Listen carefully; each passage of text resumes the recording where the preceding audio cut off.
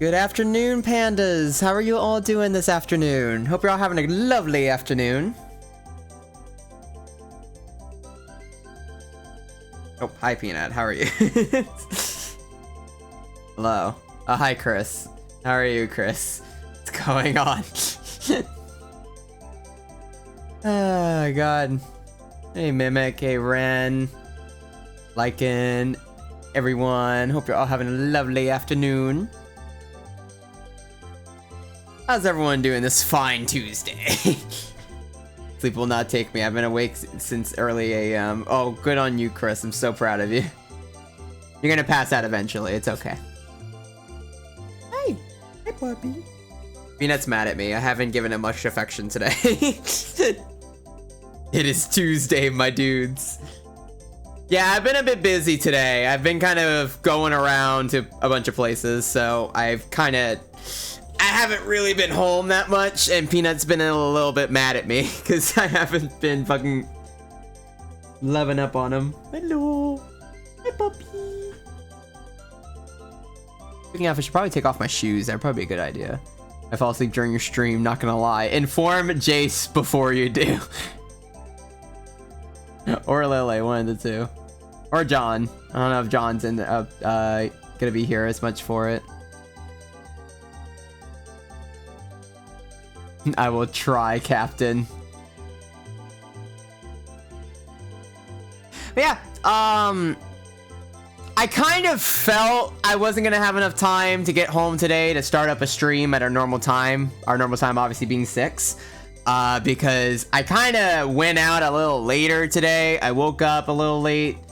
So I had to get up. Better way to put it. Yeah, we love errands, basically. Best way to put it. Here, let's actually swap over. Let me go ahead and swap our boy over. Just chatting. Let me make sure the TV is ready for that. Yeah, okay. Okay, hello. Red died. Okay, Red, what happened, buddy? How? What happened? What happened? Dumbass. Dingus, there you go. Alright, there he is. Alright, I fixed him.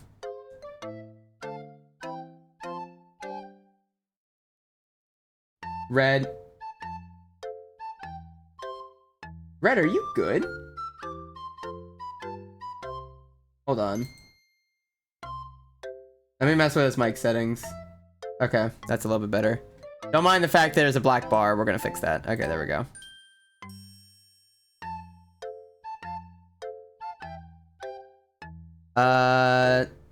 Tell us something new.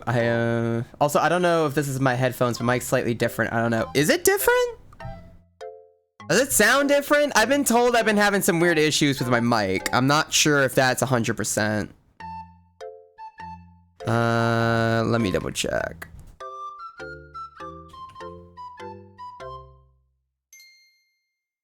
Hey, Lycan, how are you doing today? Sound higher, if that makes sense. Let me turn it down a little.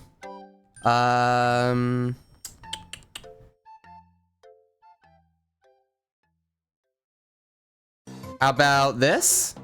Does that sound better? I'm a mobile for once, I can't really tell. That's fair. Maybe it's just because the gain was too high. Usually I have it that high though, because like it's supposed to like counter around a little, but it's been a little iffy.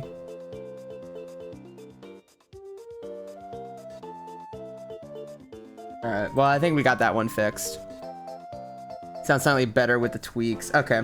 I'll fuck around with it later. If it's not egregious, it should be fine. But I have been noticing my mic, at least when me and Jace are in a call. Jace has been noticing my mic's been a little weird lately. So I don't know if it's just because the gain keeps going up and down a lot or whatever other reason. Anyway, yeah, in terms of what my day was, I got up. The better way to explain, for the past week to 2 weeks, if not longer, I've already told y'all the stream before, a couple streams ago, that I was trying to essentially eat more and start going to the gym and things like that. Well, I finally started going to the gym now. I started on Monday pretty much, and today's my second day out.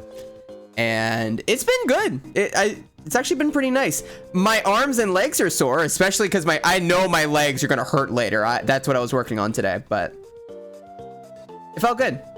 Yeah, how sore am I? Like, I did a good workout for my like shoulders and like arms and everything like that like yesterday, and I got a little bit of pain. It wasn't too bad, but it was a good bit. I really worked on my legs today. So much so that on the little stepping, they have like a little, basically, okay, better way to explain it. At the gym, they have like this little like stepper thing, you know, where it's like a bunch of stairs. Yesterday we did the treadmill. Today I did the steps because I was curious. Yeah, the Stairmaster, that thing. My sister was dying and I was still going. I was just fine, but like I was really kicking in. I have been told that, especially when starting or nearing default. Yeah. But, we started with that, and then we just started working on a lot of this stuff. Your voice sounds a little high. What do you... Why is it higher, though? Volume grainy.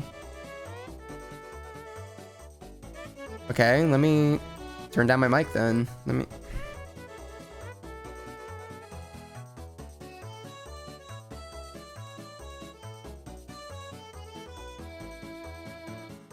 Give me a sec, chat.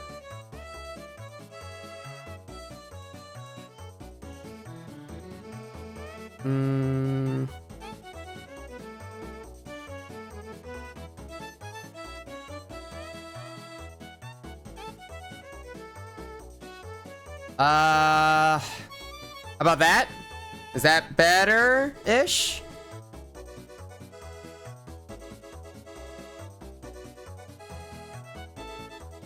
Does that sound at all better? Also, hi, Gold. I'm so sorry. Hope you're having a lovely afternoon. Deep fried red stream. It sounds good? Wait. So if I do it like here, right? It doesn't sound bad? Does it sound good? I might have just had a different I think my computer defaulted to a different device. When you're loud, it gets grainy? It's never done that before, though. Let me unplug my mic.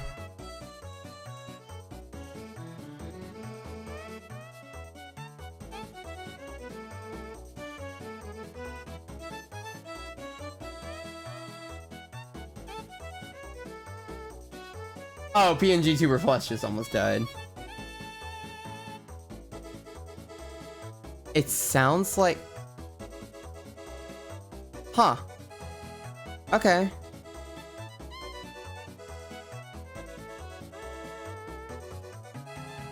Yeah. What is it picking up? Okay, hold on.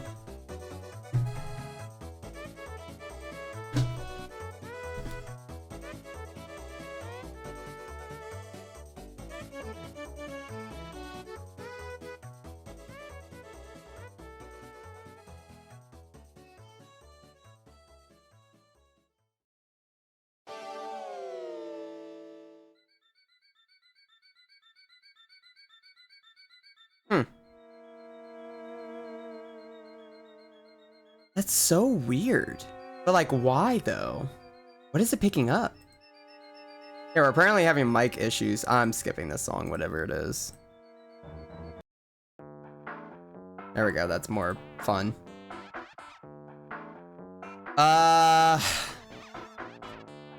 so weird. Let me double check again.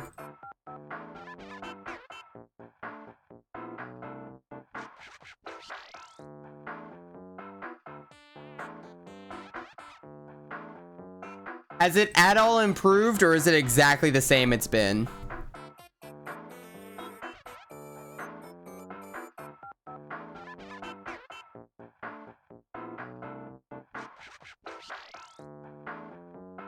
Because I'm not sure why it is then. Seems a bit better. Okay, well, let's try the sound test. Hi, chat. How are you today? Is that better, or is it still grainy? Maybe I need to actually play it back to me, but then like it would probably play on stream. And I don't want it to play on stream. I don't need myself doubling.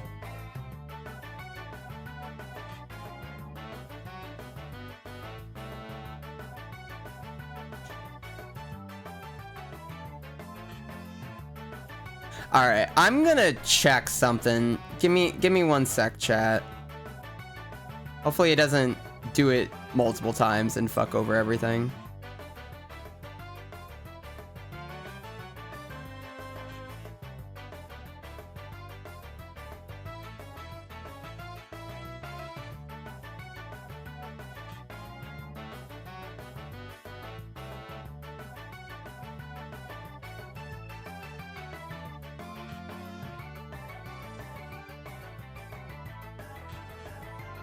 I'm gonna scream. Yeah, but like I put my gain is middle. It's usually always at the max. It has never had this problem before. Like ever. I have never had an issue with my mic before like this. Like what the hell?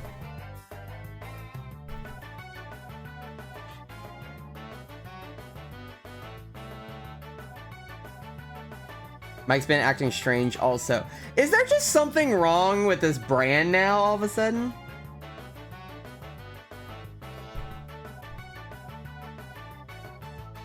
Okay, we're gonna try something. Hold on. How about that? Or, like that, maybe? All right, I put the mic at like 50. We're gonna see how that goes. Audio driver problems or update, maybe.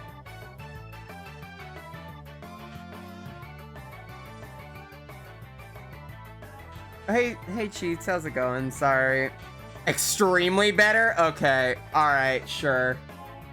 Fuck it. Whatever. If that fixed it, sure. I'm not gonna complain. All right. McDonald's drive-thru red is gone. You can see him tomorrow. You walk away from your mic, it sounds great, and then the second you get close to it. Really? Okay. Let's test it again. Everything good. We all sound good. Do I need to worry about this more? Am I gaining? Am I sounding like I'm in McDonald's? Stuck in the McDonald's play place? Okay, perfect now. Okay. Anyway, back to my story time, because that was our story time. Hey, you sound great now. Okay, cool. So, better way to put it.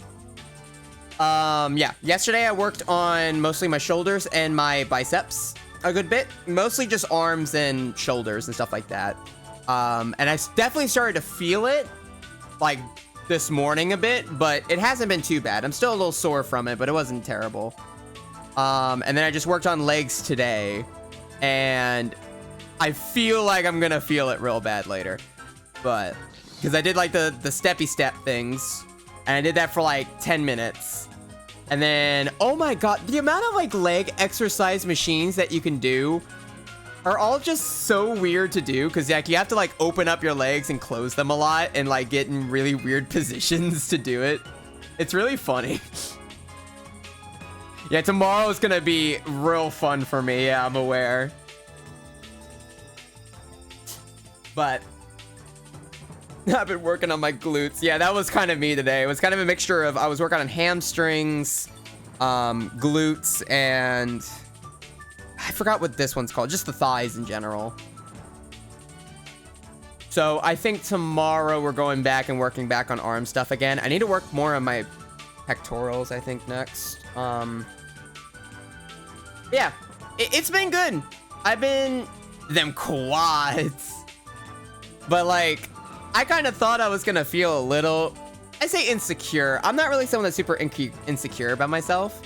Just kind of, you know, you're gonna see a bunch of buff people at the fucking gym be like, oh my God. Which there were a lot of buff people at the gym. Jesus Christ, some people like have real gains, but it wasn't bad because like everyone at the gym really just has the same fucking idea of, I don't give they don't care. No one cares about anyone else there. They just care on their stuff. So you're just kind of chilling. It's kind of fun. Aside from soreness, good day. Yeah, it was a pretty good day. Like after I went to the gym, we worked out for about a good while. I went grocery shopping, grabbed a couple new things, grabbed some new food stuff, and I've been double checking the protein I've been ingesting. I just ate a pretty large sandwich. I've been very much checking the amount of protein I've been eating and consuming to make sure I've been doing well, as well as calories. But I'm doing more of a gradual increase of calories. I'm not going super far with it, so I'm starting slow. Learn your muscles, study anatomy to further yourself in art. Yeah, that's also true. Yeah, learning muscles makes even more sense for both working out and for art. It's a double whammy. Right here, I eat like Shaggy and Scoopy. But yeah, it was good. I had a good time.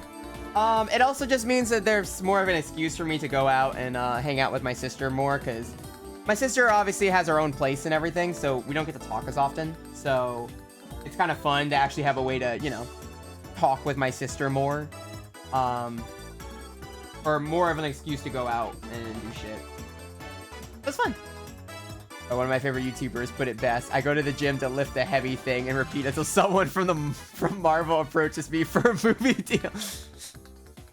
You know what? That's fair. Or it's gonna come to stream one day, buff. I don't think. I'm gonna keep going at it though. Like if I just keep consistent with it, it should be good. My type of build best benefits from me going to the gym like 2 or 3 times a week, roughly. It's gonna come down to just my, I believe, calorie and protein intake is what's really gonna be taken up a lot more, but. Dude, they also, you son of a bitch. Fine, a stretch.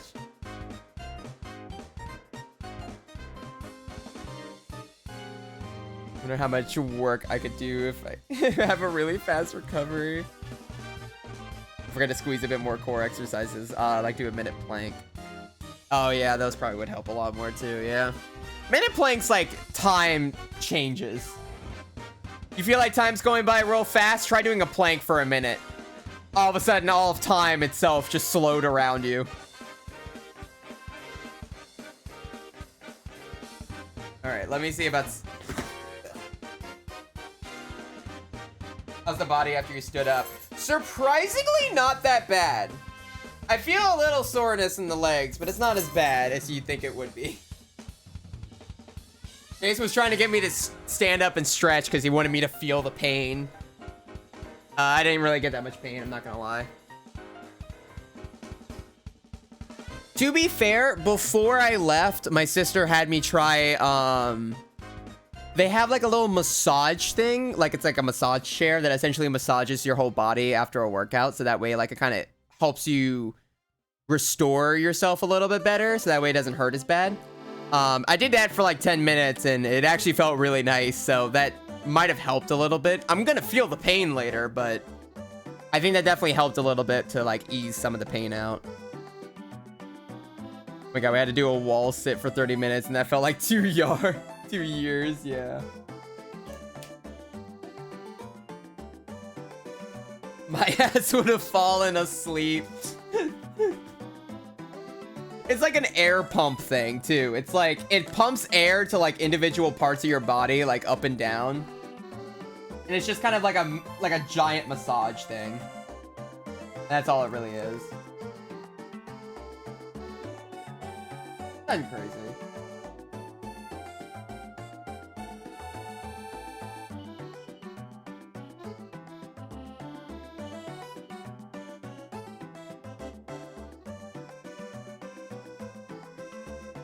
Also, Ray, I want to ask, I'm going to do a test stream soon, and any advice for setting up a mic? You just saw me, like, struggling with a mic for, like, 20 minutes. Am I really the best person? I'm joking.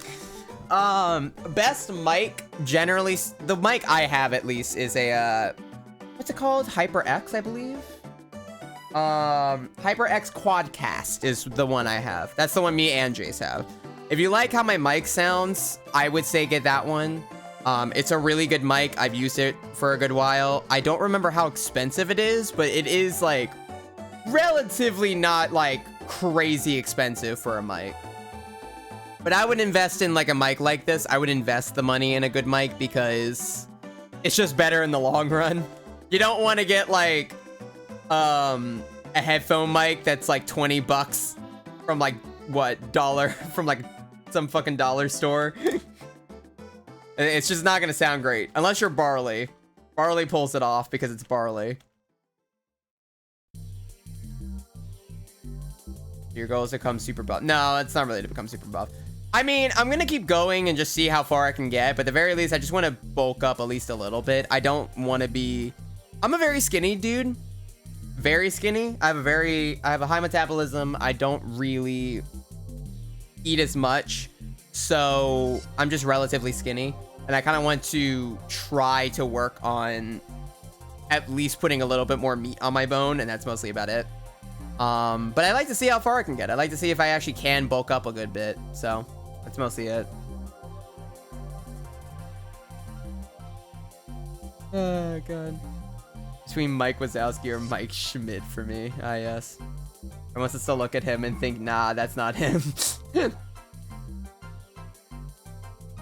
This is why I can't show y'all how I actually look, because then, like, y'all would have to compare. Well, I mean, that would be good for a comparison's sake, but still.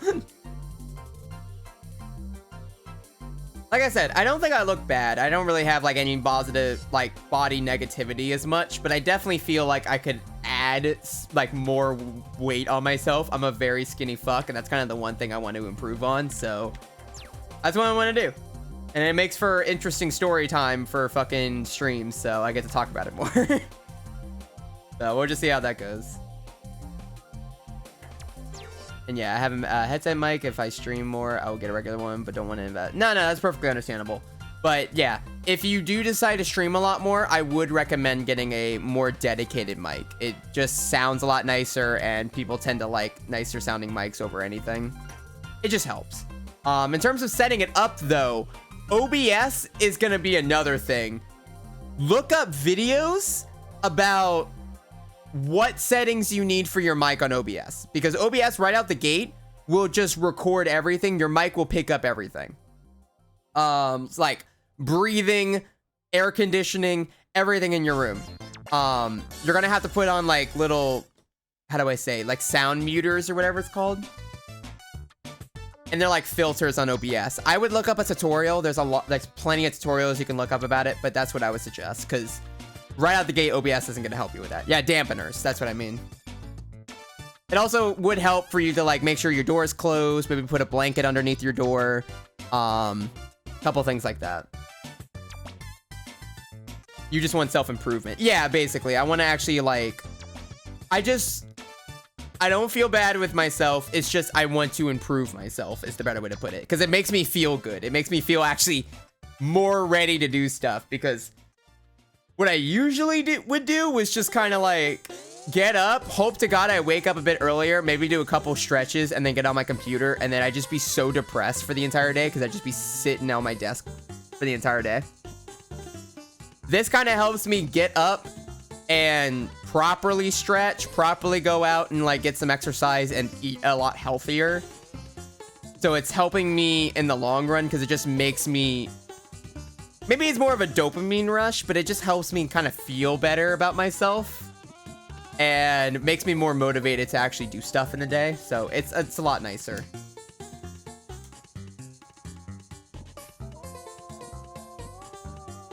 Sorry, I'm also shaking a water bottle right now. Dude. I might have put a little bit of liquid IV in my my water bottle as well.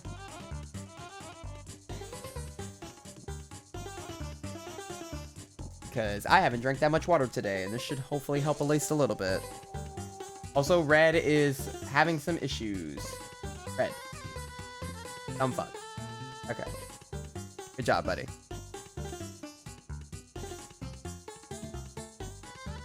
But yeah, if you're getting a mic, double check OBS stuff. That's where I would go first for anything mic related. It doesn't even matter if you have a terrible mic. You can work something out with it.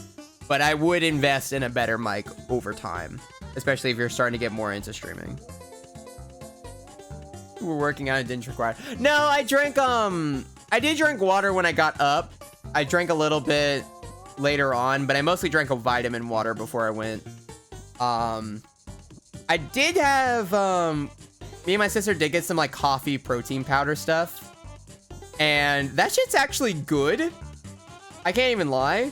It has a lot of fucking caffeine in it though, but I mean, it's good. And what's better benefit for me compared to normal coffee is I don't get kind of nauseous from it, because I kind of get nauseous a bit from coffee in the morning. So it kind of gets rid of that nausea a bit from coffee in the morning. So it's actually much nicer to me. But I have to see over time. I don't know if it'll actually end up being like something I use way more often, but we'll see. Either way, I'm making sure to check things.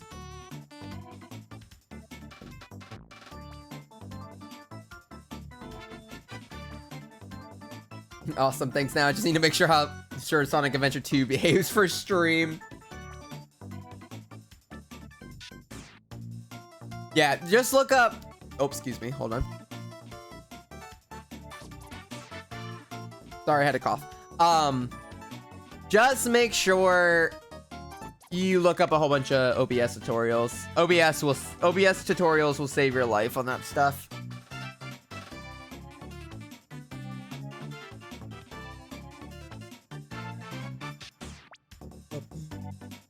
How are you?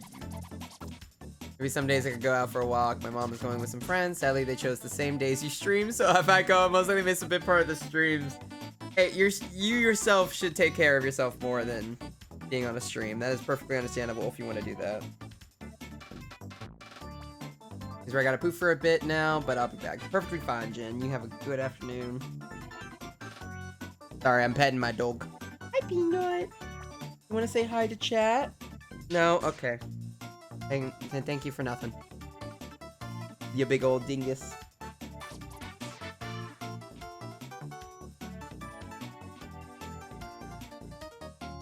But yeah, I just kind of wanted to, that's kind of what I've been doing today. And that's why it kind of took me a while, because me and my sister didn't go out till like almost 3:30. And I knew like by the time I get home, it would be close to 5 to 6 and I wouldn't have any time to set up. So I was like, yeah, maybe a good idea to just push it back an hour and see how that goes. Cause I just don't think it was gonna go well today. We'll just see. But as for today, we're gonna have a little bit of a lighter stream because I will probably be getting off around 10 to 11. So that's about a 4-hour stream roughly. We'll probably have like a 4-hour stream today. Because I actually do want to try going to bed a little earlier tonight. Let me just get on my little artist gloves so that way I actually am doing the art thing. So a normal stream. Yeah, basically. Not one that's like 9 hours long. Also, yeah, so the best way to put it, chat, is, as you can tell from the title, I was thinking of sketching a little bit more of my pages on stream. I've been trying to sketch them a little bit off to the side, but for the past weekend, as well as yesterday, I've been a little bit too busy to properly sit down and work on it as much as I've been wanting to. So I was thinking I could sketch it a little bit on stream just to try to get myself a little motivated. But I'm going to ask y'all on that because I don't know how y'all would like, if y'all would like me to do that or if y'all just want me to doodle something for the next while. Like, we could probably start out with some doodles and then go back over to it. That's what I'm thinking. I want to do pages on stream, but I also recognize that, like, you know, it could spoil a little bit of stuff depending, so I guess it kind of depends. So let me set up my art tablet stuff. Now it's working. Okay, there we go.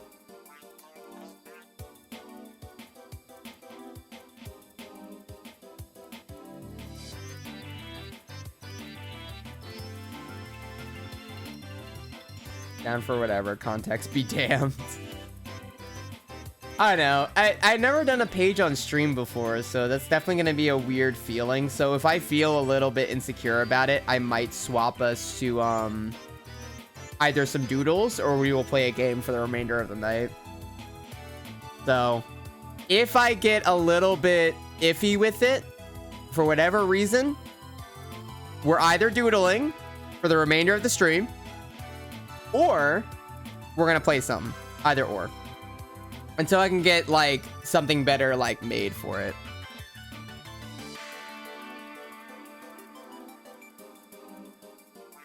Got a redeem lock and loaded. Oh, no. Accidentally got out of Twitch and the shitty app put me a 30-second ad and missed those 30 seconds after my last message. So one missing the stream if I go and take a walk. I mean, we should probably have an ad break in a second. We'll go ahead and do an ad break, I think. There's not really much else going on. I'll probably keep talking during the ad break, because after the ad break, we'll start doing art. That's what I'm feeling like. Because I don't need to get up and do anything. I hate ads so much. I know. There's nothing I can do about them. It's either I manually do them, where I let y'all know ahead of time, or I don't do them, and then the app's going to give it to you anyway. There's literally nothing I can do. Like, Twitch is going to do the ads anyway. It's just whether or not we want to do them at specific times or not. So, it just helps. And obviously it helps pay me at least a little bit on something. It's not a lot of money, but it's something. But we're probably going to get the pre-rolls out the way just so I don't have to worry about them for the next hour. Yeah, it's a necessary evil. So, I'll go ahead and we are going to do a longer ad break real quick. We're just going to keep talking for the next, like, 3 minutes or so we don't have to worry about it. And then we don't have to deal with that anymore. Let me see. Commercial 180. All right. We are now entering an ad break. Get up and go grab your stuff if you need to in the meantime. I need to work on Red a little bit to make sure he's actually working correctly. But I'm going to keep talking in the meantime. So.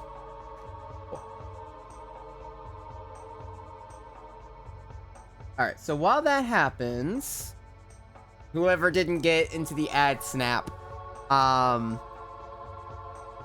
we're just gonna focus on page stuff for now. I might doodle a little bit. I don't know. I might be in a little bit of a doodling mood, but I wouldn't know what really to doodle as much. So we might just have to mess around with that. Which, I mean, the ad break works out, so I can actually set up a little bit more on the side. We also need, like, different music than... I'm swapping this.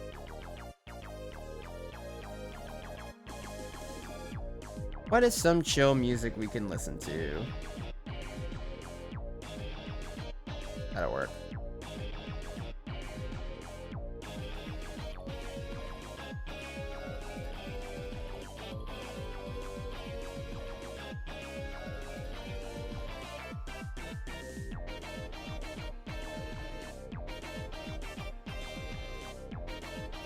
See. Sorry for going silent, chat. I'm just trying to set up a little bit on the side. You can put an ad whenever you want. Yeah, I can manually put them. Basically, Twitch gives me a certain amount of time that I am allowed to put up an ad. I can put up an ad manually, but if the ad time goes out without me doing a new ad manually, the app will in fact do its own ad automatically. So I have to keep up with it to do it. So we can, the best thing that I have done is every 3 minutes, for 3 minutes, we have a 3-minute ad break. And then we have a full hour without any ads in that meantime. So it's a lot nicer. I think people have preferred that more than like the automatic ads that just randomly kick on without a single warning. Because usually I use it as an excuse to get up, go stretch, go grab whatever I need, and get ready for whatever else I'm needing to work on. So it's pretty chill. It's not too bad.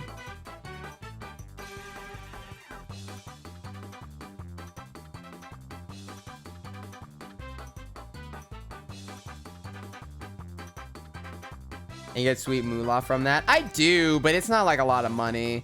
The ads from Twitch do not give you a lot of major money. It probably would give me more if I had a bigger audience, obviously, but even then, the ads aren't really where you make most of the money from. You get it mostly from subscriptions, donations, and other parts of revenue. The ads are just kind of like an extra bit. They give you something, but they're nothing crazy. And I can't just disable them, even if I wanted to, so they're just something I had to deal with.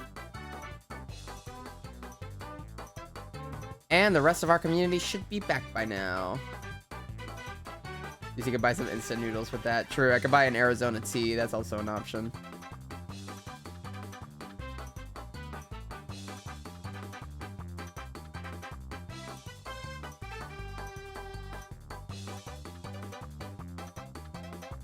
Oh, I didn't set this up.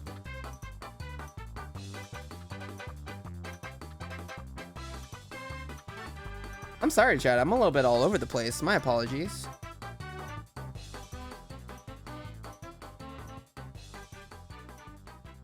Okay.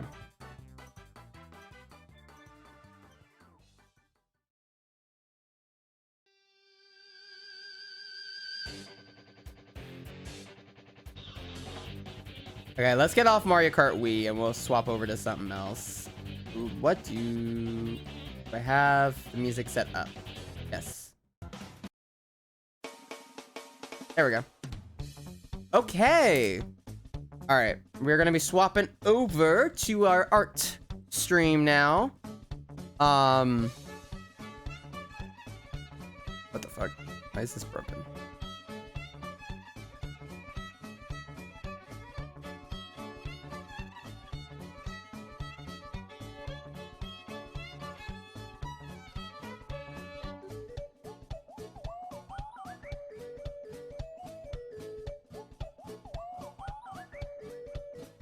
I'll probably have to mess around with it a bit more.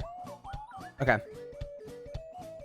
Now, keep in mind, chat, this is an upcoming page. Y'all, I haven't even sketched out the characters yet, so y'all can't even see what's really going on. But I will show y'all the storyboard that we're starting off with, and I'm going to show y'all the before and after so far. This might be the only page I do on stream for right now. I might do other ones on stream as long as they're not super spoiler heavy, but this is the first page of the next chapter that I am working on. So this is like a little sneak peek for y'all. I will just see how it goes. And like I said, if I feel a little bit iffy about it or I don't really want to do it as much on stream, I will swap over to something else. This is kind of a test run for myself, I'm not even gonna lie. Tier 3, I can get 2 times multiplier maple coins, maybe. Oh god, Mimic, no. Alright. Alright, let us swap over. Here we are. Let me fix this. Hold on. What speedrun do y'all want to like look at in the meantime? We watch a lot of speedruns usually when we do stuff. Spoilers. What do you mean spoilers? You can't even tell what's going on. It's fine. It's one page. Some Mario speed, not speed run, but I do have a recommendation. All right, what's your recommendation, Run? What you got?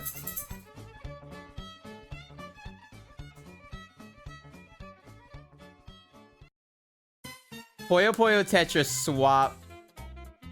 Schwo versus John numbers. Oh my god. All right, hold on, let me see.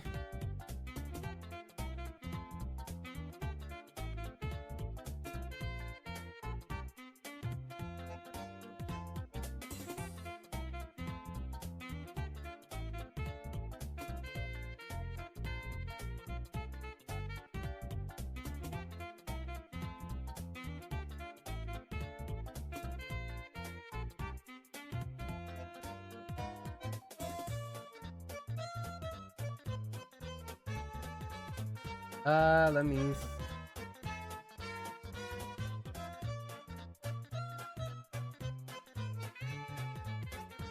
It's a very specific one, but I guess it does work, yeah.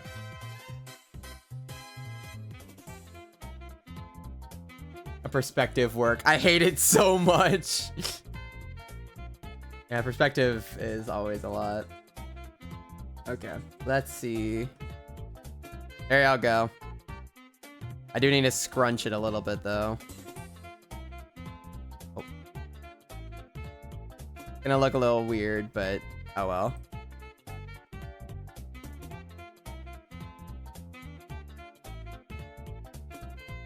I know, but to be honest, I really was in the mood to watch Puyo play recently. Hey, you know what? Fair enough. Hi, Peanut. Hi, Bobby. How are you? Peanut has joined me. Never mind, Peanut just fucking left me. Okay. Thank you. Thank you for the 2 seconds. You decided to come chill out. Okay. Peanut's just mean to me. Alright, I'm moving my mic around. Yeah, so I will at least show the storyboard real quick so you have at least a little bit of an idea as to what we started off with. This isn't as much spoilers. This is the first page, so I'm okay with showing it, but this is our storyboard. If you can at all make out what the fuck this is, Godspeed to you. So yeah, this is what we're working with. Beyond that, this is about as far as I've gotten. I've just been mostly focusing on backgrounds right now because my brain, whenever I do pages for some reason, what the actual hell is, don't question. Storyboards barely have anything. Rashi's trying to give a love letter to the Chiharu. Obviously, of course. I figured it out. God. But yeah. So basically, my process when I do art pages is usually I try to make the backgrounds first, and then I focus more on the characters. I decided to do both of them obviously in the storyboard, but when I'm sketching, I like to at least be sure I have most of my background sketched out, because it helps me kind of figure out how I need to position a body in that scene. It just helps me a little bit more and relieves some of the tension when I end up working on stuff later on. So it's a little bit nicer. So I will not describe much that's going on in the scene as much, but if it does happen, it doesn't matter.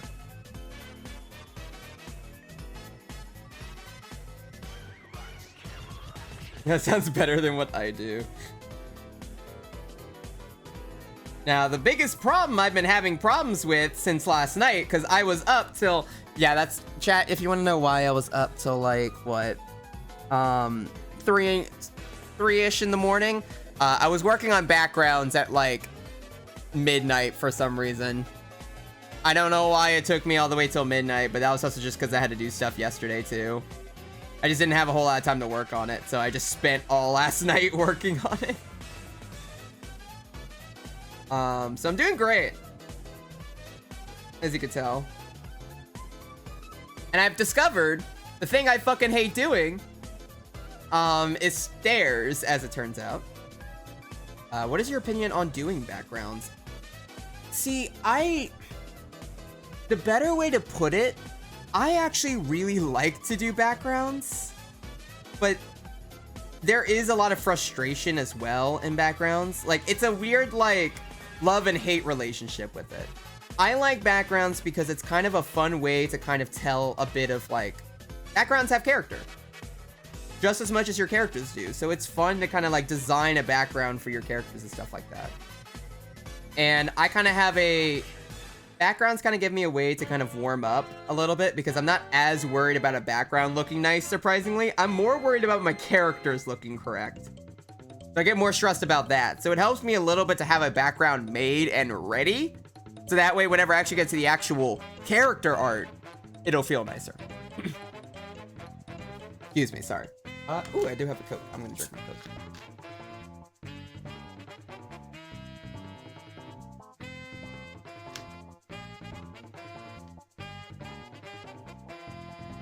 But, no, I like to do backgrounds a lot. And I think it's just because, in general, it's just a way for me not to focus on the thing I'm more stressed about, which is sometimes character art. Because for some ungodly reason, I'm more worried about a character looking right than a background looking right. Because at least the background, I can stylize it and make it look kind of however the fuck I want. I get annoyed by it, don't get me wrong. But I can do it. Mostly. The character should be the focal point, so it makes sense. I only realized that that recently with backgrounds. Yeah, you can't really go too in-depth with it. I go a little too in-depth sometimes with backgrounds because I try to focus on the logistics, which I need to focus on that anyway. If you also want a pretty good tool, there's a mixture you can use. You can use photo references. Those are pretty good. That's how I make some of my shots. I look at like a pretty good photo reference of what I want to work on, and I kind of just go off that. That, or you can even design your own 3D background if you want. Those also help. I've done that a couple times when it comes to my art. I actually have that for the scene coming up because it just helps me kind of visualize what I need to do. And with a single area that you keep coming back to in like 70 different frames, it's a lot more helpful to have a 3D space to work with than trying to redo the perspective like 30 times. So it helps, especially with webcomics and stuff like that. But I use it in certain scenes and stuff like that. When I know an area is going to be reused a lot, I make a 3D model sometimes and I work off it.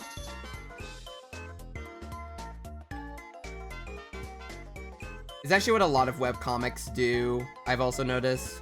But I've also seen a lot of webcomics, like, they have, like, 3D backgrounds, and they'll just put, like, a stylization filter on top of it to do it. And I'm like, that just doesn't look right. It does not look correct. It looks like it's very clearly, like, a 3D imitation, and I don't like that. I like to draw my backgrounds.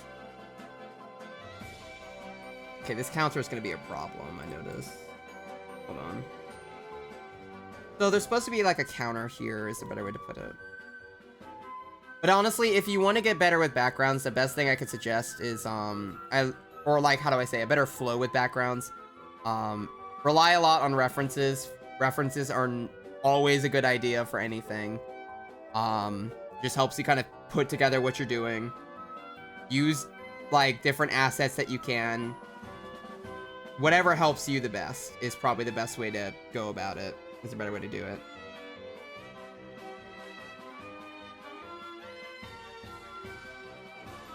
I saw someone that uses, like, The Sims to do their backgrounds or something like that. I have seen that shit. I remember seeing that and I was like, damn, that's actually kind of cool. I might use that. I never used it. You wanna know how fucking in-depth I was about to go with, like, a 3D modeler? I didn't like a lot of the 3D model things that I could use. I was dead ass about to use Minecraft for a while. I straight up was about to design stuff in Minecraft and just do that. Which can work. You can do that if you want, but it's not the most accurate thing either. So you definitely have a lot more to work with that.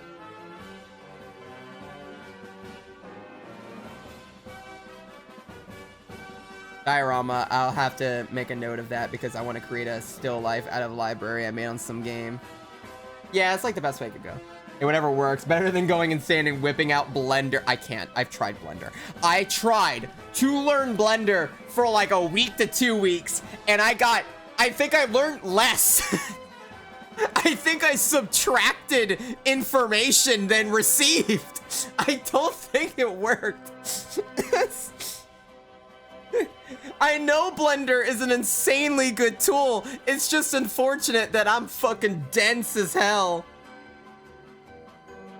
I applaud the people that can use it.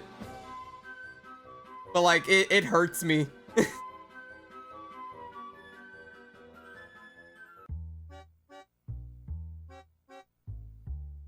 Let me see.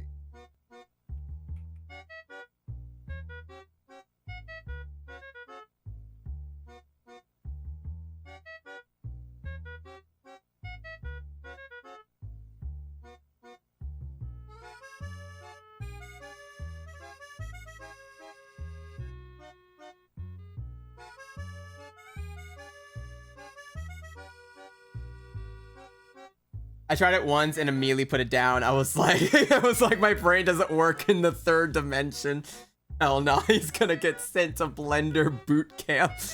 I know one day I'm gonna have to try it. I want to learn Blender. Blender is an insanely good resource to learn.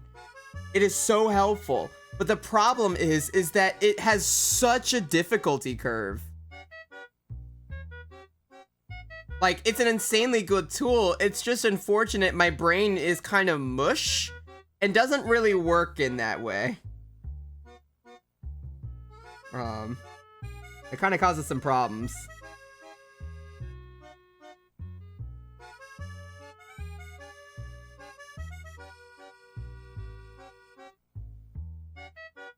Hey man, the man, how are you doing this afternoon? How's your day going? Welcome back. I saw someone try to draw a 2D in Blender. Needless to say, they had a very bad time. It's something where you really need to know the program. Once you learn the program, oh my god. Blender is beautiful. I can tell it's beautiful. It is an amazing asset. But by god, is it one hell of a fucking time to learn. Like, it's such a... It requires a lot to really learn that program. And that's why I really want to sit down and learn it one day. I really do want to sit down and properly learn Blender.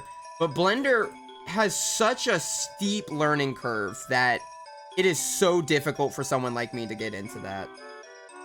But it is, once again, a really good asset to use. If you ever want to get really good, like, it's just good for mostly backgrounds, but it's also just good in general. It's a very good asset.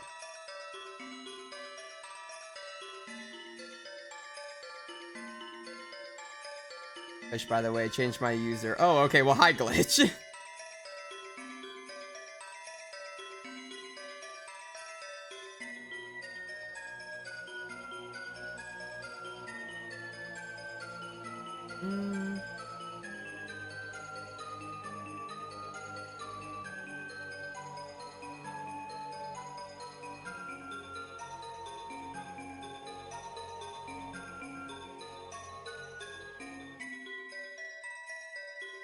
Alright, so this is the counter. I might try to put a little bit more design in it, though, because it is a little basic.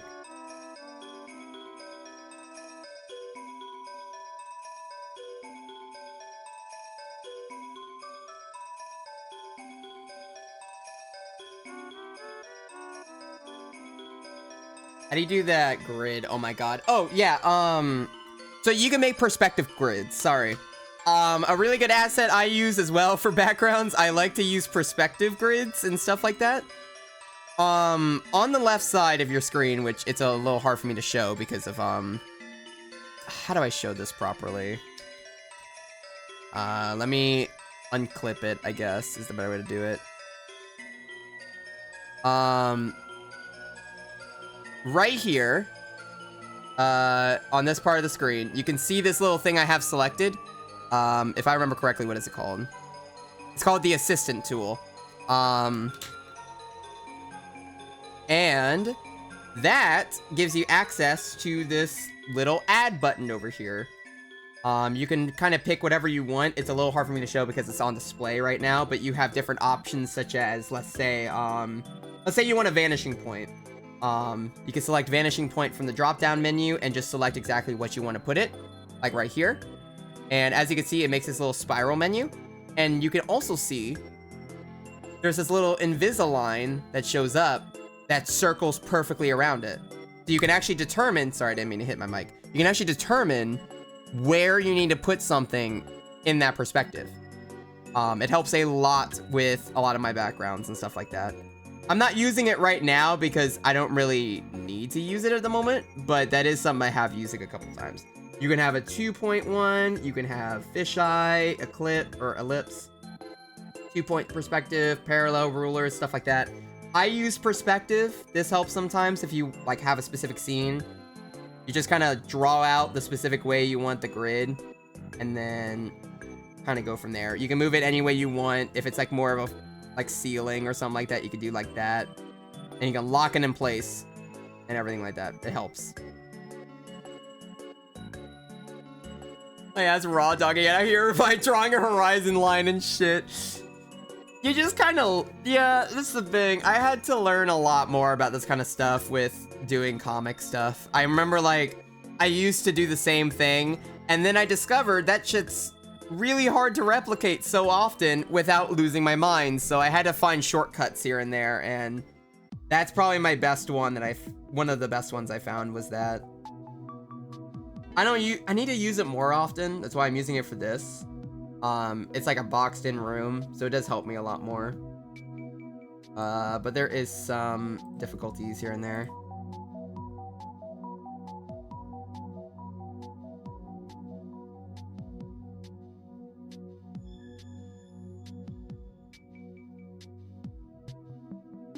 I do need a reference, though, for what I'm drawing. Give me one sec, chat. I do apologize. I just want to be sure I'm doing this nicely.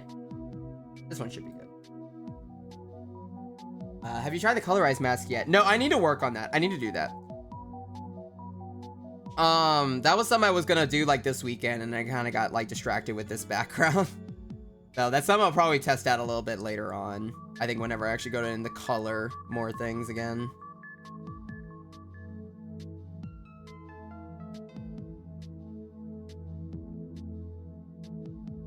Like, I do know about, like, the thing where, you can select like an area, which is like, you know, the colored area that you have and like basically just throw in color over it and it helps.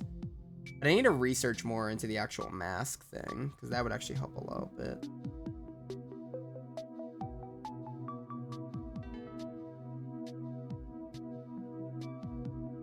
Yeah, that was something I was gonna work on this weekend, and then like I got so sidetracked with stuff.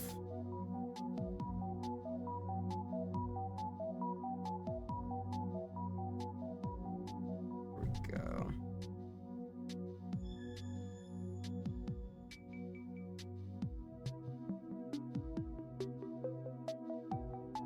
By the way, we need to make like a fucking, or I need to make one, is a better way to put it. I need to make like a little like fan art fucking slideshow thing for my streams, because y'all make so much fucking fan art and it's so amazing, and I need to like actually like show it on stream a lot more. And I want to do like what some people have, where they have like a little like setup thing, if that makes sense, or like a little like transition thing, if that makes sense, where it shows off fan art. I want to do that more, because I want to show off y'all fan art. It's so fucking cool. It makes me so happy. Actually, yeah, I wouldn't test it on this to begin with. Maybe something like a character drawing or something. Yeah, something small. Looking at documents for it right now. Man, I love reading manuals. Returned for a bit. Welcome back, Jin. Hope you're having a good afternoon still. We're just doing some basic stuff right now. I like to point out, I'm accidentally putting a little bit too much detail into this counter right here. You could notice there are 2 panels that are going to be covering up most of the work I'm doing on this. So I probably shouldn't put that much detail into this counter whenever it's not going to be seen that much. But I'm still going to put the groundwork anyway, because it bugs me.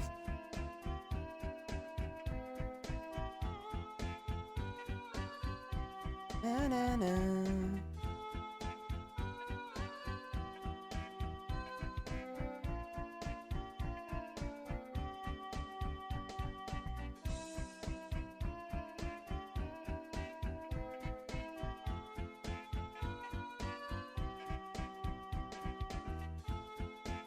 Taking a steady break, talking with a cute dork overall, pretty good. Always good, always good.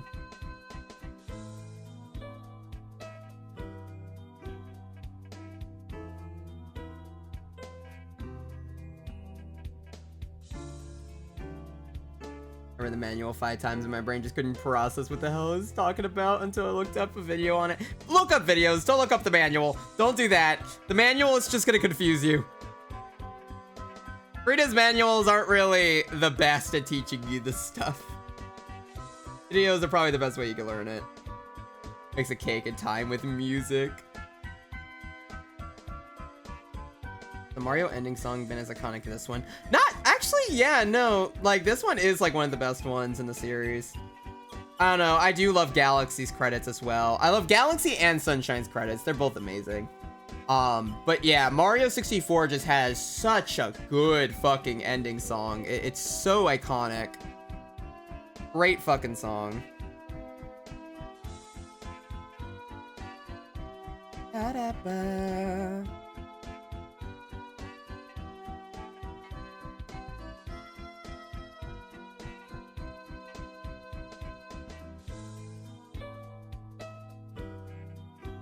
Yeah, so today we're probably just gonna be doing mostly background sketching. I hope that's okay. Like, I'm not really gonna show as much with the characters. If I do actually feel like drawing the characters on there, I probably will. But for right now, I will not. Oh, thank you, God. Oh no, the homosexuals. No, it's the homosexual agenda.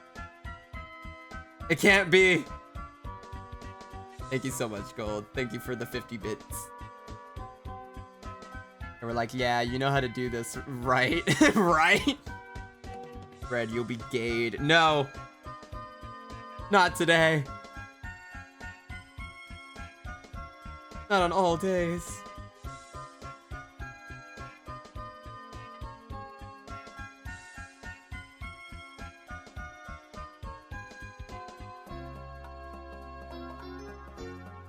I'm gonna redo this counter.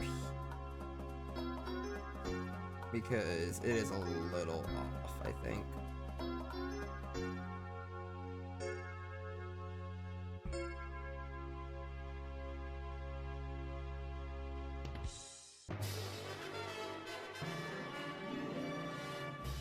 I'm probably gonna get some of my stream muted, and I don't really care as much. I just want to listen to music. I just want to listen to Mario. I know something's gonna get muted later on. I don't even fucking care. Whatever. Been gay now, floof. What do you mean I'm gay? Hey, sometimes the manuals had cool art and little tips for the games they come with, unless you mean the actual manuals. To be in amazing shape, be flamboyant, and be good at cooking. I feel like the one thing I'll never be good at is cooking. As much as I want to learn how to cook properly, I'm not good at cooking. Oh no.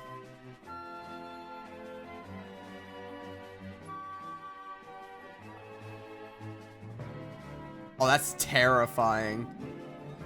That is interesting news. Thank you for sending that, Chase.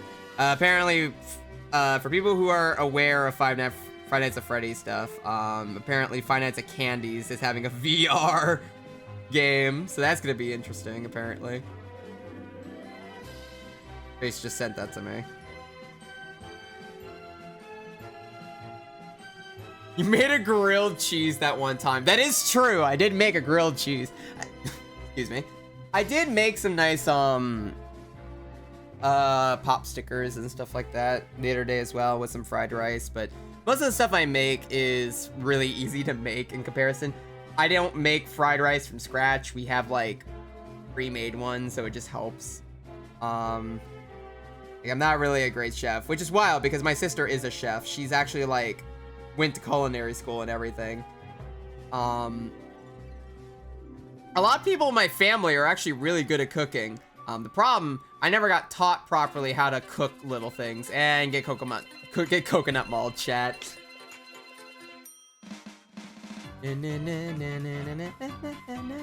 Wasn't Five Nights at Candy's a scam NFT thing? No. You're thinking of which one are you thinking of? I know the one you're talking about, but it's not that one. Five Nights at Candy's is the one with the cat.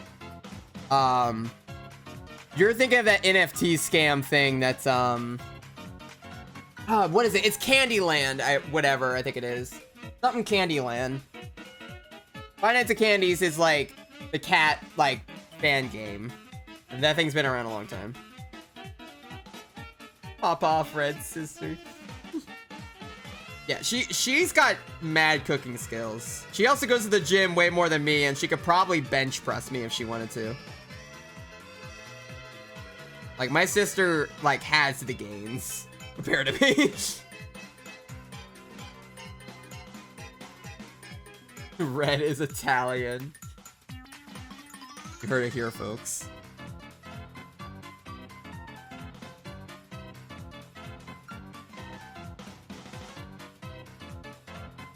Now, you see the problem here, chat.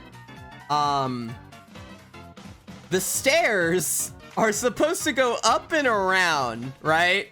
I don't know how to draw this in perspective, so I'm winging it and it's not going well. So if I cry on stream, y'all know why.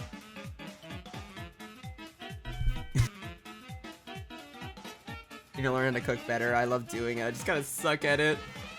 I just cook little things. I don't cook anything major, unfortunately. I need to get better at it.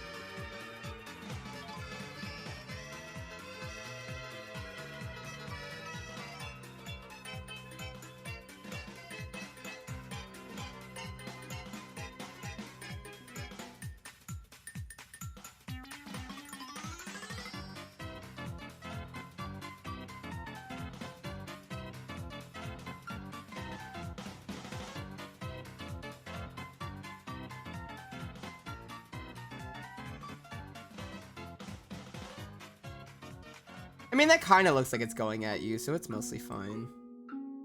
Or just pretend it looks like normal and no one will make fun of me and I won't call me a bad artist. Unless you're doing something with a lot of prep work, it's better to do something simple. Yeah, that's fair. Fries and instant noodles for me. I try to go between...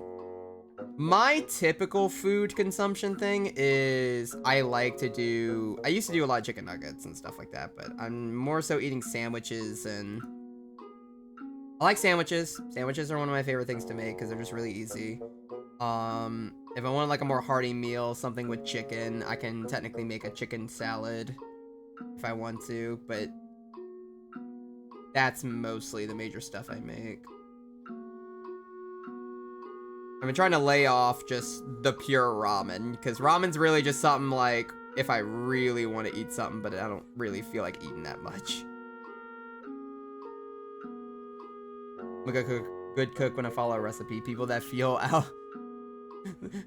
people that feel out the measurements scare me. Those people have, like... I don't even know. They do scare me as well.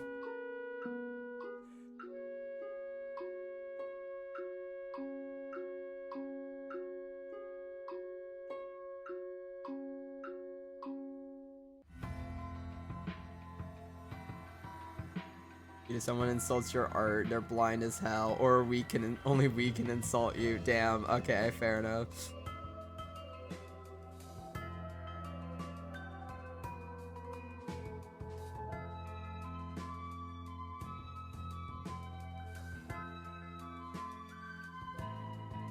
For this as much, I don't have to worry too much about the logistics, because it is going to be kind of hidden mostly by other panels.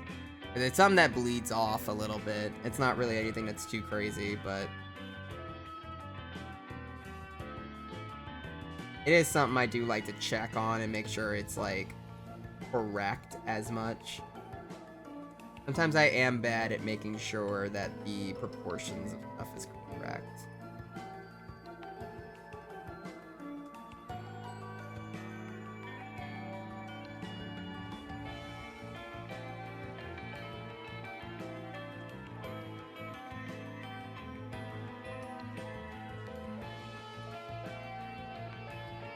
That's gonna have to be redone a little bit, but not too bad. I think it needs to go up a little bit more in the other direction.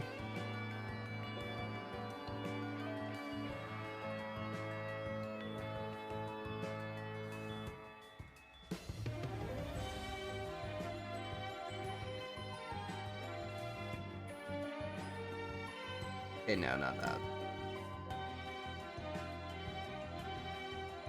We bully Red because we love him. Want to show him love. When you do it enough times, you can get it feel when going by taste. Cooking is flexible, baking isn't.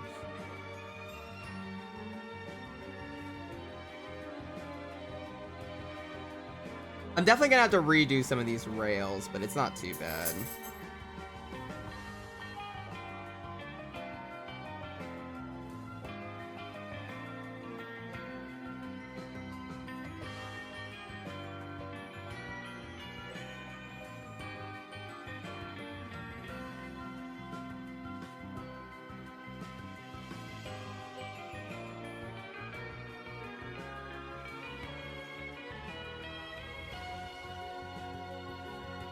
I don't know, I might have to circle back around to it in a second.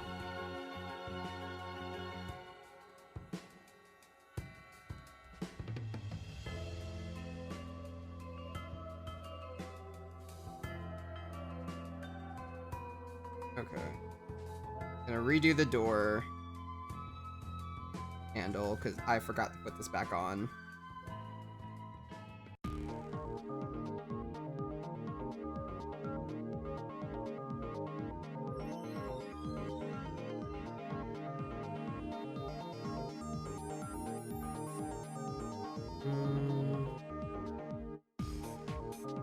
Oh, Pina wants to go out. Give me 1 sec, chat.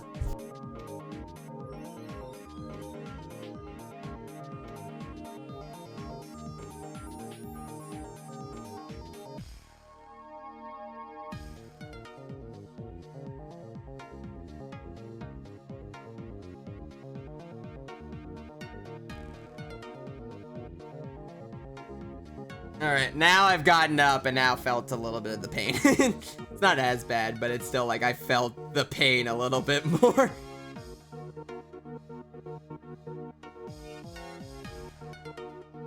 But yeah, it's not too bad.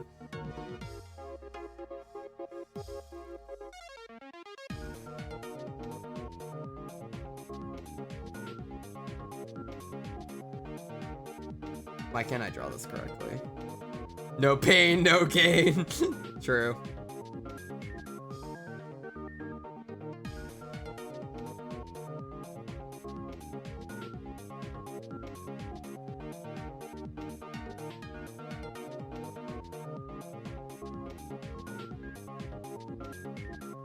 Yeah, I'm okay with like any pokes or anything like that. That's all good.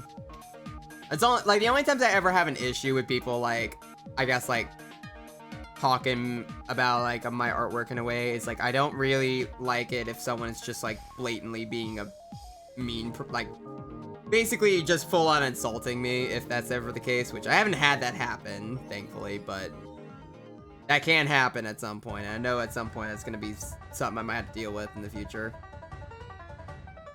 but I've never really had too much of that issue. I ever experienced the hell that is icy hot? No, I haven't. I thought isn't icy hot supposed to help you? Does it not do that?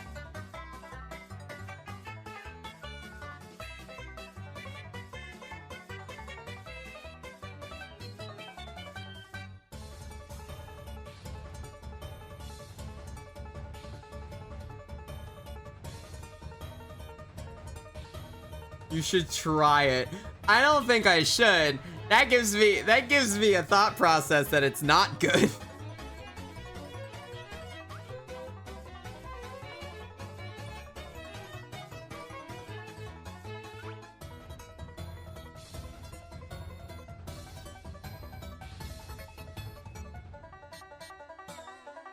It's really cold and really hot. Oh god.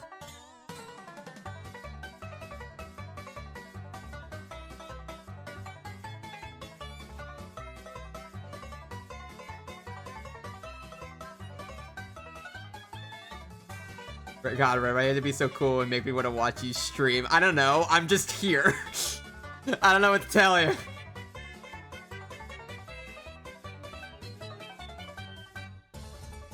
I'm just cool like that. Trying to figure out what plant I want to put here. 'Cause I can't do a Monstera again. I can't always have Monsteras in every fucking scene. Just because I have one.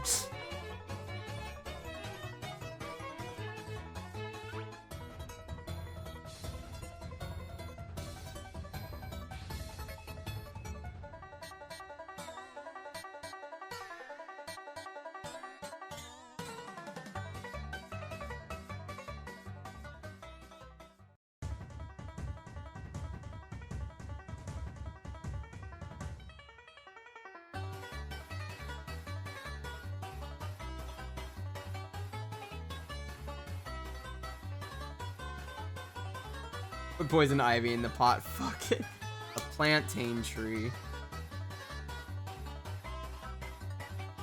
Yeah, basically, that's what I think that's where I'm kind of going. Might need to, like, actually go more into it. Let me try again. Monstera in every scene. Monstera is the only plant in this world now. Yeah, my comic world just has a Monstera plant. That's every single fucking plant that's ever in a scene. I think the creator's a little lazy with the plant. No. It's lore accurate, as you can tell. If you read his comic, everything would be way more clear. Everything just clicks into place.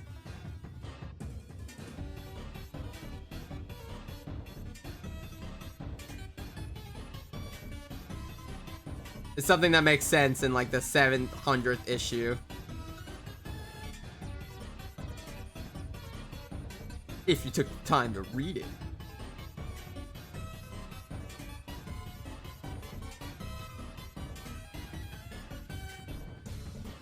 That's how you rope them in, chat. Ah yes, after the restaurant wars, every restaurant is now Taco Bell. Yeah, after the great war that transpired. Long time no see you again. Oh, hey, Banjo, how are you? What's going on, buddy? How's your day been?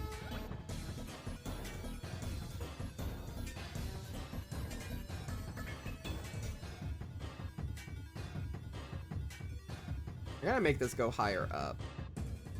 Yeah, Taco Bell's the only place that you can go to now in my comic world. Every other establishment was completely destroyed in the war.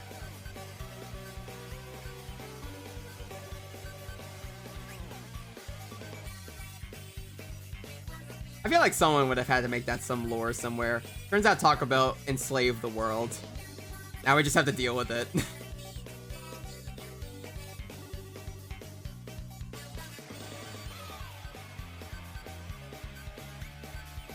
Think about chat. How would you feel about Taco Bell being your new supreme overlord? Would you be angry about it, or would you be accepting? How would you handle it?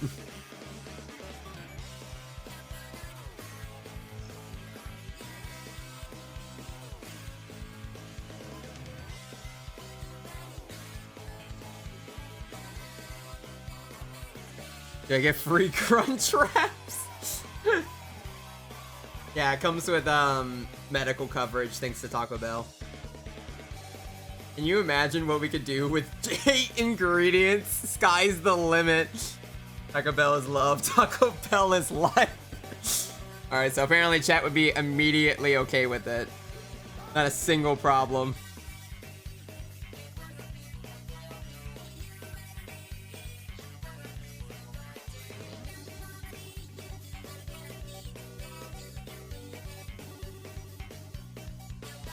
If you get a Switch 2, if you don't have one yet, would you get Donkey Kong Bonanza? Of course I would get Bonanza. Bonanza would be the one I really want to play. But yeah, no, I don't have a Switch 2 right now.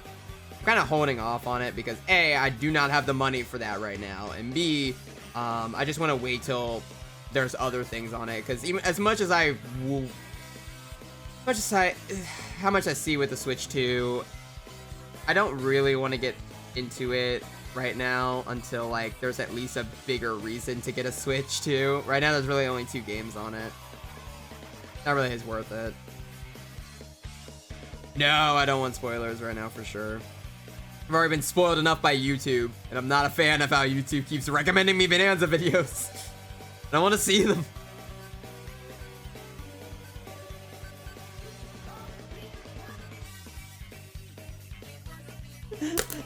There's more than most powerful old farts in power now, so you sure for now? Sure for now. Yeah, we'll take the taco government. That's fine.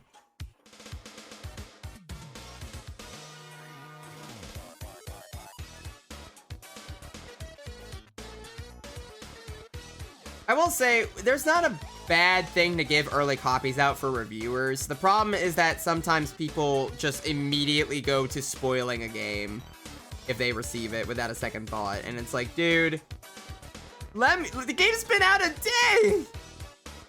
Chill!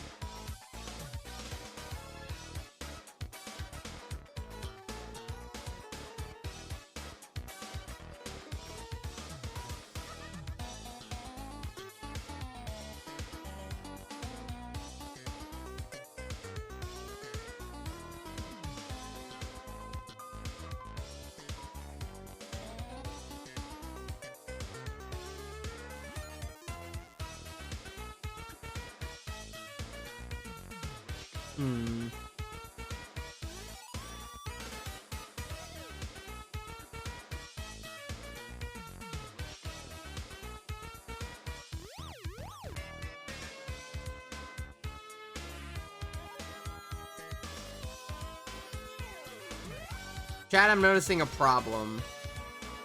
100% Dr. Kong Bonanza, and here's what I think.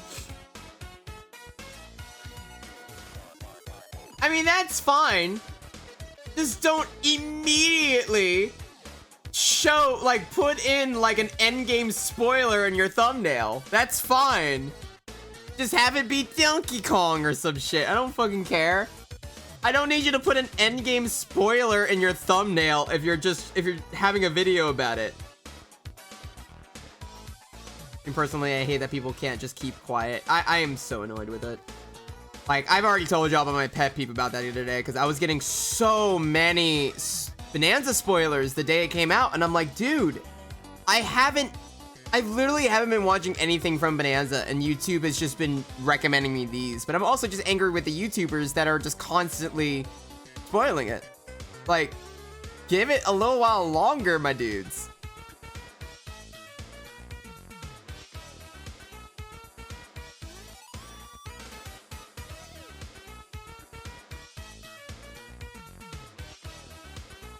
You know what's the problem, chat, with this area?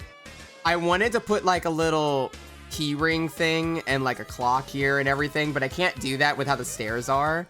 Unless I were to push the stairs back, like they would go further up and then around, like above like the wall part, if that makes sense.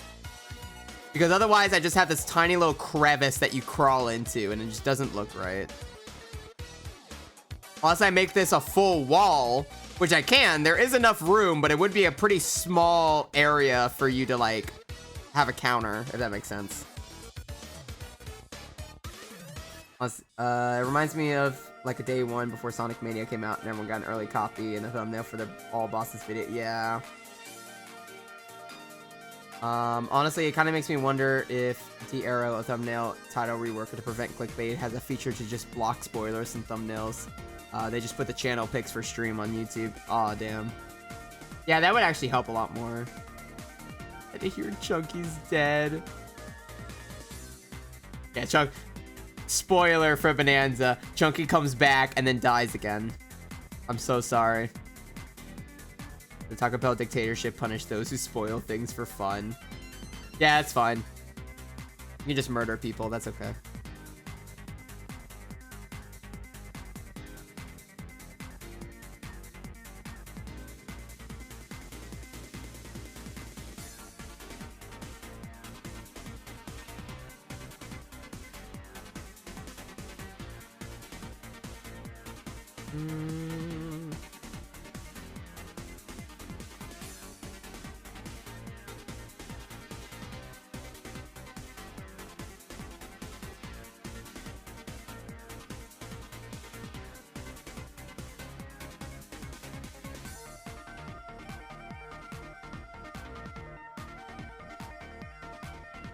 I could put in a little cave-in part here and kind of like have it etch in a little bit.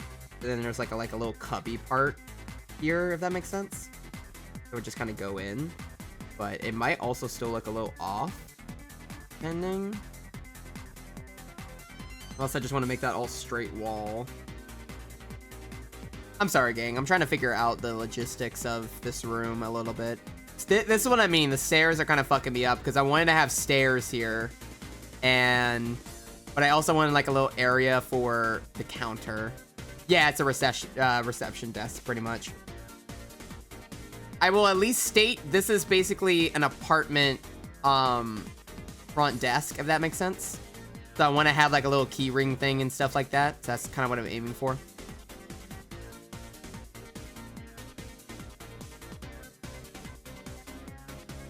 The only problem is that I can't really show all that if the stairs go up the way they do.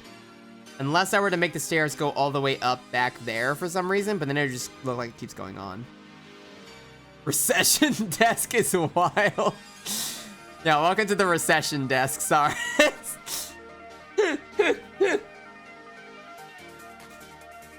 Oh god, we're probably gonna need one of those soon. We could probably benefit from a recession desk.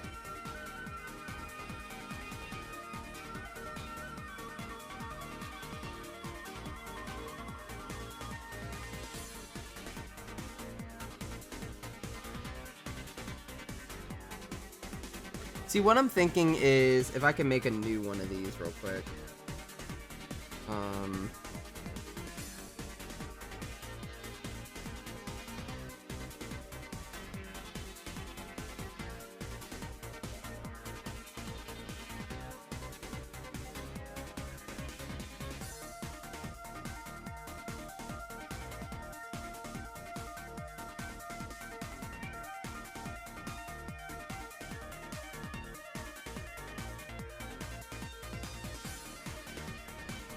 It would basically kind of be like this. Does that also look off a little? Maybe.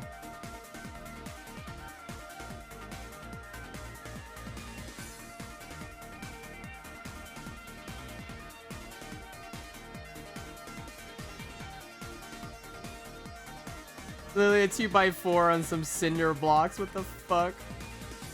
And then doing the cubby thing and putting the keys there would work. Yeah, maybe.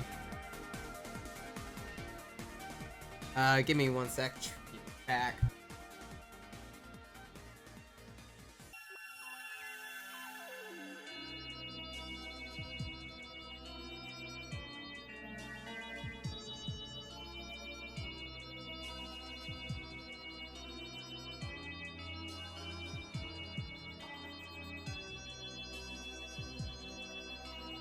Alright, I have returned with dog. I don't know, we're gonna experiment a little bit with it. Like I said, I do apologize. This is unfortunately some of my thought process when it comes to pages is I kind of just fuck around and find out sometimes. This is kind of one of the first pages, so this is a scene that we won't be coming back to, so I'm kind of having to make up most of the background on the fly here. Which honestly, I'm pretty impressed with myself. I've gotten as far as I did with it, but like the stairs are definitely the part where I'm having the most trouble. In a way. And whoever invented stairs deserves the death penalty. I know it's a wild statement to immediately start with, but it, you know, someone had to say it.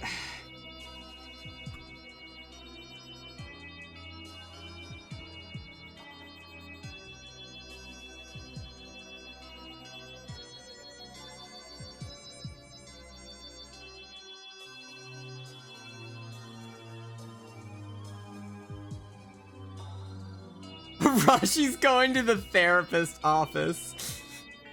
After the end of the last chapter, he just goes straight to a therapist. Yeah, that's probably accurate. That could happen.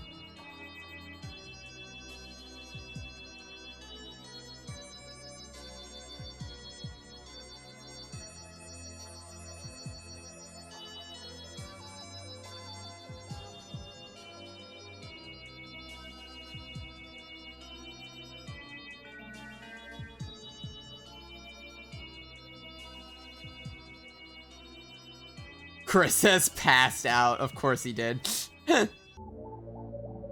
Alright, mate. Tell him to go the fuck. He better not be sleeping at his desk.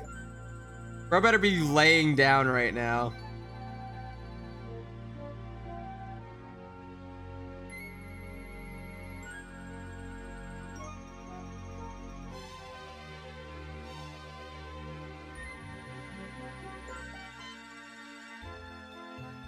He went to bed. Okay.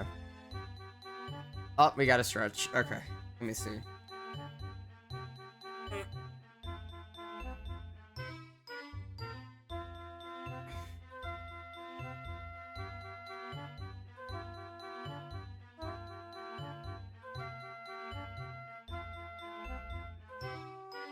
Ah, okay. There we go.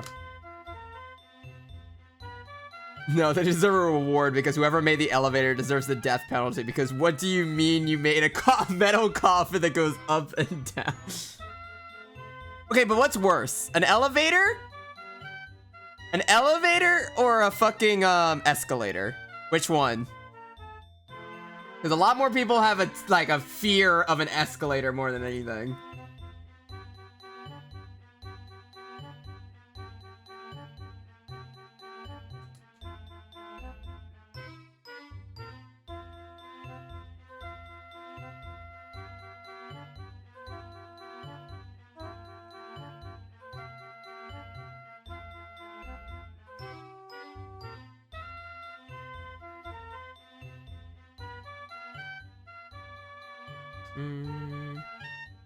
Something else we could put on.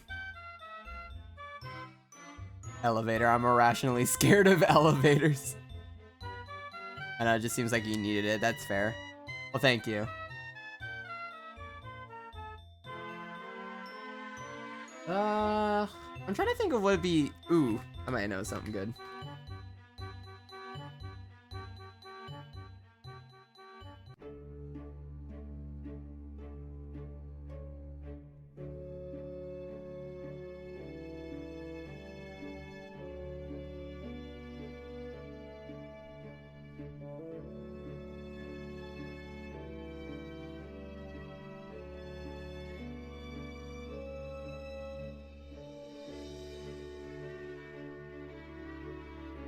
Yeah, this'll work.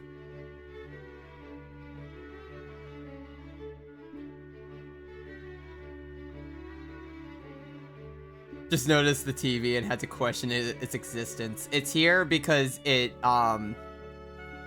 think of it like it's Subway Surfers. It keeps people, like, looking at something while I'm working, so I could be silent sometimes.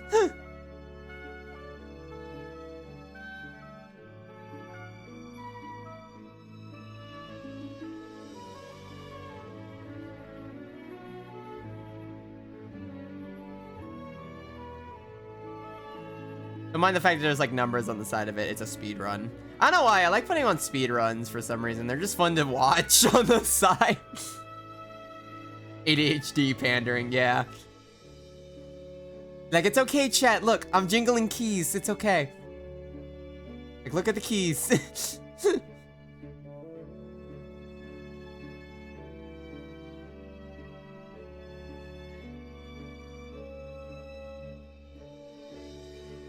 Maybe I just won't make the cubby that thick. Because this is like it's the full length of the stairs. It might be better if I do like half the stairs, if that makes sense. So that way it's a little bit more like right there, maybe. That's what I'm thinking. Like Subway Surfers for higher quality gaming. Exactly. Hey, Cheesy, how are you? A wild first thing to walk in on, actually. I'm sorry if I keep hitting my mic. I'm not trying to. I'm pretty sure y'all keep hearing like a little thud every so often. It's because my pen keeps hitting it because I'm left-handed and my mic's on my left side. And I have no way of changing its orientation. So it is just stuck there.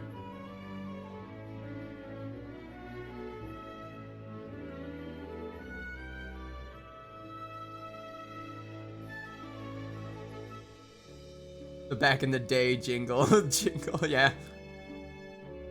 Okay, chat. It's okay. Just look at the funny keys.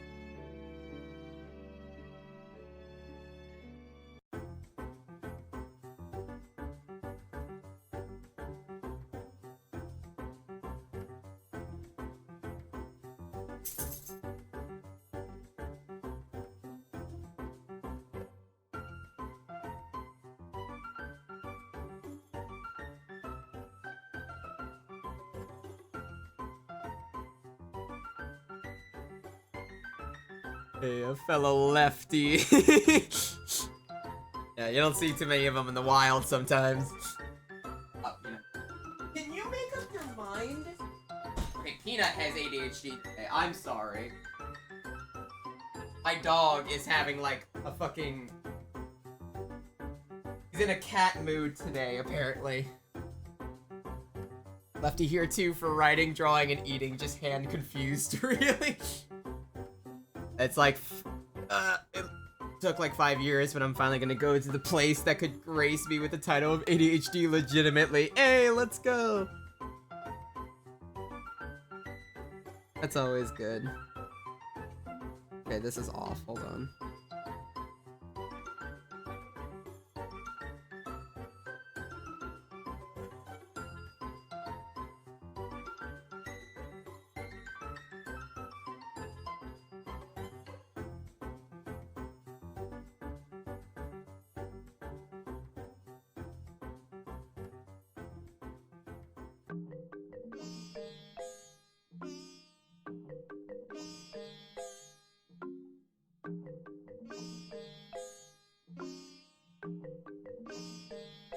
Damn, a lot of lefties here, huh? God damn it. Guys, you can't all be lefties. You can't take my thing. I can't tell if this is a gay thing, a furry thing, or just a weirdo thing. I think we're all just weird. I trademarked all lefties.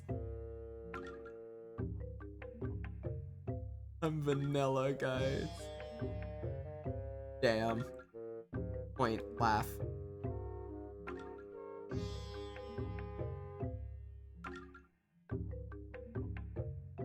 There's a lot of overlap here. Devil worshiper. You think that's how it started? You think that's why, like, what was it? Churches and, like, everything like that fucking hated left-handed people for so long? It's just because they didn't want to deal with, like, other people being lefties, so they're like, ah, fuck it. Devil. Demon. We can't all be Donatello. That is not mathematically possible. Oh, God.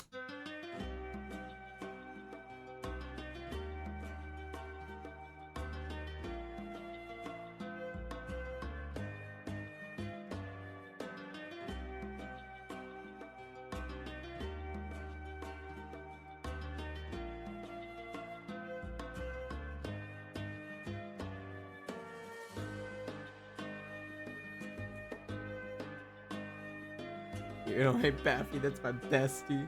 Most likely it's because you weren't uniformed to society. It's about all being the same. True. Free the witch. Release the witch. Oh my god. That was also just something that was like such a weird thing to have, is the better way to put it. Hey, Capgro. I butchered that so badly. Cap Growler Bear. Hope you're having a lovely afternoon. How's your day going? Hope you're having a lovely afternoon. I'm so bad at names. I like the one King of the Hill episode where those girls were all renamed Jane and then shipped off to make jam, ruining their life. What the fuck? I haven't watched enough King of the Hill. What the fuck episode is that?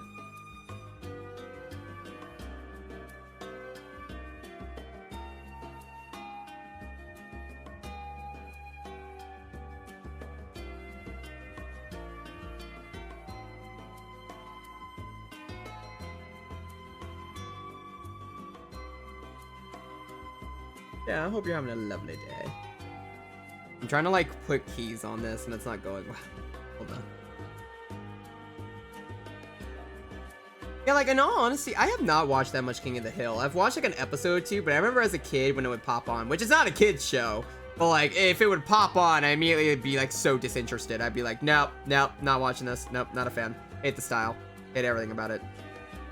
That's how I was as a kid for some reason. Because it would pop on when it got to like Nick at Night, and I was just so like, ew, gross. And then George Lopez would fucking, you know, jump scare me in the middle of the night at 3 a.m. after a cold sweat. Great. Break it down. Cults, organized religion, love, uniformity. Yeah, pretty much. Is King of the Hill super popular in Japan or something? I think it is. Let's go. You think Japan just thinks we all like propane then? Maybe propane's just a normal thing.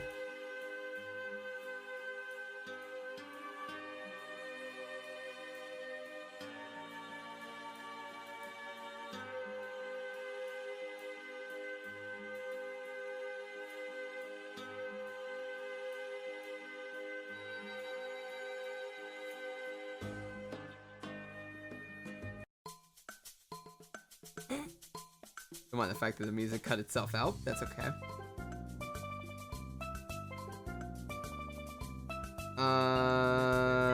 How am I gonna put a chair in here that looks correct and right?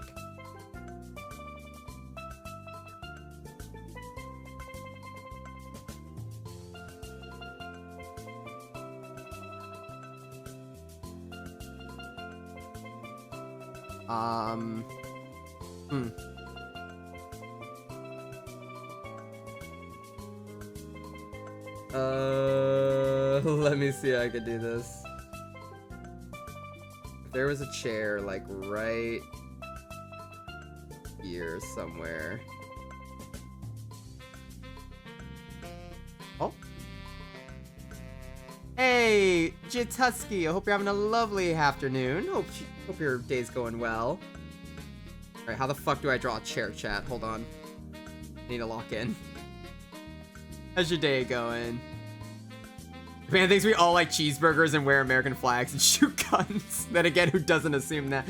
I mean, yeah. I mean, I can't blame them. That's the thing that comes out first. It's like, you know, you wake up one day and all of a sudden, I have a really strange, like all of a sudden I just want to flex my Second Amendment rights. That sounds wrong. I love waking up with a cheeseburger and like gunpowder right next to me in the morning. It's real great. Helps gets the juices flowing a little bit.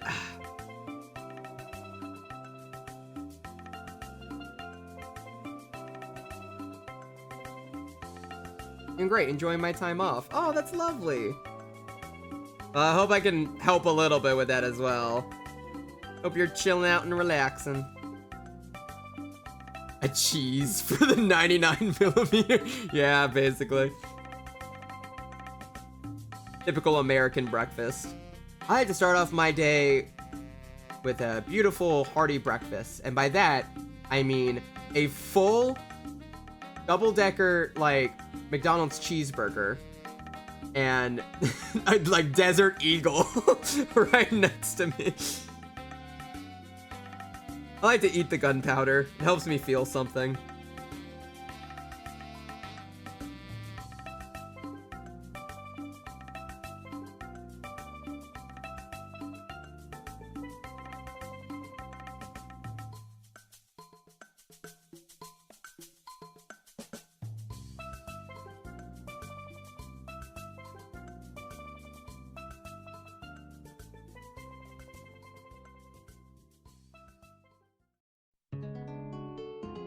Interestingly, I did watch a video about American facts culture. Apparently, excess is something they got right. Interesting. Start mine with a small tin of Heinz spaghetti hoops. Ah, yes, the typical American breakfast. Save the gunpowder for the mac and cheese to replace the breadcrumbs. Yeah, some good protein in that. Okay, now I have the unfortunate question that I don't think I want the answer to. If you eat gunpowder, is there a likelihood that if it goes out the other way, it results in an explosion?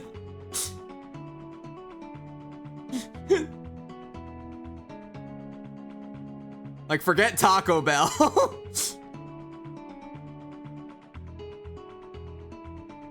Oh yeah, I was so disillusioned when I went to Europe. Their portions were like so small compared to what I'm used to. Yeah, America has really large portions. One of life's greatest mysteries. I don't know. Has anyone ever tried to eat gunpowder and like recorded the results after? This is a big question. Yeah, why do you think they call it explosive diarrhea? Oh boy, time to Google it. No, get away from Google. Don't scar yourself with information.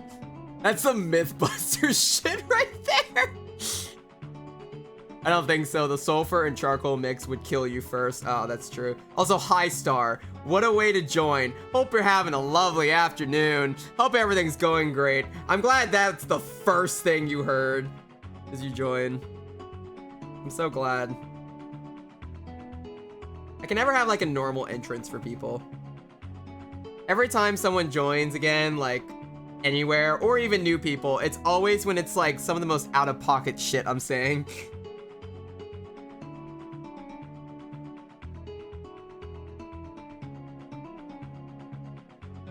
And it's par for the course. Have any opinion on any of the Heinz tin pastas? I didn't even know that was a thing, I'm not even gonna lie. What do you mean there's tinned pasta? What do you mean? Is it good? I don't even know. Bro, I just buy ketchup and mustard from Heinz. And that's like it. And their mayonnaise, I mean, I think. I don't remember.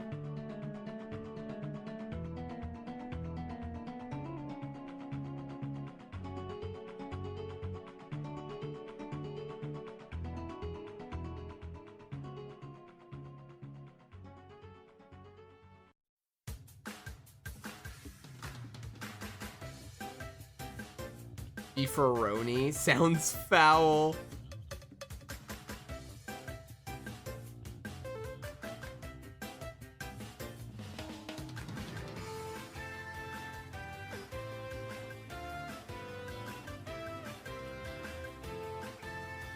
I prefer regular pasta and regular pasta sauce. If I'm gonna eat trash, I'm at least gonna combine it my way.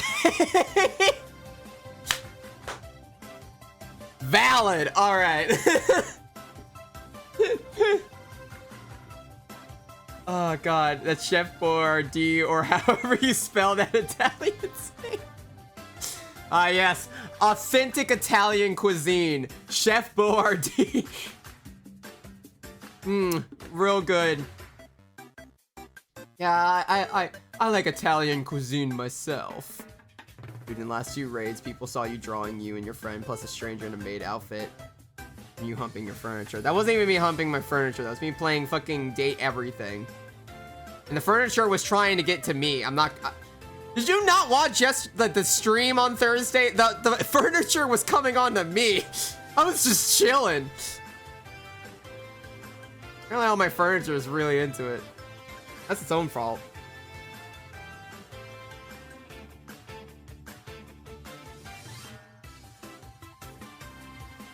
To be fair, I'm still trying to debate if I even want to go back to that game again or not. If I actually want to finish more of it. I feel like some people would like to. I mean, I could add to the maid cafe. No, no, not again. Not the maid stuff. We moved past it. This is a new era. They make a clock.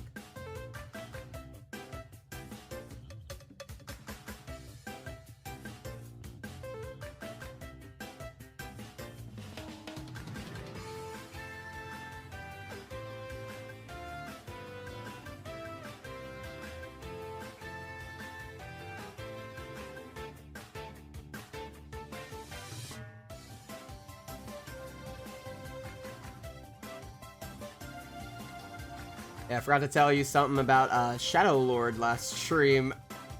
Yeah, that's another thing. Playing you going after Shadow Lord and Chance then. Shadow Lord was because I thought he was something different. When I see any of my friends eat like a sewer rat, I have words and fire and mac and cheese, but mostly words. Also, hey Octo, what's going on? I'm so sorry, I didn't notice you. That's why I look at chat a lot, because like a lot of times like I won't even notice when some messages just go by, and then I just see like, oh hi Octo, and I'm like, oh fuck. So like I'm lacking.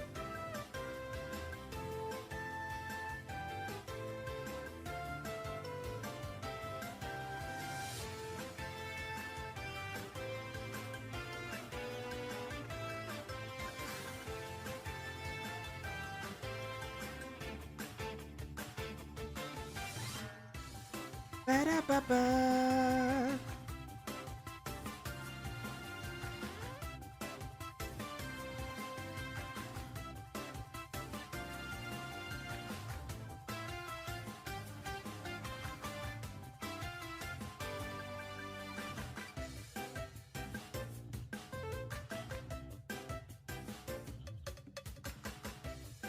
I fucking knew it. God damn it.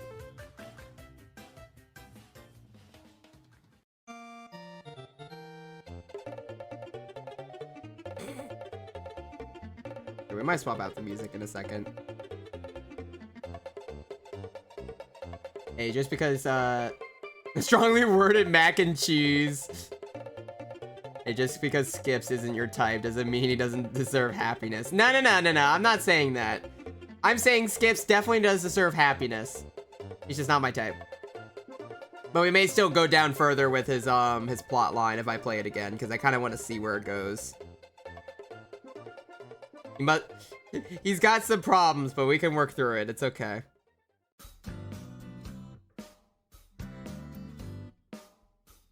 Like some Hat in Time music. I could. I do like Hat in Time. He's making me want to jump off a hill and sacrifice my friend to save myself. Well, that is something you can do. I'm not sure if that's really the most recommended option for your day, but, you know. I don't think that's what, like, 9 out of 10 doctors would recommend.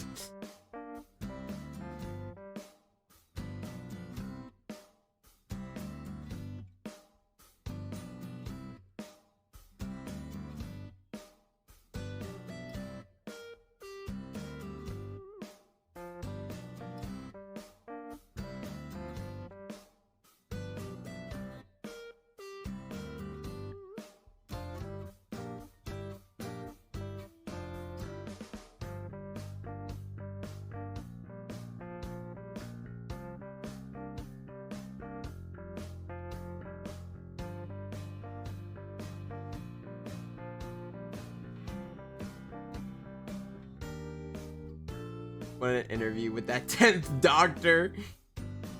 They're right. When you do a Garden of Bandman marathon, I'm never doing that. No, I'm never doing that. You'll have to kill me to do that. I would rather play Sonic 06 than play that. Like, that's not even like because it's anything else. I just do. Not only do I think it's just a terrible game, I also do not like the creators, and I do not like a lot of things with it. Like, I do not want to support that game to any extent, so I am fully not doing that.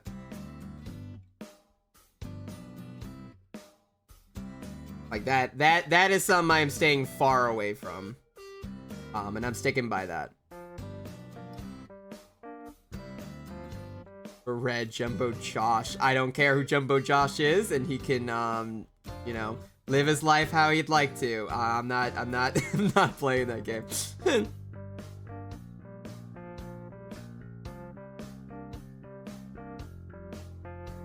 I do actually have a limit. That would be my limit. I cannot do that one. I refuse.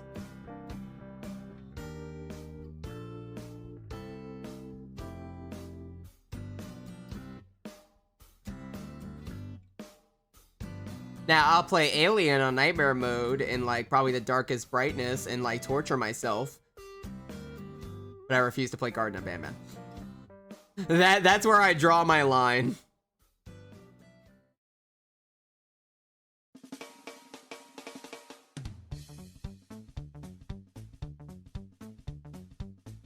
Yeah, it's valid shit, but recently in a funny way. Yeah, I'm sure. It's just it's somewhere I'm like, no, I'm just not playing any of those games. Like, you would catch me playing Poppy before then, and I don't have an issue. Like, Poppy is actually pretty cool. I've heard some negative things sometimes about Poppy, but I know Poppy itself is a pretty good game. I'm just not really into that type of game as much in comparison. I really only like in terms of mascot horror, there's only really a couple mascot horrors I really like. And that's kind of about it. Here, I was thinking you were drawing lines on a canvas. Listen. Don't look at this, it's fine. There you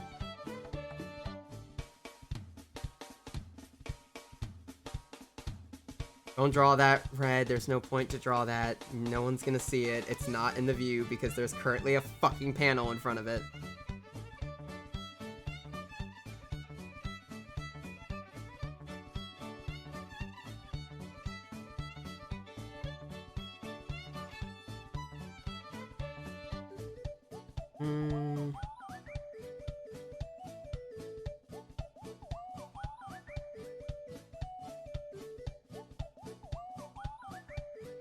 I'm trying to think if there's anything else I need to add with this. For right now, it might be good. You recommend the Zelda games on the Game Boy Color? I mean, yeah, they're great games. Zelda... fucking Link's Awakening is really good. You can buy it if you have a Switch 1 or a Switch 2, doesn't matter which one you have. Link's Awakening is amazing to play on there because the remake's amazing. You can play the originals as well. Those also are really good, but definitely recommend the color version, not the original Game Boy version, because it sucks on the original Game Boy version. It's going to be harder for me to play, in my opinion. Yeah, kind of. Seasons and Oracles was interesting. I've heard good things about that one as well. Like, I haven't played Oracles. That's actually one of the ones I haven't played. I also want to go back and play Minish Cap, because I actually really liked Minish Cap, but I just never went back and finished it. But for that one, I would have to sit down and play it again.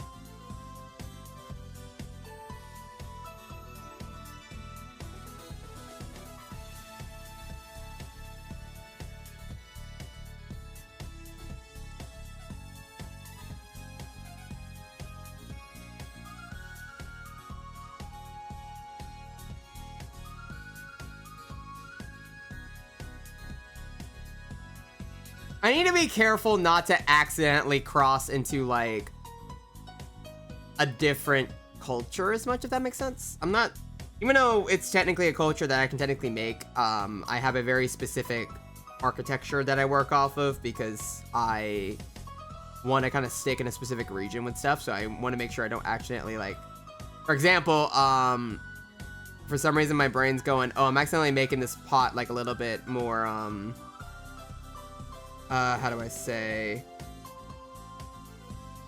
What's the best way to say it? I guess, like, more Mexican culture, but not really. Or, like, I guess, like, a Latino-coded type? I don't know a good way to put it. Although it is just a basic pot design, so that's just me overthinking. Just wanted to remake Oracles, damn it. Also, welcome back, Gold. Desperate for you to see this list. I think you need to know this information. Heinz tin pasta, spaghetti, spaghetti hoops, spaghetti and sausage, spaghetti carbonara, macaroni and cheese, beef ravioli, and pasta shapes for different toddler show collabs. Well, thank you for that information. I don't know what I'm going to use that information for. I'm not going to lie, but I have that information now, so that's interesting.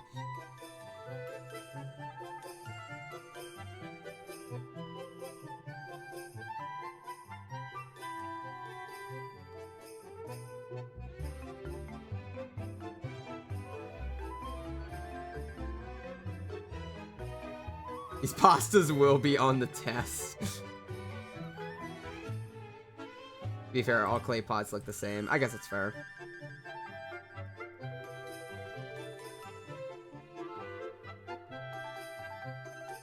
For your next trip to the shops. Let me do something. This is stupid to do, but I'm still gonna do it.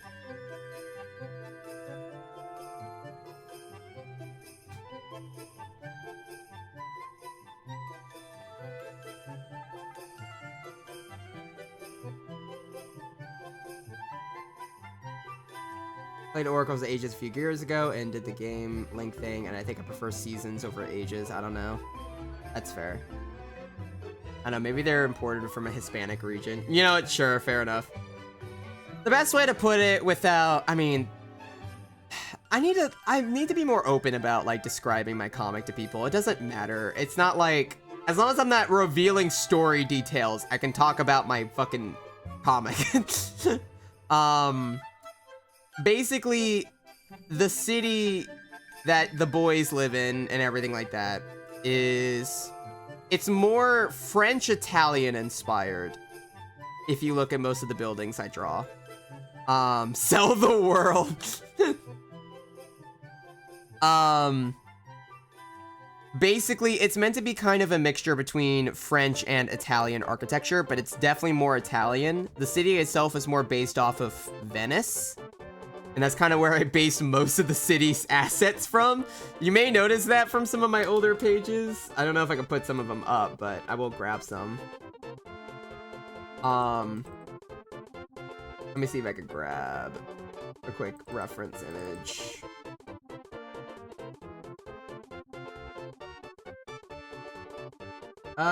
Page 20 would be fine. Okay. So, for example, other than the fact that it's... Okay, let me put this above everything. That way it's not interfering. For example, all of these are based off of, like, mostly... What the fuck song is this? This is not from Yoshi's Island. Whatever. These are Italian-made, like... more Venice-style buildings and things like that. I spent a lot of time, and I have a lot of images of fucking mostly Venice and slash Italian type architecture a lot of the time. I'm swapping the song. I don't like this. The song scares me. That works. Okay, whatever. The red is Italian confirmed. Sure. That works. Oh yes, a kind of Mediterranean. Yeah, basically. Wait, is that a puffin or parrot guy? That's a parrot, dude. I forgot, yeah. There's parrot guys here. I forgot I had this dude. I remember I had to put a filter on him because he was a little bit too brightly colored compared to the rest of the background, so I had to de-gayify him and make him less...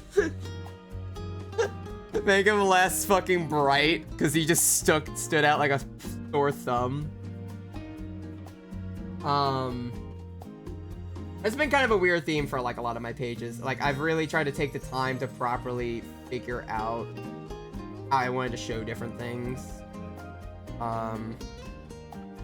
We have a different page I can show. Wash out the gayness. I love him. Right, shit, I gotta make him heterosexual. Not the de-assification. I wonder if I could... if I pull up the original page file, I'm sure I could find the one where I had to put a filter on him. I think I can. It probably wouldn't take that long. But yeah. A lot of the buildings were very much Venice-based, and I've done that a couple times. A lot of the other pages don't have too many close-ups on the city as much, but that was something I had to really look out for. Like, I wonder if I still have... Do I still have the class one? Where's the first panel that had Daisy in it? That one looked terrible, but I'm gonna show it on stream. Okay, so this is a bad page because I just didn't like how it came out, but I still have it.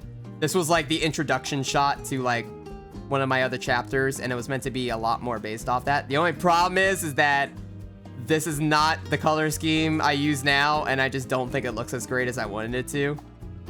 But this was one of the first shots I did. I tried to really lean into it a lot with this one, and I think I did okay. I just don't like the colors as much. That's something I'm gonna have to mess around with. I thought it looked great. Well, that's nice. I don't know why my brain, after I finished it, I was kind of like, I could do better. And that's why I really try to like do better with the work later on in the pages, like this one, where I really try to delve more into it. I was pretty chill with that one. I didn't mean to go like super far into showing that off, but I did want to at least show my process.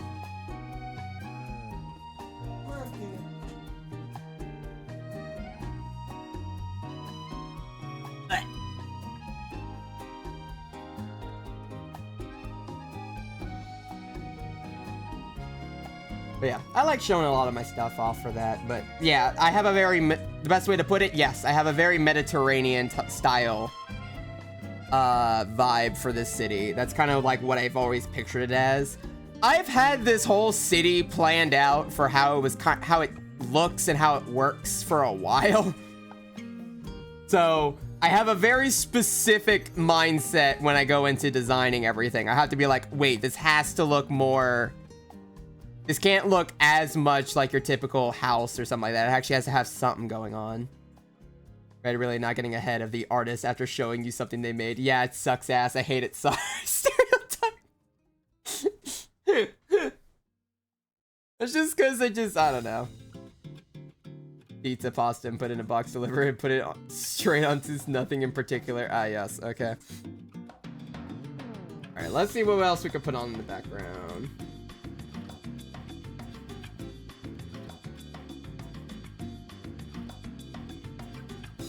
I don't know. That was always something I really liked. I've been a huge fan of more European, Mediterranean style architecture, and that's always been something I've had an interest in. And I kind of knew when I was making the comic for some reason, I really wanted a city based in that for some reason. And there's a lot of world building reasons as to why, but yeah. Show the D&D map of the city. I can't show the D&D. It's bad. The city layout has definitely changed from the original design. I have a map. Y'all are gonna compare it immediately to something else. I had to change the map. Hold on. It's not a dick. Before anyone thinks about it, no, it's not shaped like a penis. I knew it. Well, Mediterranean architecture is diverse, so it has a very iconic look. It's very lovable. That's why I really like it. That's why I've always been really wanting getting into it. That was something I was worried about when I was making this bridge so far, because I have a very... The city has a very big sun and moon aesthetic, and I know that's kind of an aesthetic that a lot of places use, but I kind of want to do that with the bridge here, and for some reason my brain's like, is this too fantasy? Is this too much? Is this gonna detract from the style of it? I don't know. I might be overthinking it a little too much. We'll see about the shape. Well, I gotta find it. Hold on. I forgot where it is. Like, it's pretty far back when I designed it.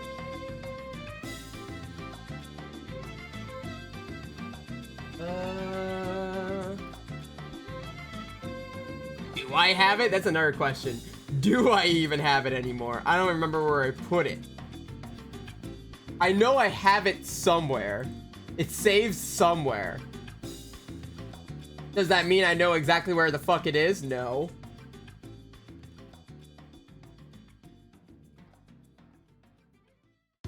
You fantasy in my fantasy world. That's a contradiction. I know, that's what's stupid. It's a fantasy world. That's literally the whole point of it. But my brain's like, for some reason, is this too much? Is this wrong? I don't know why. Does this detract from it when it's like, I have a fucking dragon boy that like has like electricity powers or whatever the fuck, and like a two-legged talking dog, so there's that. I mean, I don't think I shouldn't be as worried about this as much as I am.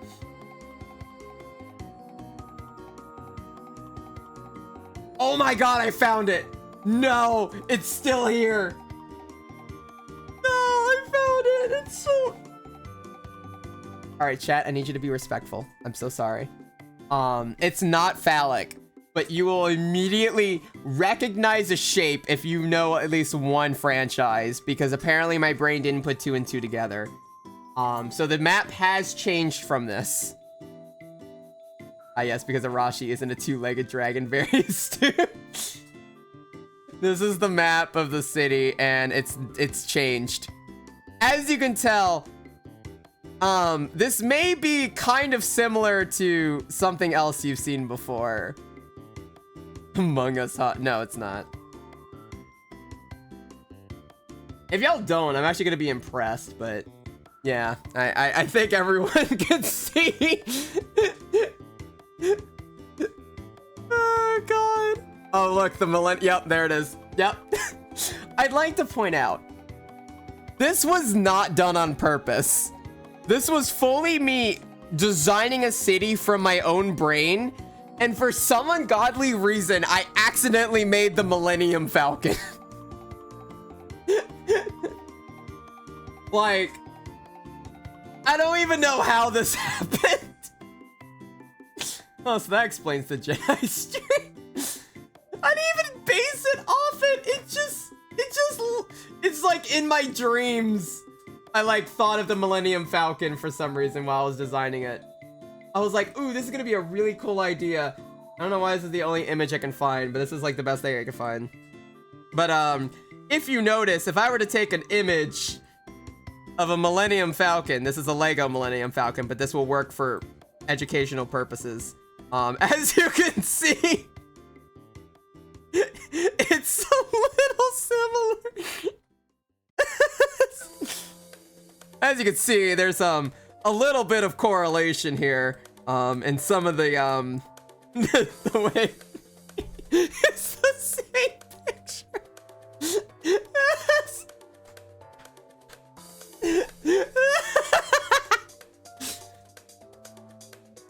And once again, I'd like to point out, I did not use any, I was not trying to trace it after the Millennium Falcon. This just happened. I accidentally ended up with this result. Came to me in my dreams right about the Millennium Falcon. Oh, God. Yeah, so the best way to put it is that I have to I've been needing to make a new map for the city. I have a basic idea as to how I'm remapping the city, but yeah, I have to make a major remapping because this is literally just the Millennium Falcon. The way it lines up and you didn't intend it is insane. It wasn't. It just happened. This just made itself happen. And I can't get rid I remember making it and I have like all my friends looking at it and they're like, this is cool. Good job. That's the Millennium Falcon. Like, huh? Just add another island. It's a Star Destroyer. No one would understand. It's fine. Not even to mention that this city right now in the lore is meant to be a little bit more in an open area. For some reason, I had this in a river. It's more so off the coast. In the sea, more so. There's still like a major coastline around it. This is still mostly there, but like this section here shouldn't be here anymore. Yeah, it's basically just the Millennium Falcon.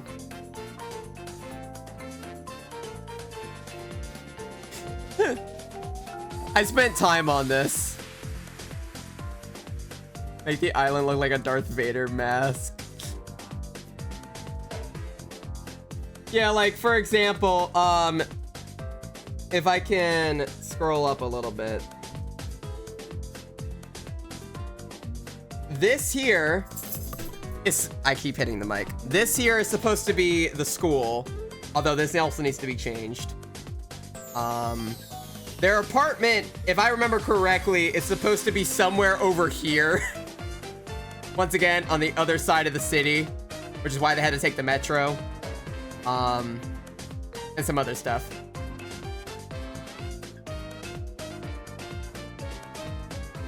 Like, all that junk. This place is, this needs to be remapped. And then there's, of course, the D&D map that I made as well. That's like actually of the entire world that I ended up not using as much, but there's also this.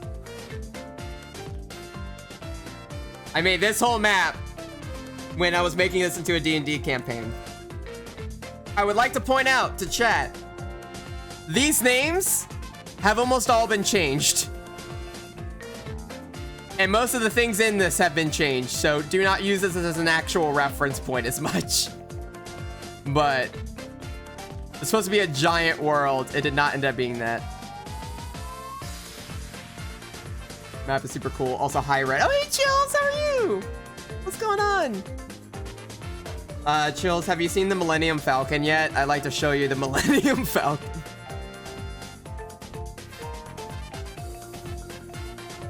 Oh, God. Yeah, I need to redo that one. Also, welcome back, Jin. Yeah, it's super cool. No, but here's the one reference I had, except it doesn't count because everything has changed since I drew it. It's so incredibly related. Yeah. I will say, the map itself has not necessarily changed. But in that case, a lot of things have been removed, a lot of things have been renamed, and a lot of areas you will probably never see in the comic because I am not making this as big of a comic as it is, where it's like a giant, it was meant to be a giant, like, worldwide adventure. It's mostly taking place in the same city. Although this is their home, by the way. This is Chiharu and Arashi's home. As you can see, it's on the opposite side of the fucking planet for whatever reason. Snake trauma. Yeah, don't mind that. Don't mind don't mind Snake Man. That's something. That's a surprise tool that'll help us later. Don't worry about that. I'll see you have a good one, Banjo. Have a good night. Where's the house? Their house is over here. Like I said, this name changed. I don't know why. Originally it was called Crinkle Cove. It is fucking not called Crinkle Cove. That was like the placeholder name. This was the original. It was like right here, pretty much. I would say keep it the Millennium Falcon is a fun Easter egg. No one noticed the Millennium Falcon. It's fine. Can't wait for page 100 where the snake says it's snaking time and causes the next page to take 500 years to release. It's snaking time. Oh god. But yeah. So from cool lore bits, this is where they're currently living. And this is where they grew up. This is where Chiharu and Arashi grew up, was in this village. It's not traditional, perfectly Japanese. It's actually more of a modern, like, Japanese, like, basically Eastern Japanese, like, style city is the better way to put it.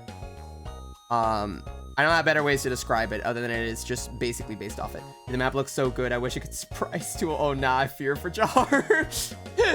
Nah, don't worry about it. It's fine. That's a surprise tool to help us. It moved across the fucking world. Yeah, they did. There's a really good college there. They had to move for college. It's fine. Chiharu really needed to go to college, so it was really easy to go. Like, they had a really good program over there, so they had to move across the fucking planet. Don't mind that. Had to get away. It's fine. But yeah, I really did like the map. It's just unfortunate I never really got to use it in a much bigger sense, but I will be using a lot more of this, like, this map if I end up expanding more out in the future, whatever time I decide to do more of that. But I'm just focusing on the one city right now, so that's where we're focusing. So right now we have the Millennium Falcon, so I hope that helps with where everything is right now. Hope that provides a point of reference. Prize tool that would help us later on, Chiharu, before the fucking thing explodes. Most of his inventions. Hey, Sizzle hasn't exploded. Sizzle just has problems. It's okay. Sizzle's just a little quirky. Yet.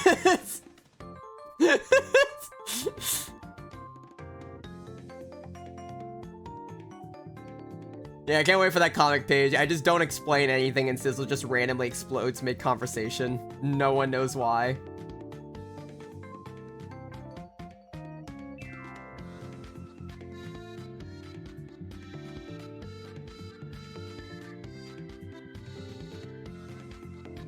Honestly, it's really cool seeing the maps. I do like showing it. Like, I had, like, legitimate maps, like, designed. The better way to put it, that I can break it down, was basically there would be different districts. So for example, like, this is where the school would be. This is more of a I say it's more I guess like Asian culture, kind of, in terms of the street ways. This one's more like France inspired, and like Most of the city is like Italian architecture, but it's like the waves, the way it was like paved is a bit different. And there's different like districts. There's metros that go beneath the city that do in fact go underwater because that, you know, reasons. Yeah, like Chinatown almost. It's more so the layout is more like Chinatown, but the actual buildings themselves are still pretty similar to like the rest of the architecture. New York City. Good question. Does Star Wars exist in this comic? No, it does not. The better way to put it, this world is not Earth. This is a completely different world. This is like its own thing. Yeah, I just show it and insult everything about it, even though you drew it. Yeah, because I get to insult past me. That's part of the thing. I can insult past me. That's okay.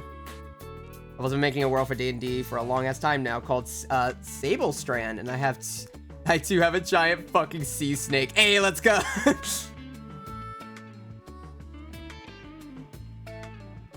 But yeah, basically, you have different metros that go beneath the city because it's just easier to traverse that way. So you can kind of get across the town like pretty quick. Because like going from here to here would take like probably like an hour to get across the city, like walking wise.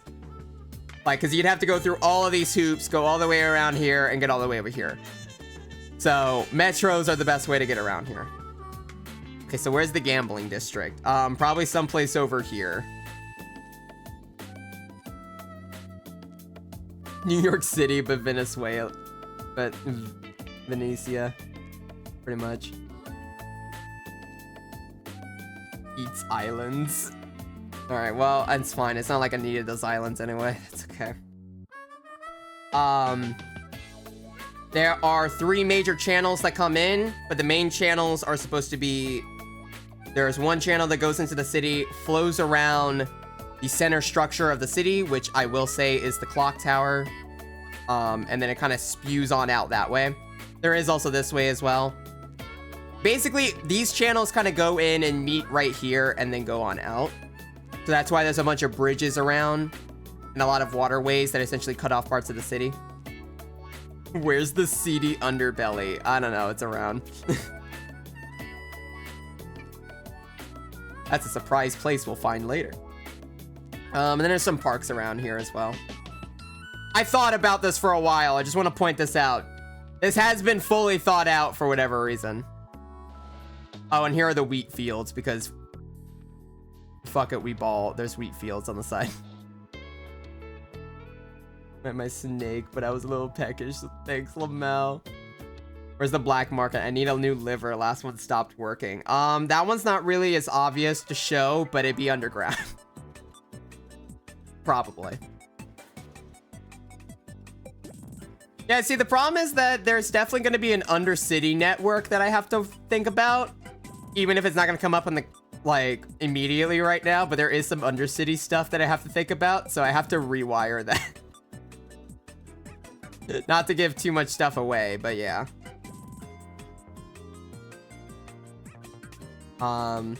Which we now have Sizzle appreciation because I just wanted to show Sizzle again. He's got no brain in there. Yeah, as you can see, I really like to do a lot of like the architecture stuff. One of my favorite things. Archie needs parts for his leg, and Chiharu needs an outdated part that can only be bought in the Undercity. Ah, yes. Sizzle.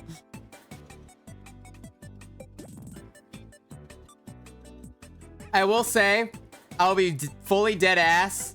Can you tell that I had to make up the actual anagram after I made it? Because I came up with Sizzle as a name before I made the anagram. I did legitimately like sit down and figure out what I wanted to do with it, and I do think this one fits. But I definitely came up with the nickname beforehand. I will be fully dead ass about that one. But yeah. Also, here's the boy. Yeah, that's all the stuff I wanted to show with that, at least. We get a head empty Sizzle. That's all of Sizzle. That's all of his scenes. What are you talking about? That's every single scene with Sizzle. canon-wise, Chiharu probably would come with the anagram first anyway. That was mostly why I came up with it. I thought about it in my brain, and I was like, dude, this does sound like really... It sounds like I'm very clearly trying to put it together, and then my brain also thought, like, yeah, but Chiharu would do the exact same thing, so I'm gonna make that a joke into the actual comic. And I did, because... it's just here. Just like the immediate, just... Still a work in progress. Which the still a work in progress was mostly in reference to the name, because it was just something I made. What species is Daisy? Daisy's actually a half-elf. She's got half-elf blood. Arashi's dragon, or more specifically dragonborn, but in my comic, they are actual descendants of dragons. Daisy is a half-elf, and Chiharu is what is referred to as a wolfkin in my comic. There are wolf-like creatures in D&D, mostly homebrew, but there are wolf creatures, but I do have wolf kind in my comic as wolfkin. That's kind of what I've referred to them as. And yeah, they're pretty much just this. Yeah, I love Sizzle. Okurito boy. He's so stupid. Chiharu is just Japanese kobold. Yeah, basically. He's just a Japanese variant, pretty much. That's why he's a Shiba. That's why he grew up over there. He's just a little guy. I know why. I really like this panel. This one was like one of my favorite ones. You can see all the fucking city shit I have to make in the background constantly in this one. This entire thing was like a lot. What's this an acronym of? It is an acronym of the Superficial Interactive Zone or Zoning Logistics Exoskeleton. Head empty sizzle emote. I can make that. That's not that hard. I need to make some of the boy emotes as well. That would also be fun.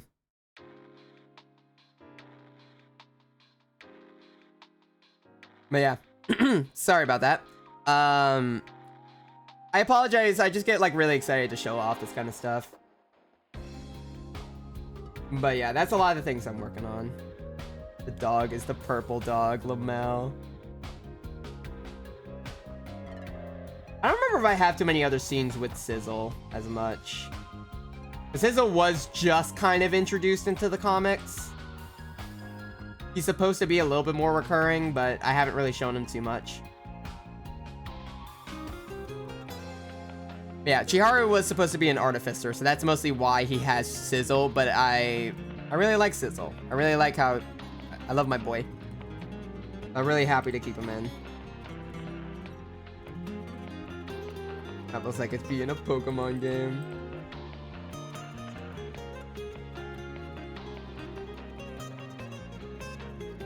That's the one thing I forgot to make. I forgot to make the doorknobs in this fucking panels.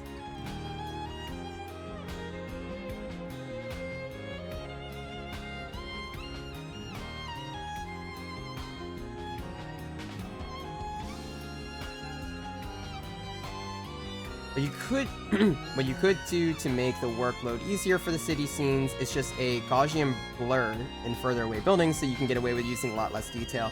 Yeah, that was something I you're very right about that. That would help a lot more. The best sort of methods I've had for not showing as much detail is either specific angles or trying not to, how do I say? Definitely putting a lot less detail in the buildings. I've also realized that blue hazes are really helpful for showing city scenes, so that way I don't have to focus on them too much. Like if I go back here, I don't remember which one it was that was... Which one was it?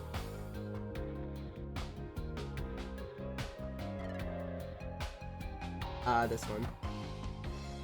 This page is something where I really had to focus on the blue hazes. This whole building section took forever for me to make. I'm very happy with it, but as you can tell, like the further you get in, you can see the less detail, and I try to put a blue haze to represent the depth. But that is something I need to get better with, is putting a little less detail in some of the backgrounds. But this was meant to be an establishment shot, that's mostly why it was as detailed as it was. But that was a common thing I had in this one. Because, for example, in this room scene, I could have shown the buildings in the background with this window. I didn't, and I decided to make it mostly opaque because fuck that shit. Because I'd have to design an entire exterior that I would have to show constantly, so I decided to make the fucking light blinding. I do not regret it, because oh my god, that would have taken way longer. I could also use awesome armor system, ass for short.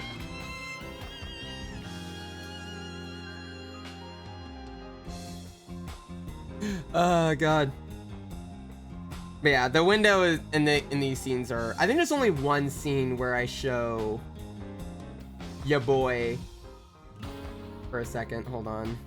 Which one is it in? It's in drawings. Yeah, page 32. On page 32, that's the only one I show the side of the window or outside the window where you can see it's just a canal right there. There's just like one giant canal that I had to basically design. I thought it would look a little weird to have the window fully opaque when we were this close to it, so I did decide to design that. But in every other scene, that window is fully not able to be viewed because it would have required a lot more work for me to figure out the depth of the buildings in this perspective, that it just would have been a much bigger headache.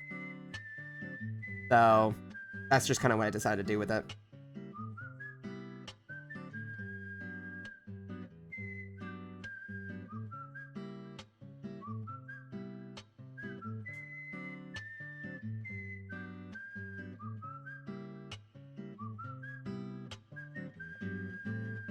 Guys, I have a problem. So you can sing what Arashi is singing. So can you sing what Arashi is singing? No. He's not singing. He's trying to figure out stuff. Give us a sample. This is just him strumming a guitar right now, trying to get the, This whole scene was him basically strumming a little bit and trying to figure out, like, a good beat to go off of. While, like, kind of just coming up with ideas. Sorry, don't mind the gayness. That's not there. Don't mind that.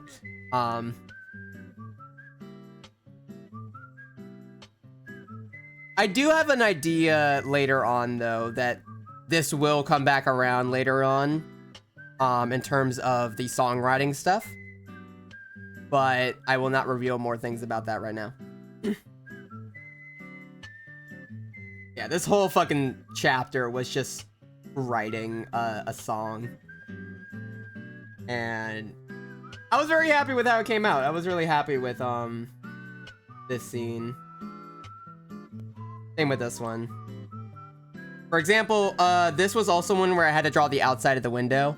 I will admit, there are some things I could have done better with this scene as well. I do really like the green of the leaves, but it is like, I think the proportions are a little off in terms of the background. But I did like this shot. This was one of my favorite shots. We love the gays. Also, sorry, it's been a minute since I've read the last comment. No, you're fine. I'm sorry if I'm going in depth with this. I like showing my process a little bit and explaining like what I kind of do with it. So I kind of just keep bringing it back up when I should be working on stuff. Like sidelining a little bit.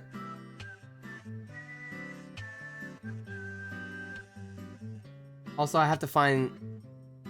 Which layer is this? Oh, it's here.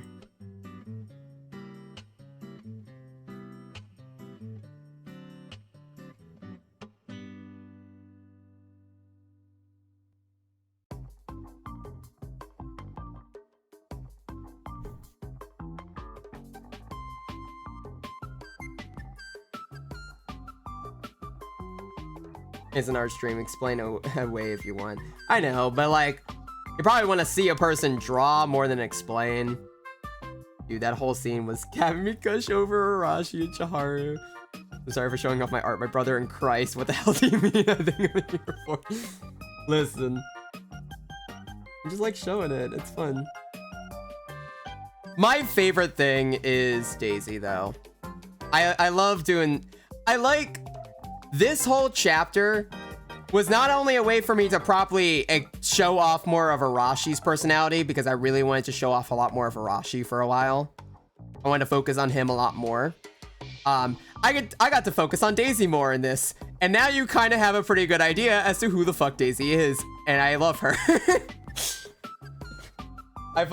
She is one of my favorite characters that I've made. She's just a fucking sarcastic fuck, and I love her.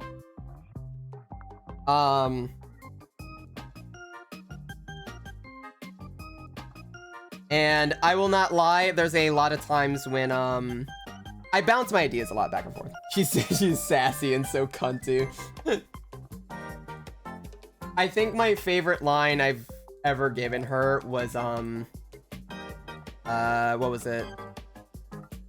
Daisy's probably my favorite of the trio, to be honest, Lamau. She has a lot of spunk, I know. I think my favorite line from her is, you're so sappy the trees are jealous. That one, I will admit, I couldn't write myself. I've been bouncing a lot of ideas off with my friend, Pixel for a while. Me and him go back and forth with our writings because he's currently writing his own thing. And then he helps me sometimes in my comics, so we kind of bounce ideas back and forth. He's the one that came up with that line for Daisy, and I was like, I'm putting that in. I'm stealing that. He's like, do it. So, that's now officially in there. A lot of times me and him go back and forth on like what we want for Daisy specifically, but that is something we have gone back and forth with. It's really fun.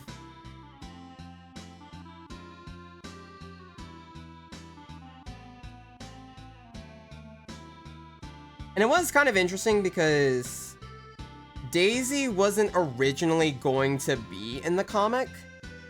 Daisy, in a way... Actually, let me go ahead and put something else in the background. I'm so sorry. I just thought about it. Pixel is Daisy. Gotcha. Pixel has a very sassy attitude, so he's perfect for him. Also, small note about the current pan on the doorknob, in the cutout, and on the door on the opposite sides. I don't know if this is intentional or not. Oh, no, so better way to put this is the next scene. So, I will explain this page, because it doesn't really matter as much. It's the first page, it doesn't matter. This is Arashi trying to get home. And this is him going up the apartment. And then this is him going into his apartment. So this is actually their apartment door, not this door. Which you'll see a lot more because Arashi will be going up the stairs in this panel. So then you will see a little bit more clear. But I should probably make this a little bit more apparent that that's the case. But yeah, this is flipped for a specific reason.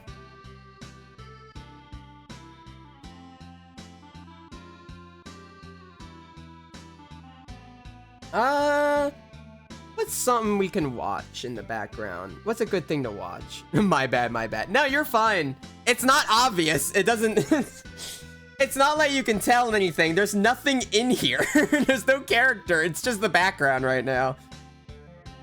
It's just easier for me to have a background before I start really, like, doubling down on the character designs.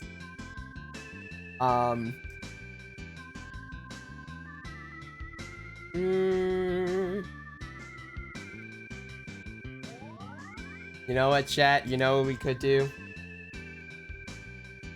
We could put on some Banjo-Kazooie. Unless someone gives me a better idea for right now. Arashi's gonna have phantom pains in this chapter on top of emotional turmoil for Chiharu.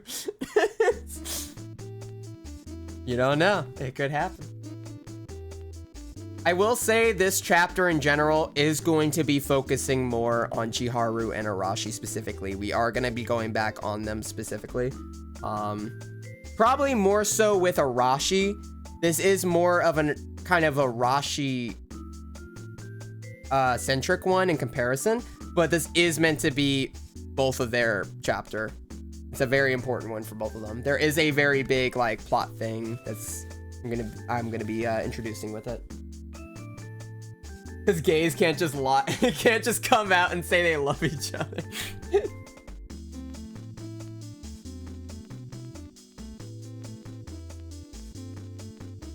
It's fine. It'll be fine. What's the worst that can happen?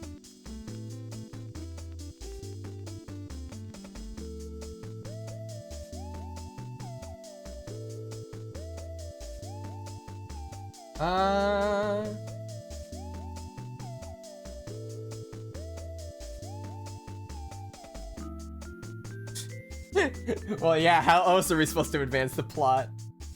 Wait, is this the it's not the chapter. No, it's not that chapter. We're not that fast in, no. Not yet.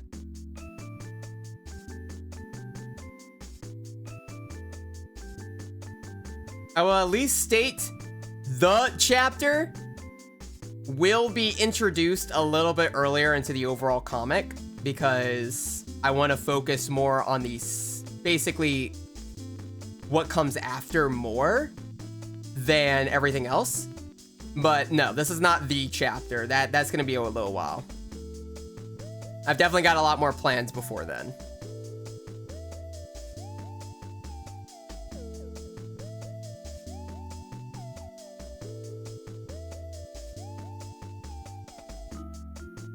I just want to pull back up GDQ. I'm going to pull up GDQ. I don't know why I like speedruns. Like, speedruns are fun to watch for me for some reason. They're just like my bread and butter to like put on. The only problem is that I have to like crop it a little bit. Let me crop it. Because it's a little hard to show the whole thing. Where's filters?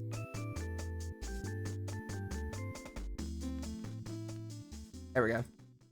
Perfect.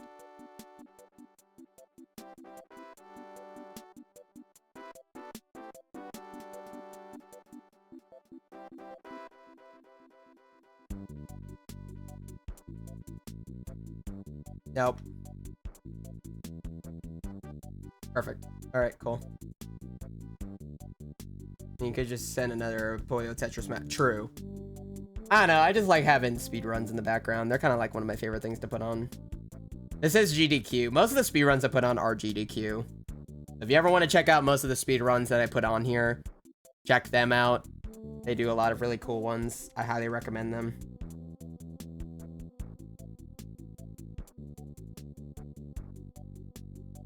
Sometimes if I want to see like a game that I really loved as a kid and I just want to see it again, I like watching speedruns of it. It's really fun.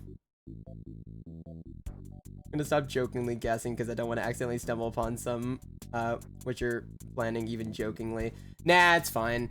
I won't, like I stated, I'm not gonna reveal any. If there is something that I think is spoiler territory that I don't want you to know, I will hold back on it as much as possible, or I will let you know that it's something I'm not gonna talk about. So you can ask questions. That is fine. I will let you know when something is a bit too much in the spoiler territory that I don't want to reveal. Because when it comes to like some like basic jokes or like what could happen with a chapter, my brain kind of goes like, well, as much as some things can be considered spoilers, a lot of times, I mean, people can make guesses anyway of where things might advance. But I'm still going to like, I will let y'all know when when there is like a specific point where something gets too spoiler. That won't ruin it for everyone else, but yeah.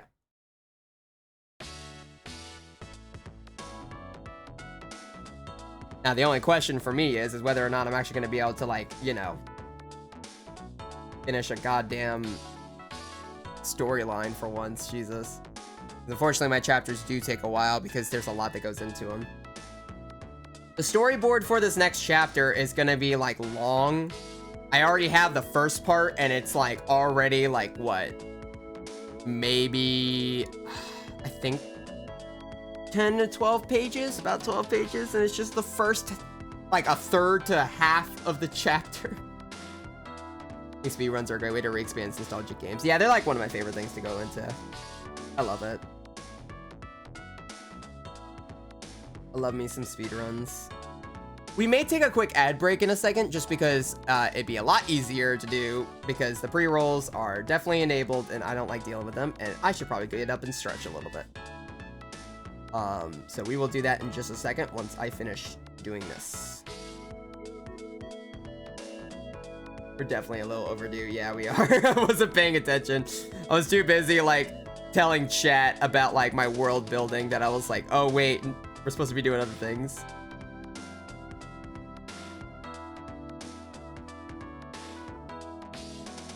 Yeah, in all honesty, I always like to do backgrounds a lot. As much as I have issues with backgrounds sometimes, they are one of my favorite things to draw. Just to chill out with a lot of the time. That's just because I feel less stress about this compared to the character art, like I've stated before.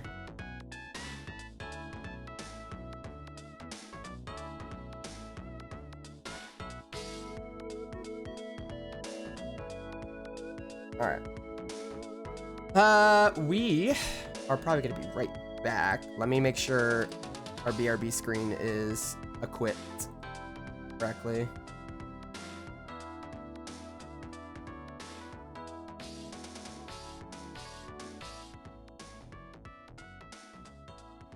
Okay, cool.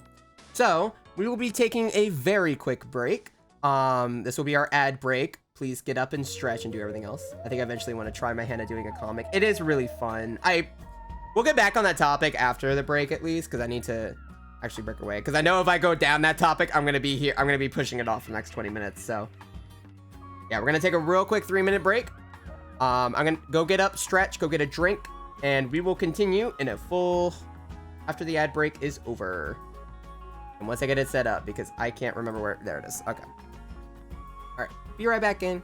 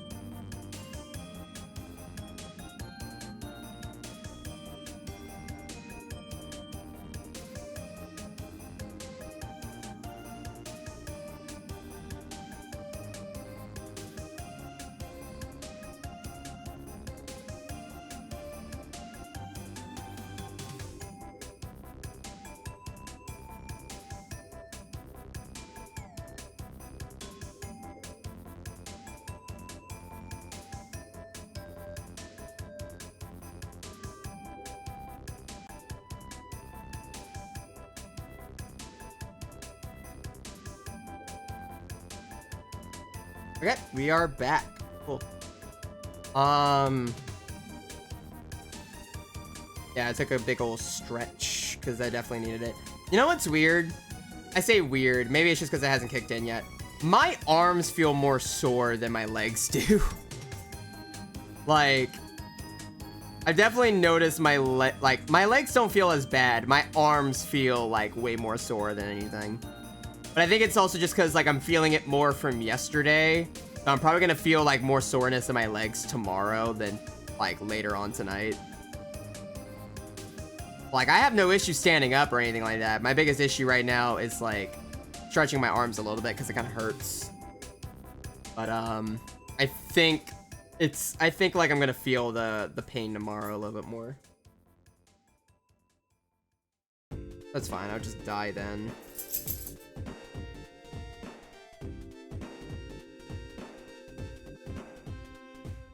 But yeah, when it comes to comic making, Mimic, by the way, how do I say? It's very fun. It is also a lot to deal with. Ice is your friend. It makes a lot of sense, actually. I should probably, like, it would help me a lot more. Yeah, no, making a comic is really fun. But there is the unfortunate bit of, you need to write a story, stick to the story, make sure you get your characters, everything prepped. Like, make sure to prep for it before you go straight into it. Unless you want to make something a lot smaller. And then maybe do it, because that's kind of how it kind of goes. Because a comic is a very long commitment, I've noticed. It can definitely take a toll on you a little bit, but it is really cool when you actually have it all together and it's like, oh my god, I made a comic page. It looks so cool and amazing and everything like that. Like, it's very satisfying.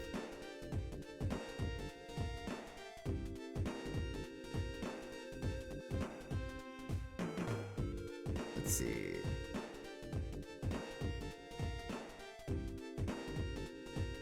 Also, for the love of God, start a comic with like 2 to 3 characters, because I've brought this up before. I've seen people that have like 1 million characters for their comic. Please don't do that. You have to write background things for all of those characters eventually. Especially if you have a lot of main characters. So your comic's gonna be extended by like an extra, like, what, couple years at that point, if not longer, if you make it way longer than that. I might try to sell them small and then make a bigger comic. Yeah, that'd be the best recommendation. Don't do a me where I went for the big comic first. Granted, I at least made sure that my main characters were basically around 3 to 4 roughly. And that's mostly my main characters. My main characters are about 3 of them, because I knew if I made more, it was going to be a lot more. Yeah, do what I say, not what I do. Exactly. Don't be like me. Because even though I only did like 3 characters for a major comic line, I have a giant comic storyline that I'm going off of that's quite extensive and quite big. And I know this comic's gonna take a while. Just be aware of that going into it. I'm gonna make the next One Piece, guys. That's short enough for... Oh my god, if you make another One Piece, you might as well start writing your will now and make sure someone else inherits the story after, because you're not gonna be able to see the end of it. I think you will outlive your comic.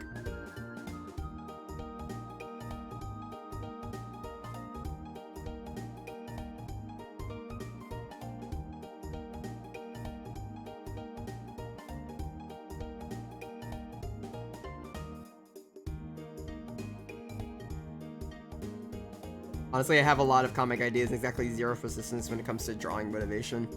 Doesn't Oda have that happening? He might. I'm not sure. I get most of the insight with One Piece from Howdy and Jace a lot, because both of them... Jace actually reads One Piece. Howdy both read and watched the anime a lot. I don't remember if Jace actually watched the anime as well, but he watched a lot of One Piece and he loves One Piece. I'm sitting here like, I can't I can't get into it. It's too much, and I have a limit. The last anime I got into was Attack on Titan, and I loved Attack on Titan, but oh my god, it took forever to finish. Not because of how long it was, because of the fucking hiatuses. Which I'm not one to talk, but still.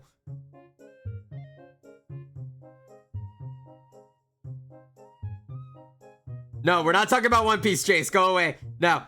We're not talking about One Piece.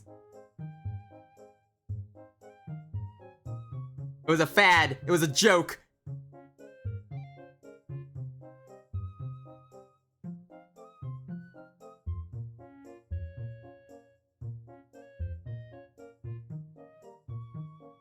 Not sure what I would do for a comic, but to be honest, it wouldn't be coherent. Just moments out of context that are decently well contained.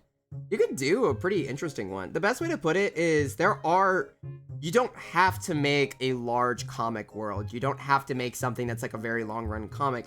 You could just do slice of life comics. You could just do like 4-panel comics. You could do whatever.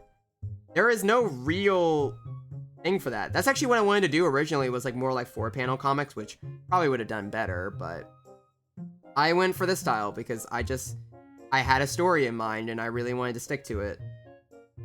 But you can just start off with a couple characters you like and just start small. You don't have to make anything like huge or anything like that. And honestly, it's also the recommendation sometimes is you probably want to start smaller when you're going into it, just because it's a little easier. And it will give you some more comic experience in the long run. It's just something to kind of keep an eye out for, is a better way to put it.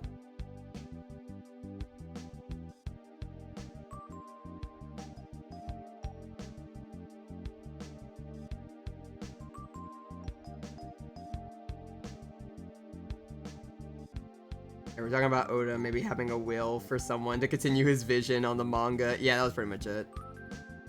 I have a small campaign idea that leads into a larger campaign that I could easily adapt into a comic. That's what... The better way to put it, I've already brought the... I've said this so many times, and I apologize, but yeah. Comic was a D&D campaign originally, and my original idea was to do the campaign with friends, and then when I finish the comic, finish the campaign, I would make the comic based off the campaign. But I kind of went really into it, really overboard with a lot of stuff, and I couldn't really figure it out, and it was stressing me out. And I thought about, like, it would probably take like 2 to 3 years for me to actually finish the campaign. And by that time I was like, well, why don't I just make the comic now and spend forever on that, rather than waiting 2 to 3 years after that and then doing it. So I made the comic, and that's kind of where I went. I had to recontextualize the entire fucking D&D world because it just made no sense. I couldn't adapt it well into like a bigger format at that point because it just didn't work with the original story. That's also what I mean to say when Daisy wasn't originally meant to be the part of the campaign. She was supposed to be a major side character. Like, she was supposed to be like a little side character that would pop up every so often, be a cute little sassy bard practically, and just like, you know, be a cute little recurring character. After I decided I was turning into a comic, for some ungodly reason, my first incentive was I need her as a character because she would break up. She would do a really good job of breaking up the flow and being an extra good personality in between the boys. So it would actually do like, it would make for a really nice like trio type aesthetic. And would really help kind of like differentiate some stuff. I thought she'd be a really good like clashing personality that would help a lot. Like Downtime in an Elevator. It's just a guy who playing word chain with himself and his other personalities, but everyone watches him. That's actually really cool. Yeah, that's a cool ass idea. I say give that one a shot. And the exact opposite. All my D&D campaigns are about 5 bullet points and ideas and how to tie in my player character backstories. Dude, my whole thing was like, you already saw the maps. You saw the maps. I've shown you the character sheets. I've shown you everything for my side characters there. Like, I was in depth, dude. I had so much going. I really was determined this was going to be a campaign for a while before I finally gave up.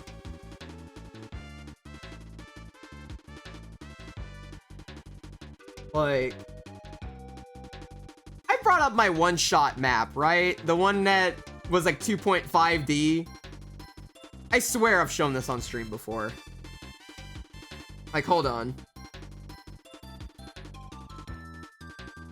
I made this way back when. I'm pretty sure I showed this on stream before. But I had this whole thing.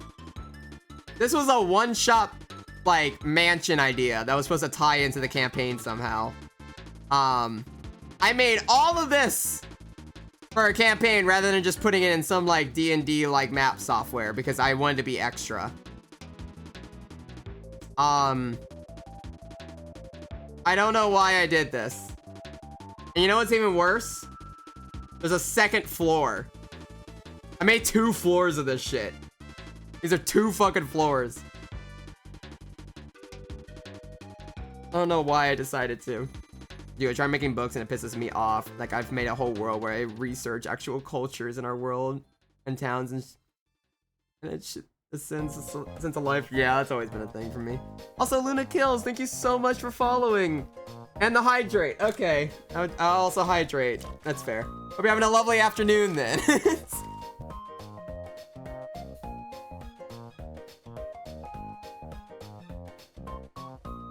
Yeah, I did a lot of like, this map was for some reason based off of like New Orleans culture for some reason. I don't know why. I'm just here to remind artists to hydrate. You know what? I'll take it. Thank you so much.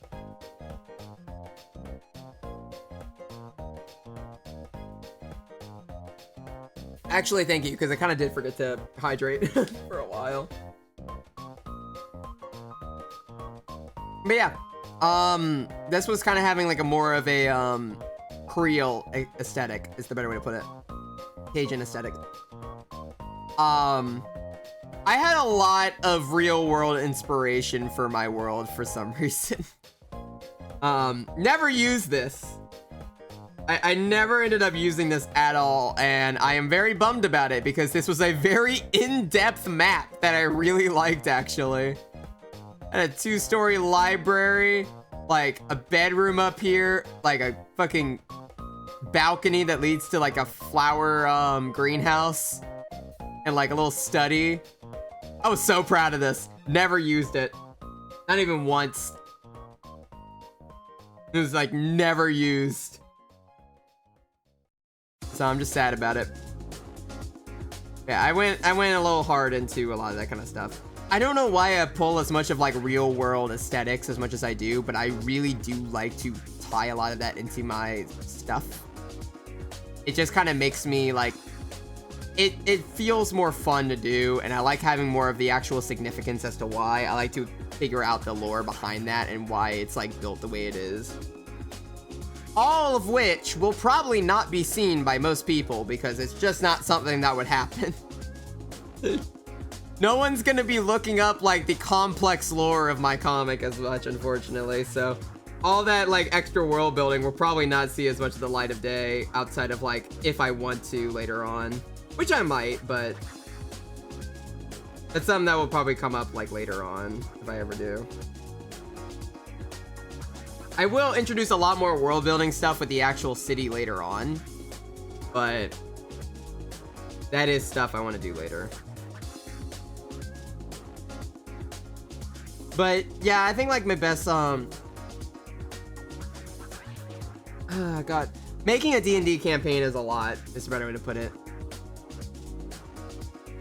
Especially if you try making it original, like you're gonna be chewing on a little too much. Is a better way to put it. Guys, I can't remember which. It's this layer. Figured it out. Okay, I'm smart. I swear to God, I'm an artist. I'm smart. Believe me. I have brains in there somewhere. I swear to God. It's just a little smooth.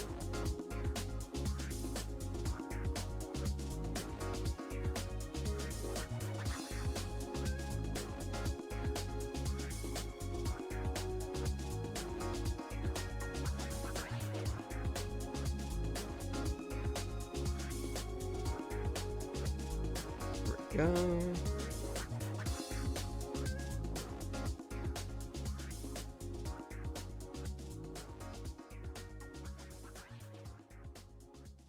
Now we're gonna do a funky thing here called cheating.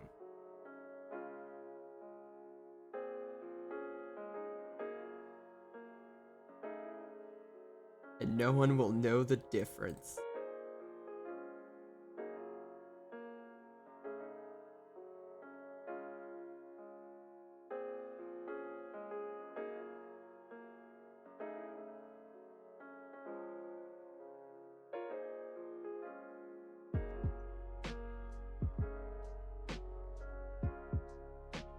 Yeah, that's just something I really do.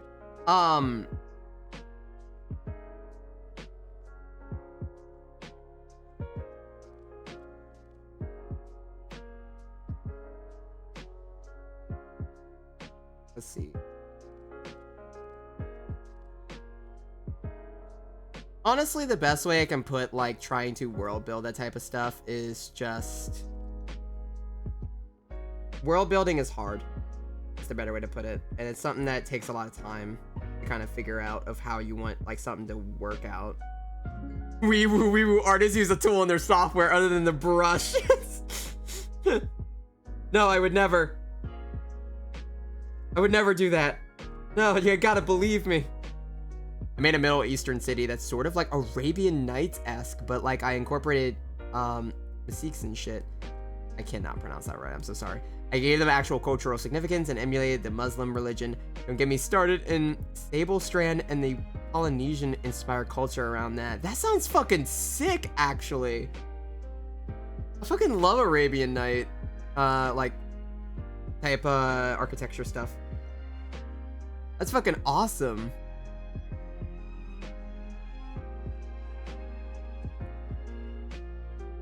Personal favor, get my players to make a city for me so I have less work and they get to feel more attached. It's him, Officer, the artist, who's using more tools in his art.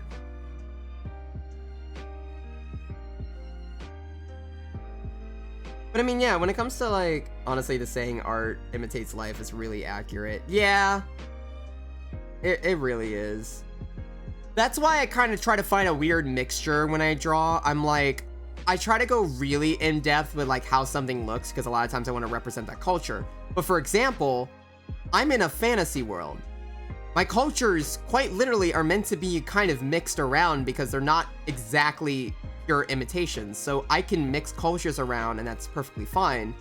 But you know, there's still that, I get worried about that kind of stuff. So that's obviously like, for example, with this city, I get a little bit too attached to how something will, I guess, like, look or be represented because I feel like it's something I should be better with. And I also realized, like, I literally had a thought process that, am I making this too French or like Italian inspired or whatever?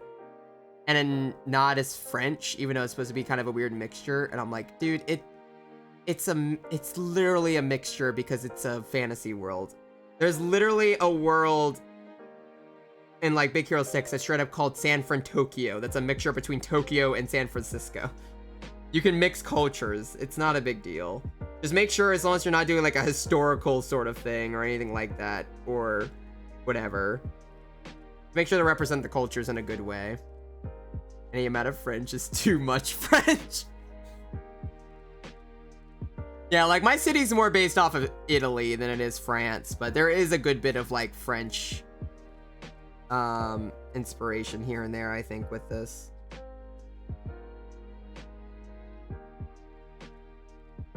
I just like European cities. They're just something I really like. European architecture is all the same. I've been to France and Italy and they look pretty similar. Yeah, that's something that's something I have kind of noticed. They have very similar architecture, and that's why I really wanted to focus more on it. That's a lot of things I was really trying to look into. I really try to look a lot more into the culture stuff and cultural significance of different areas to see how it looks.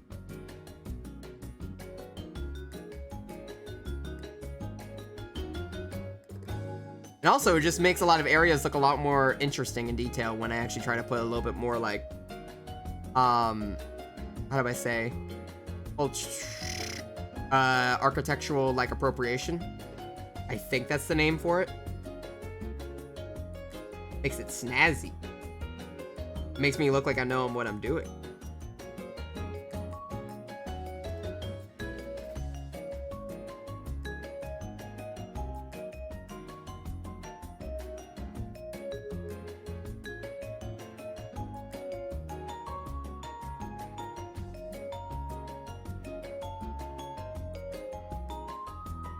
Thought behind, yeah, that would be the word. Makes me feel like I have more thought behind it. Yeah, that would be the smarter word. I forgot words are smart.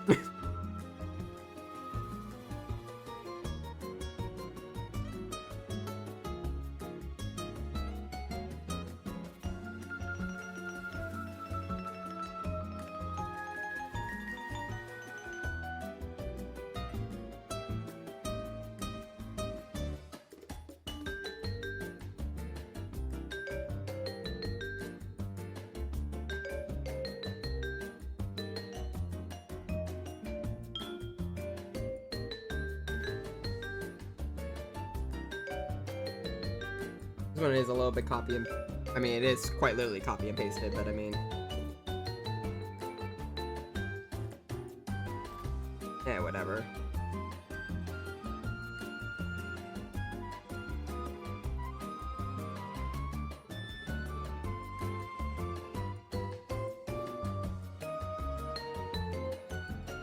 Do not let red into the world factory.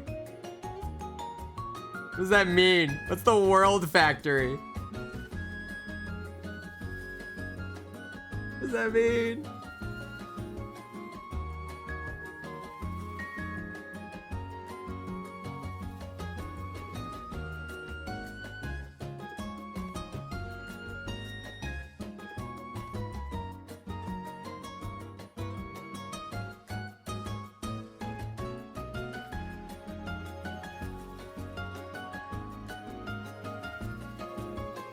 Word as in like the English language. Oh, word factory, my bad. My point is proven. I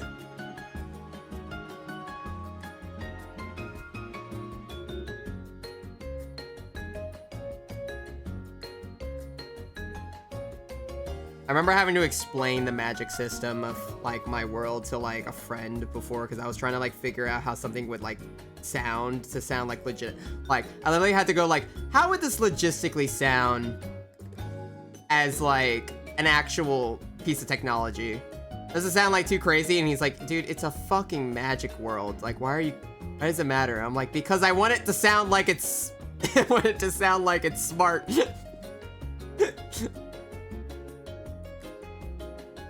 You don't understand.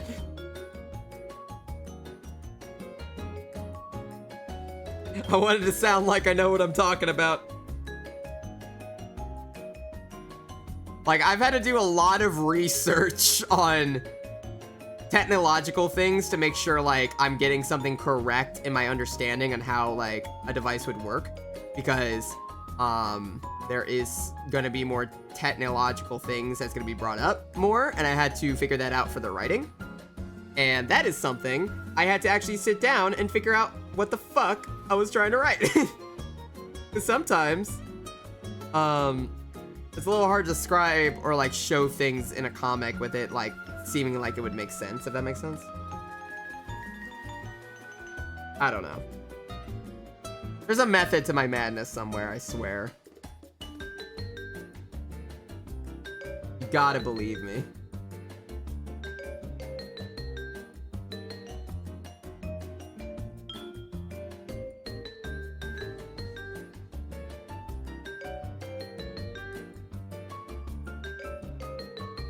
Keep it simple, stupid. That's what I think towards magic systems. If you overcomplicate it, then it's going to make your magic too rigid and feel less like magic. Yeah, that's very fair. It kind of like loses some of its pizzazz that way, you're right.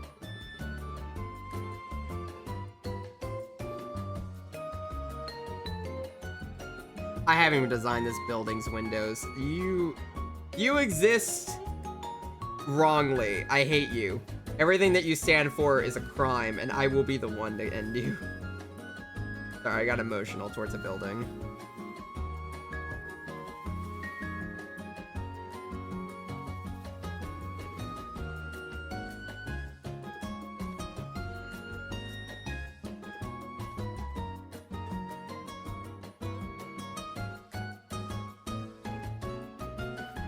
pop-off game. Damn right, what did that building do to you? It fucking, I don't know, made me angry.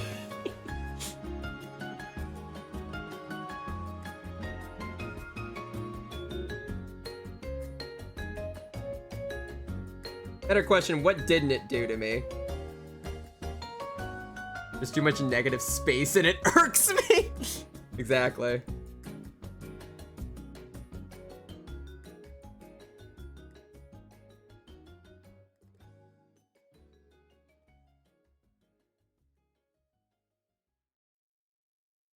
I like that. That actually looks nice. And then here's the canal.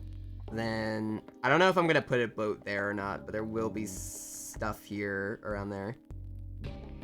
The feng shui is an imbalance SMH. Damn it. I'm fucked. No one's gonna read my comic now. I'm ruined. Oh, time to start again. And always make another comic.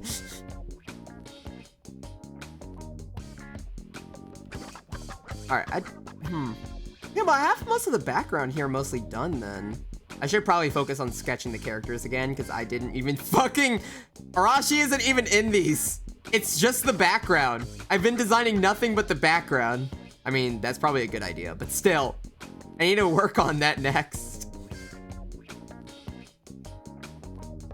I'm doing great, by the way, chat. Let me tell you. Also, let me save. That might be a good idea.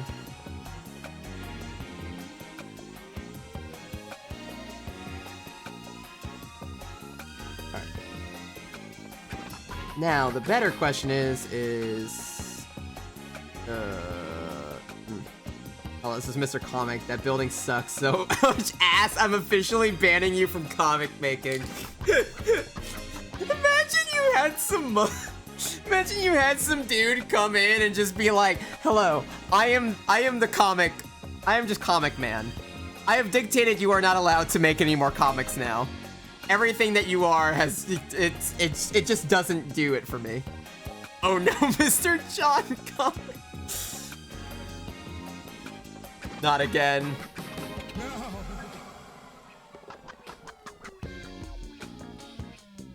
Executive.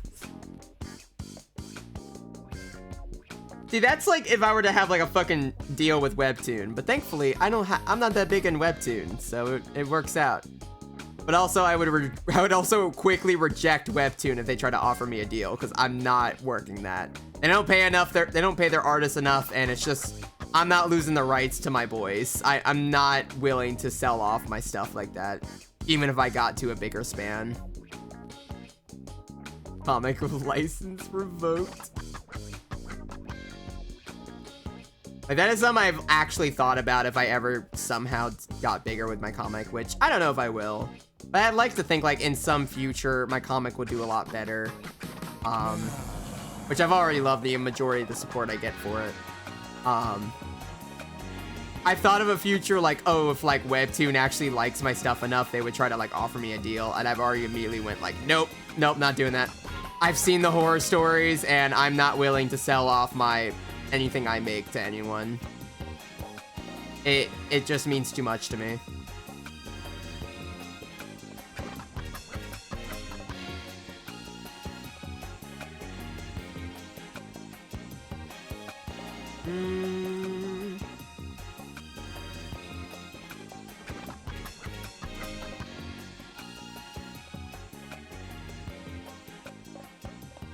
Shit, I have a problem.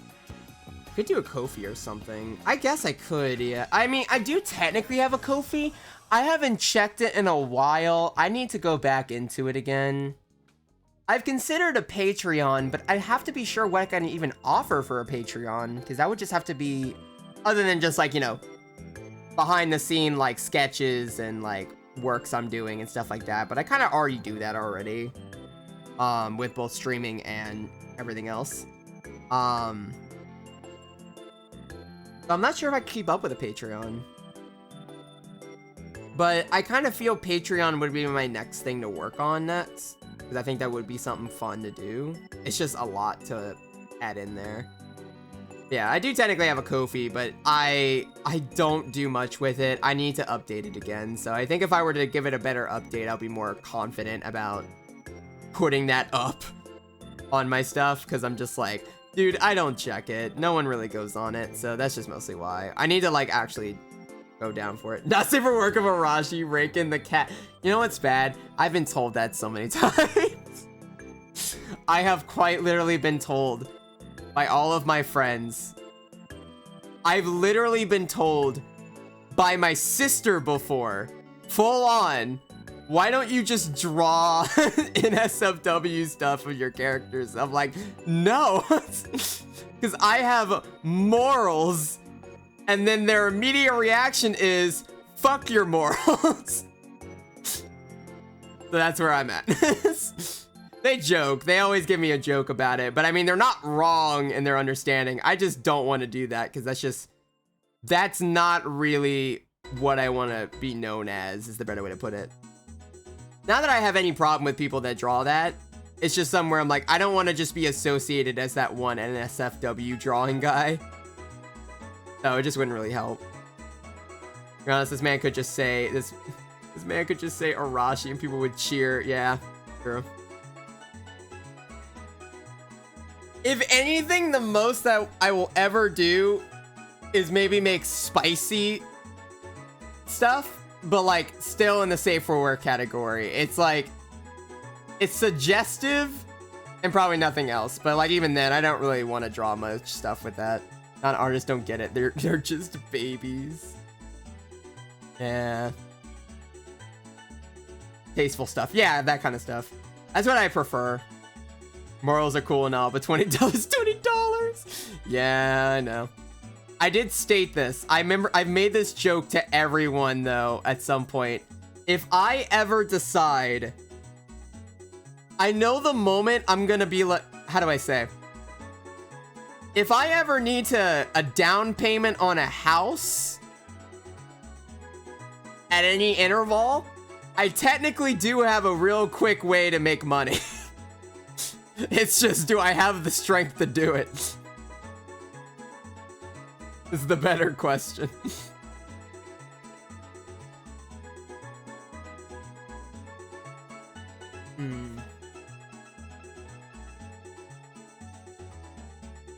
I need to reconsider some stuff. Hold on. Let me think about.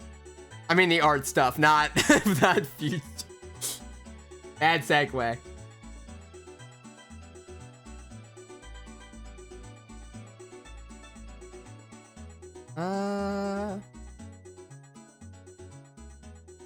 Okay, now I actually have a weird internal thing to worry about when it comes to the design of the train. This is the metro. I've technically drawn the same metro earlier, but the metro's design is a little different compared to this because the windows extend. Bro, I'm almost to that point. God, I want to live on my own. I know. I've gotten to, I've considered it, but I'm also just like, dude, I already have people asking if I can do normal commissions, and I haven't even found time to do normal commissions yet. Like, I can't even consider doing anything else till then. But not gonna lie, that's kind of my plan C if I ever want to make a business with my art. That's like the last straw if I really need something, but I just want to keep drawing. That would be like the last bingo card. I think plan A is mostly content creation. Plan B is mostly just commission art. And then plan C is beyond. The Dark Nights, I have stared at the pencil, Lamau. Do I have the strength to do it?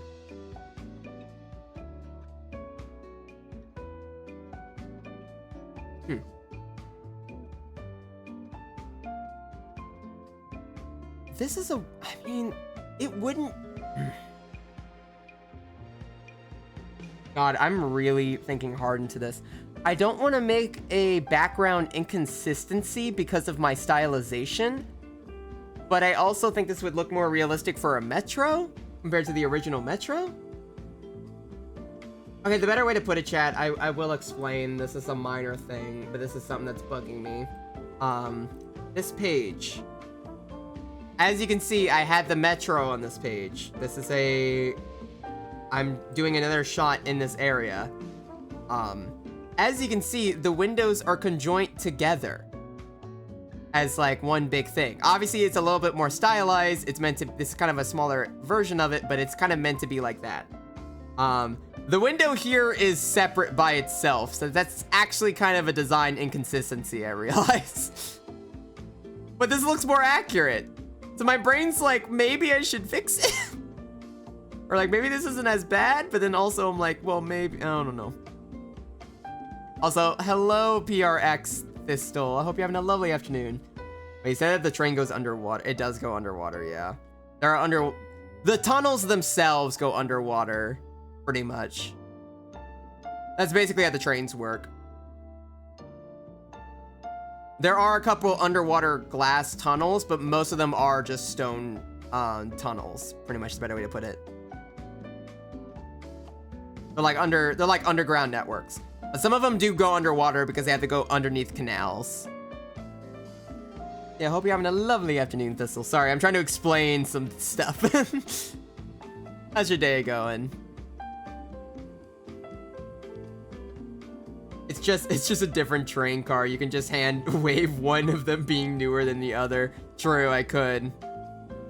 I do actually like the design of this metro though, so if I wanted to go this route, it's not a bad idea.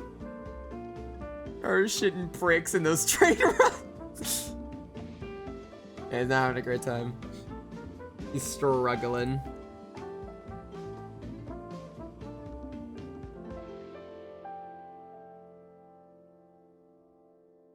Well, let's see. If I were to clone this one and just make a quick copy, if I were to just extend this out, which I could realistically do, just delete all this and this.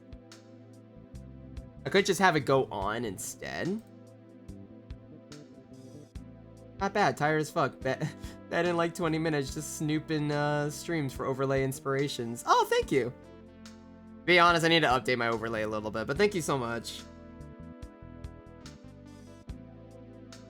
I totally get you. Either way, I hope you're having a lovely night to any extent. Despite all that.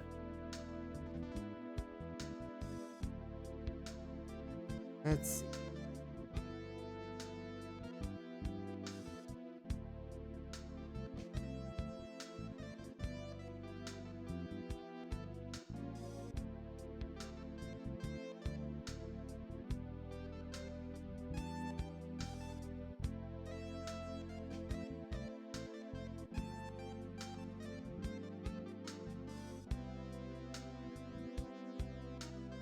Let's see.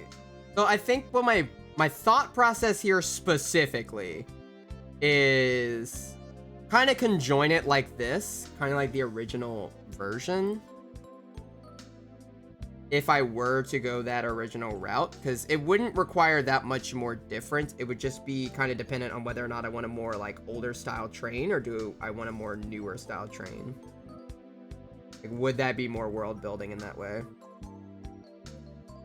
Or a better background is the better way to put it.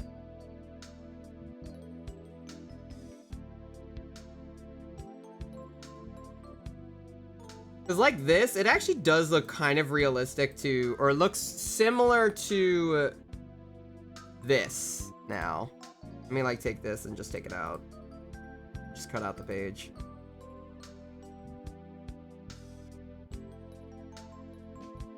I mean, when would you bring it up? True. I mean, yeah, that's a minor detail. No one, it's a minor thing. It doesn't matter. But for some reason, my brain's like, yeah, but if these are the metros, it makes more sense. Honestly, this isn't a bad design for a metro, though. This actually does look quite nice. But the other one is more realistic for a train design. It's really just whether or not I want to have more of a realistic train design or a stylistic train design.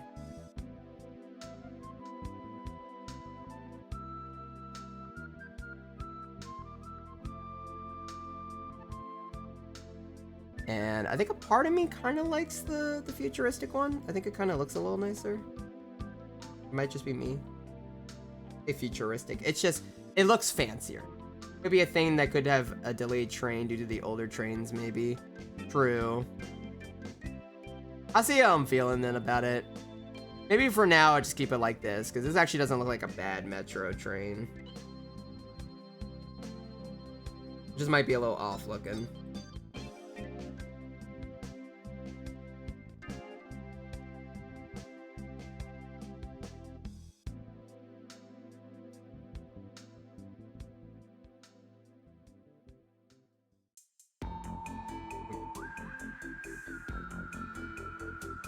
Put a stripper on one of them. No, we're not doing that.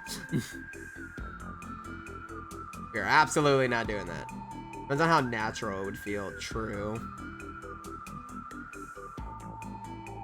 That or the train doesn't go from point A to B. Like, they had to go take a different line. I don't know. Yeah, okay, so the better reasoning why, it's not even from a major background thing, because they could definitely have different older trains. That's not really the problem. More so my thought process of whether or not having a more stylistic train would look better stylistically. Or I guess if I want to lean more into a more like legitimate natural feel, like more realistic feel from the sense of, you know, you're having a metro ride home, you're having a panic attack to some extent. I kind of want to, I'm trying to decide whether or not I want to have a more realistic train in that way to kind of essentially reflect more of personal lives than anything else, if that makes sense.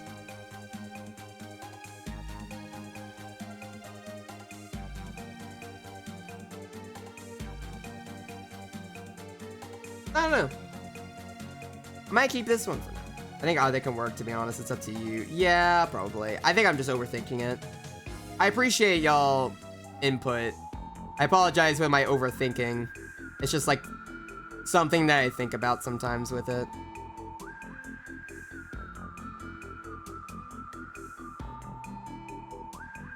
For now, I'll keep this one and just see how I like it later. So I'll just have this one as like the train design B with some shit.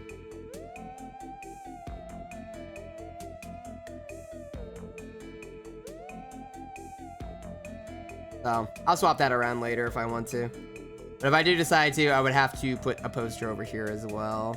Not too bad.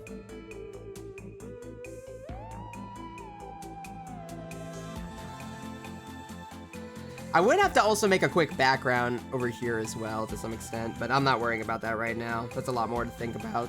Excuse me. Voice cracked.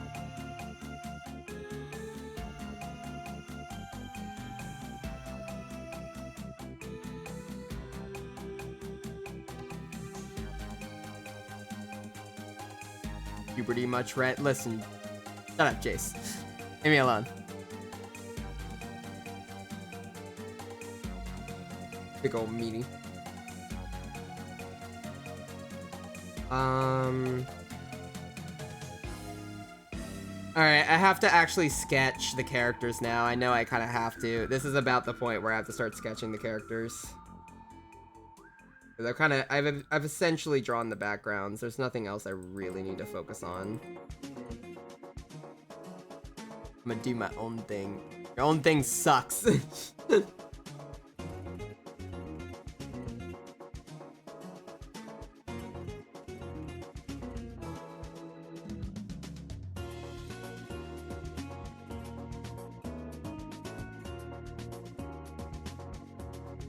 Definitely overthinking because I know there would be that one person to be like, actually the train is different than the one from this chapter. Talk about, yeah, that's mostly why.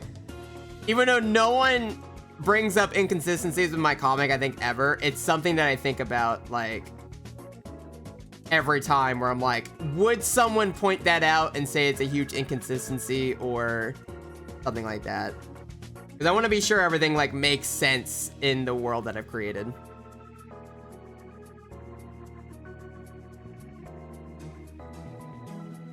Even if to some extent that is like a bit of overthinking. Yeah, I'm the sort of person that notices those things, honestly. Yeah, that's why like I want to be sure about it.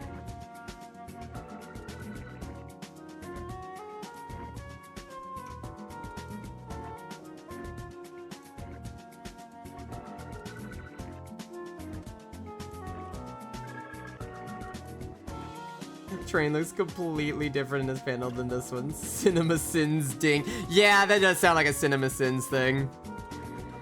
Oh my god.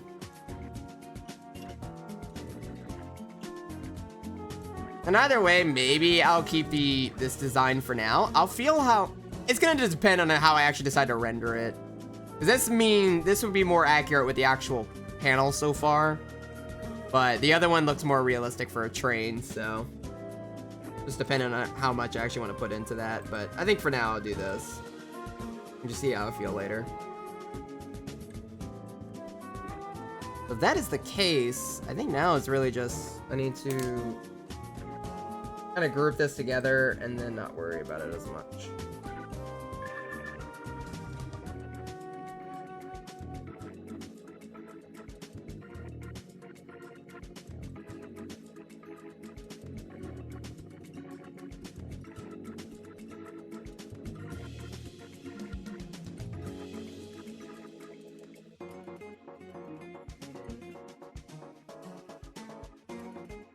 How did you get grouped in? Oh, there we go. To be honest, I kind of like the retro realistic one for the return trip. The smaller window makes it feel less open. Okay. Then if that is then yeah, I'll probably just keep that one then.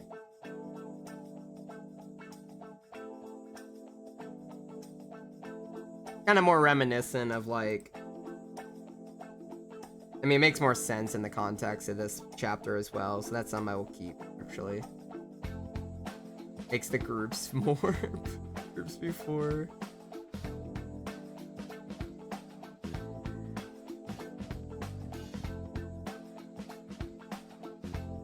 There we go. He is stopping around then.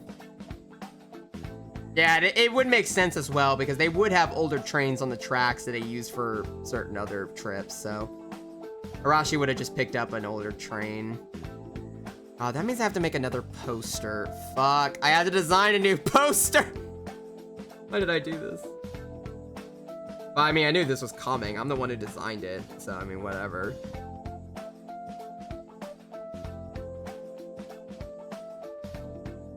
A poster that, like, barely anyone's gonna see anyway, so it's fine.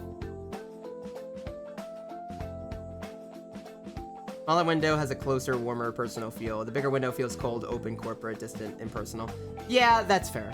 That's actually a really good way of looking at it. Thank you.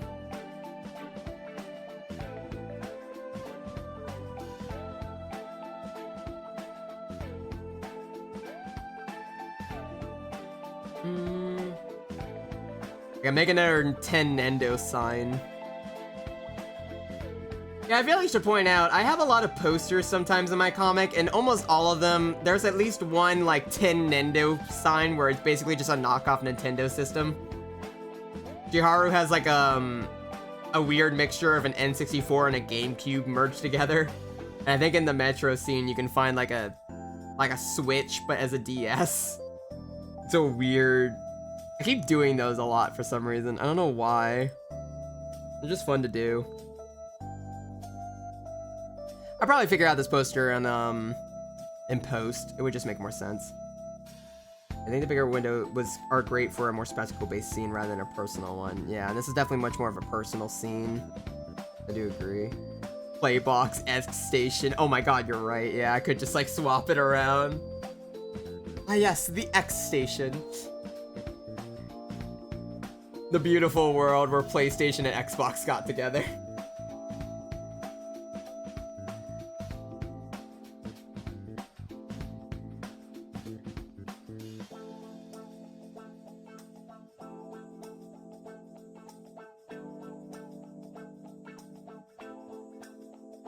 So I will probably focus on that at a different time. But for right now, I'm gonna focus on attempting to sketch a little bit for the characters because I have not done much of that.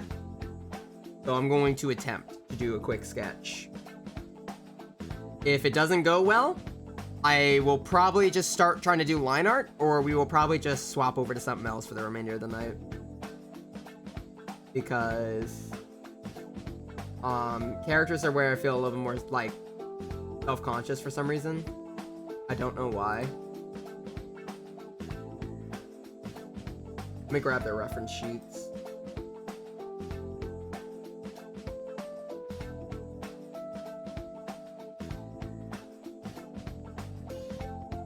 Sorry if this takes a sec.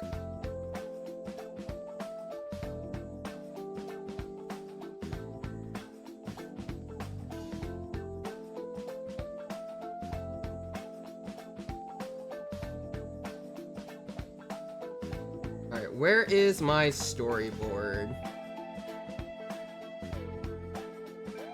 Right here.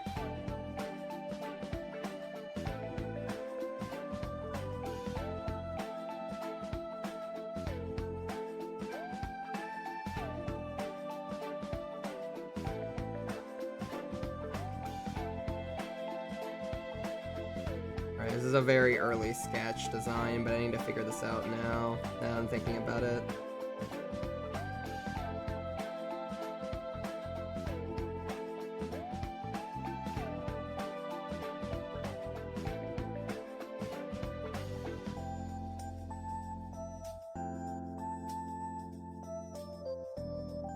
See, the plan and my hopeful mindset, right, is that I will at least have the sketches and everything ready for Thursday stream to either do line art or coloring. Because I'd like to render this page, like, fully.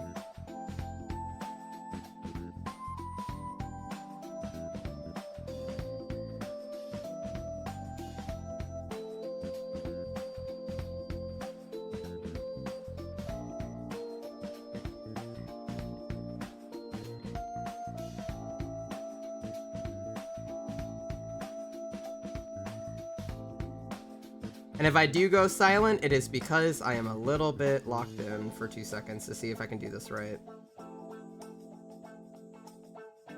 And I do apologize.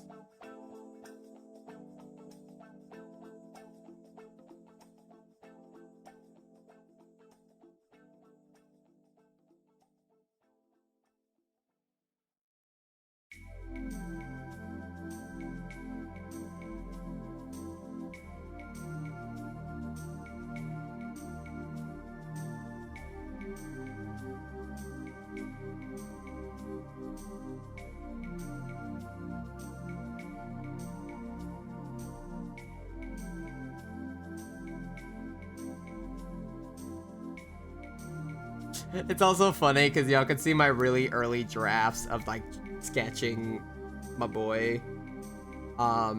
It usually does start out like this, where it's just like whatever this is till I get something that looks more correct.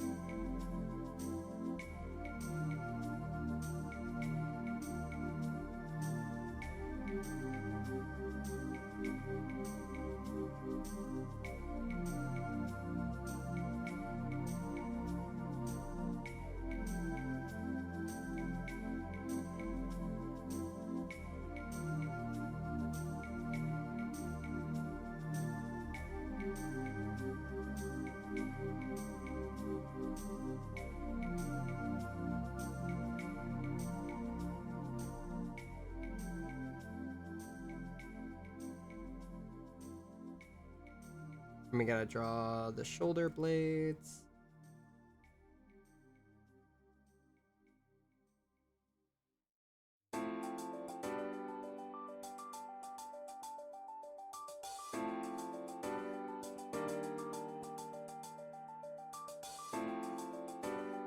I'm definitely gonna play around with the pose a lot more. Rashi is that one person that sits on the train and stares blankly. Yeah, he's not doing well. Bro's having a moment, all right. He's the one that, even then, like, he would be the one that just kind of is just chilling. He's just not sure how to respond on a train.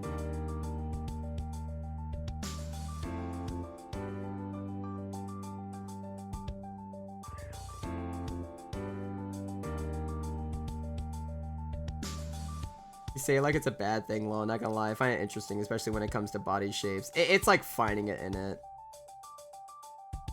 Ah, yes, the disassociation stare.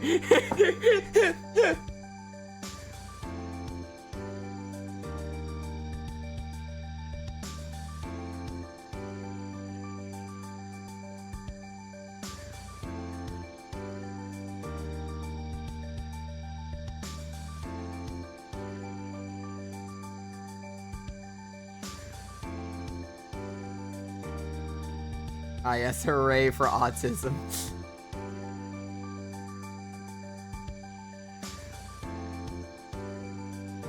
Also, I need to get ready for the gym in the morning. Bye, everyone. You have a great one, Ren. Thank you so much for stopping by once again. You're awesome.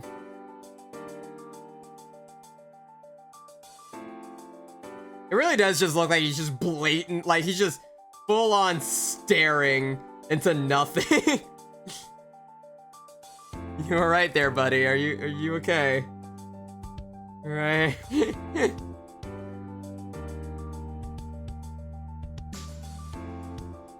Hey, buddy. Yeah, I should probably get to bed too. Good night, y'all. You have a great one, Thistle. Have a lovely night. Thank you for stopping by. Also, thank you for the follow.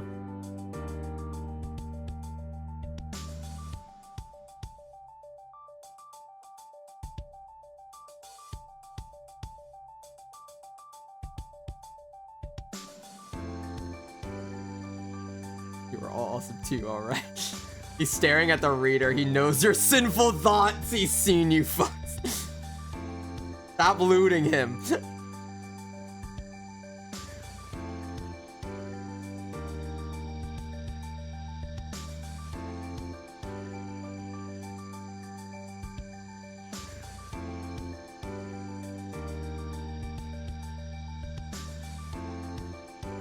Hold on. Also, every time I do a sketch like this, I always do their fucking dot eyes. I just like the dot eyes for like sketches. They're so fucking funny to put on before you get to a bigger product, if that makes sense. It's just like one of my favorite things to do.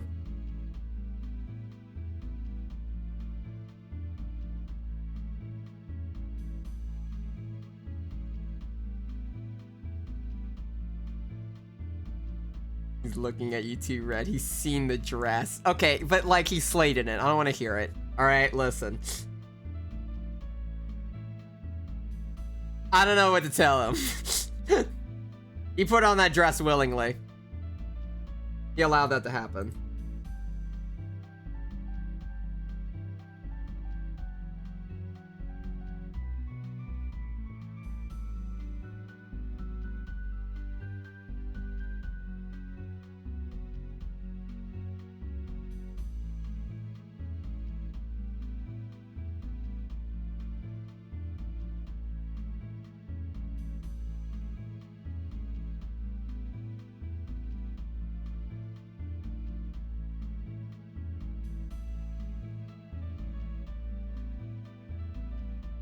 You can make it out that's a dragon, right? Probably. Close enough.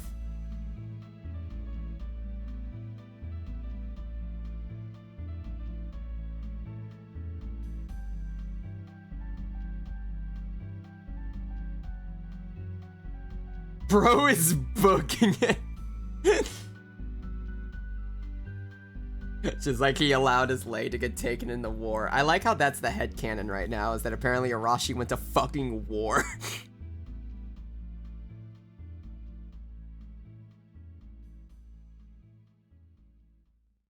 Close enough.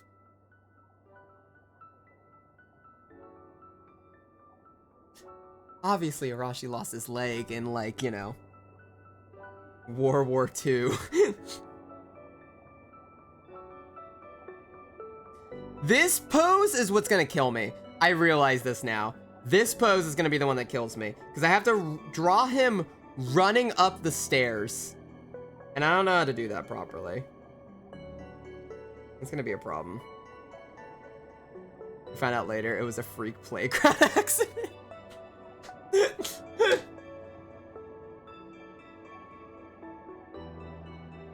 He got stuck on the monkey bars. Somehow his leg got stuck in it, and for some reason their only option was to amputate.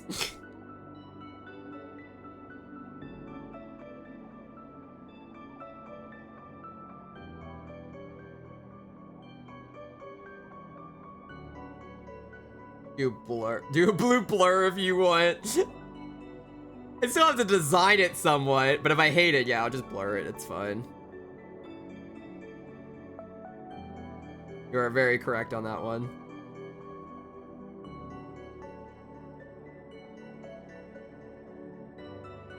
it's a little too big.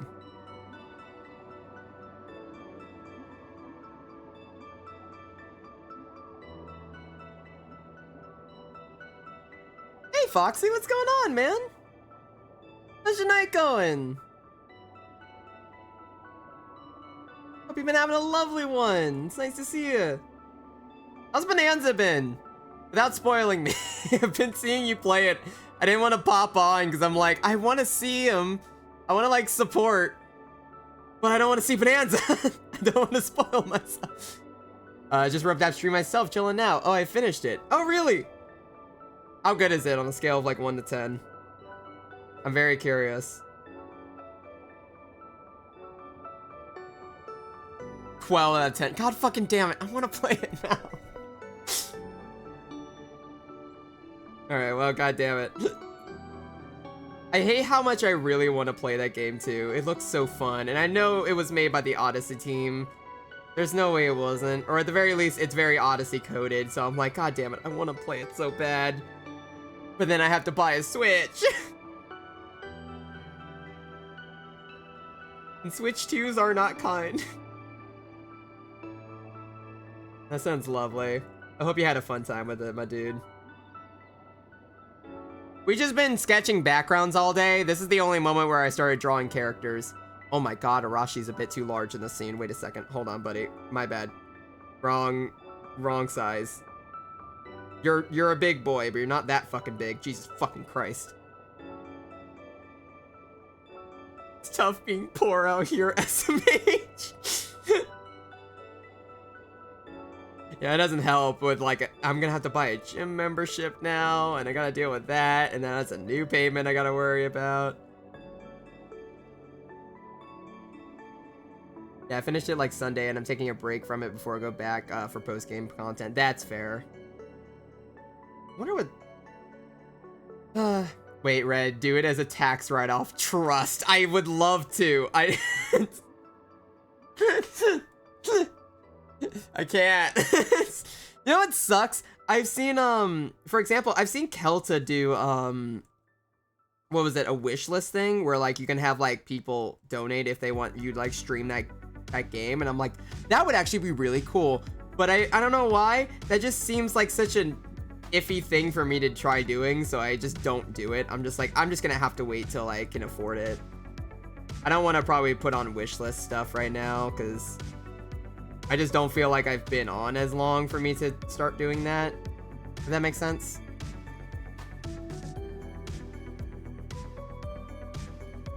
So I'll just work with it.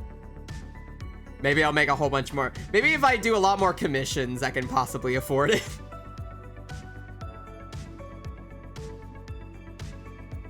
Who knows?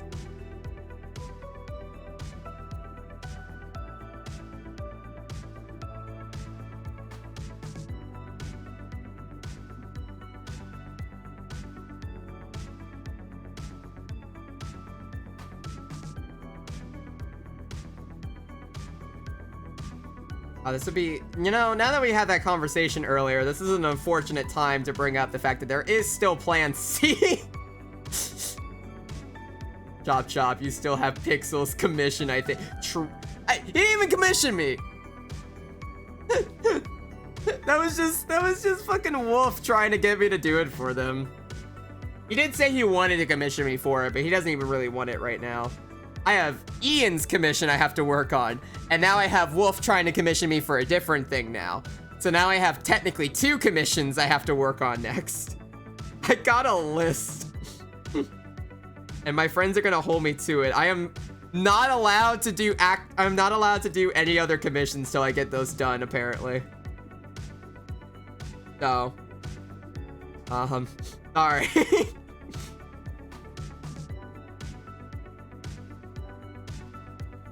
mean, I could do those. I might actually have enough, depending if I save up enough. It will bully you That's the problem. They've already bullied me relentlessly. What are you talking about? That's every day. It just means I do get to do it more.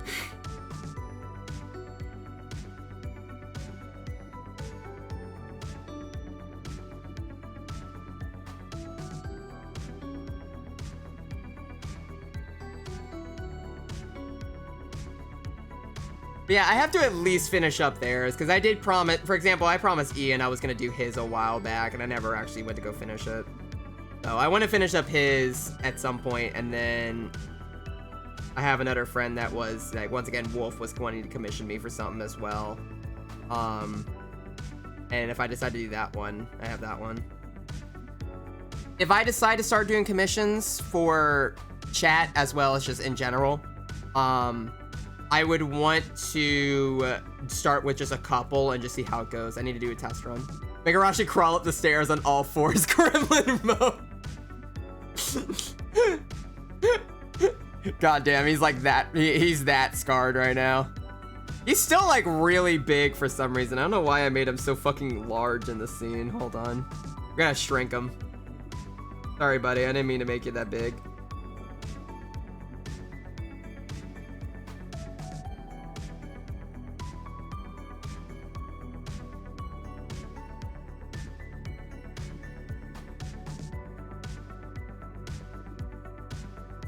Now, I imagine Jiharu goes gremlin mode. I don't know why. He seems more likely to do something like that. Without even a second thought. You could do the commissions on stream if that helped. That's what I would like to do. My plan is when I do open up commissions, I'm basically going to, when I'm doing it, I'm going to ask the person I'm commissioning if it is okay for me to stream the commission. Because obviously that helps me a lot more and I'm able to do art streams way easier.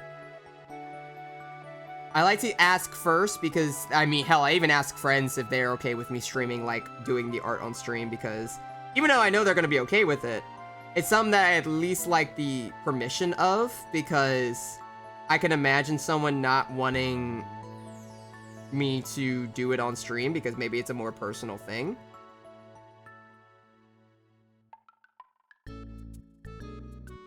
So, I want to be sure of that kind of stuff.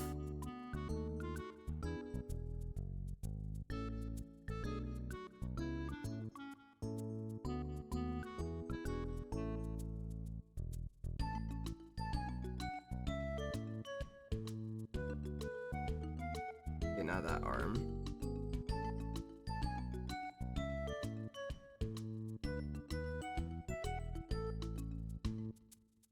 Should have asked just to be sure, yeah. Yeah, that's just kind of what I like to do. I do that for anyone, because I hate the thought process of doing it and then someone ended up, like, you know, not wanting that, which is very understandable. They didn't really know about it, so it's just something that takes some time. Alright, fair enough. You know what? Fair enough. Maybe I will drink. Damn you! No! Now I have to stretch. Fine. Alright, hold on.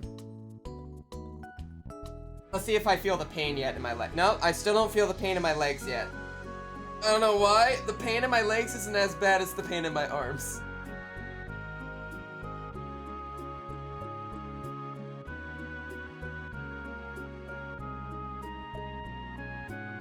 Like, my arms hurt pretty bad. Like, they're sore from yesterday, but like my legs have yet to kick in with the soreness.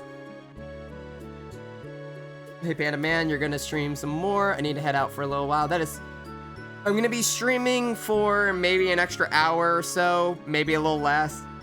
So it's kind of mixed.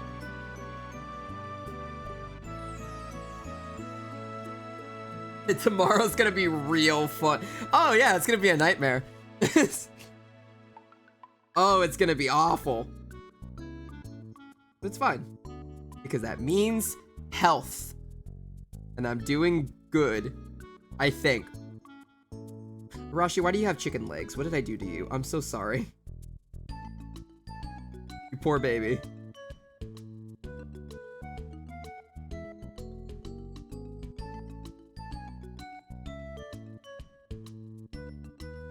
Yeah, the Panda Man will probably be going on for an extra hour to hour and like hour or half hour, roughly, somewhere around there.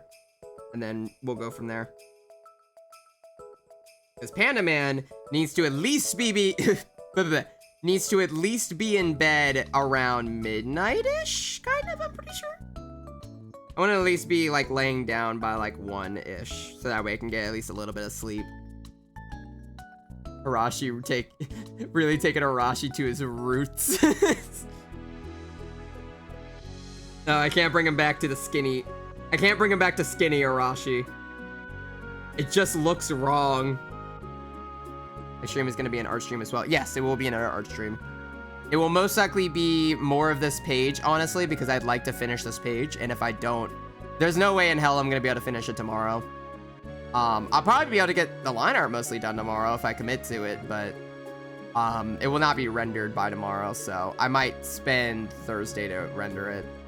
This is kind of just a nice way to help me get more into doing my pages more so I can get myself to actually fucking draw my pages.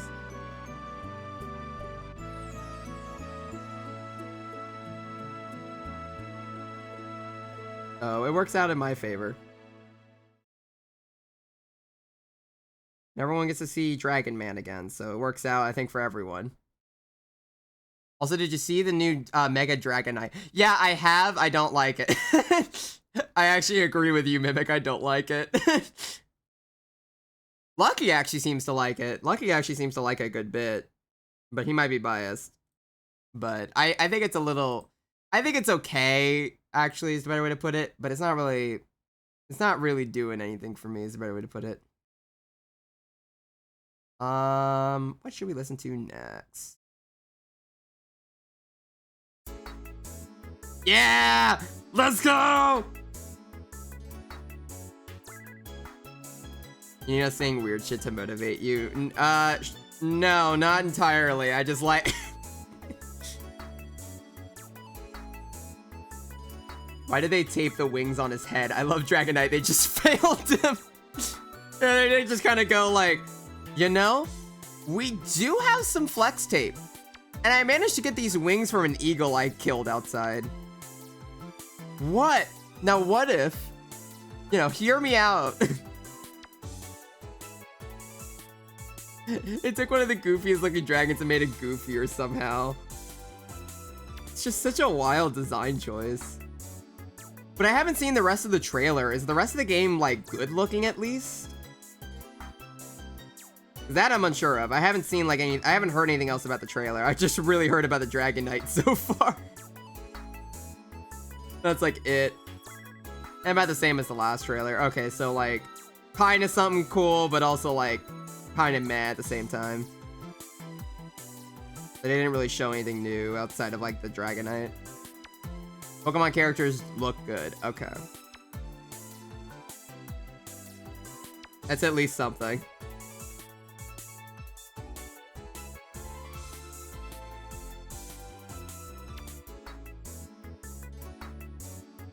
Okay, we're not doing that. We are not doing that hand. Oh my god, that's terrible. Alright, let me try that again. I mean, I could just keep the one hand here, but I kind of feel like he should have, like, another hand somewhere.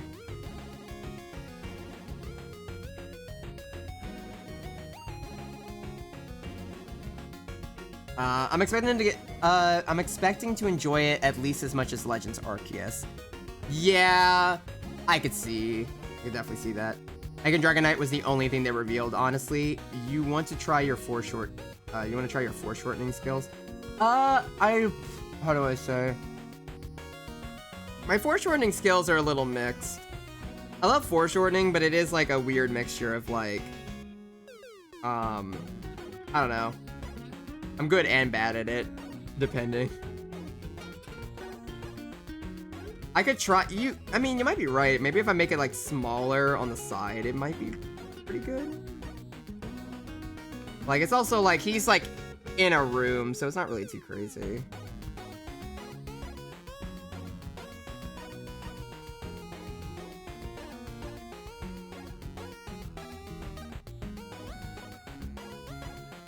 Oh, it was funny. I was talking to, Jonathan the night before.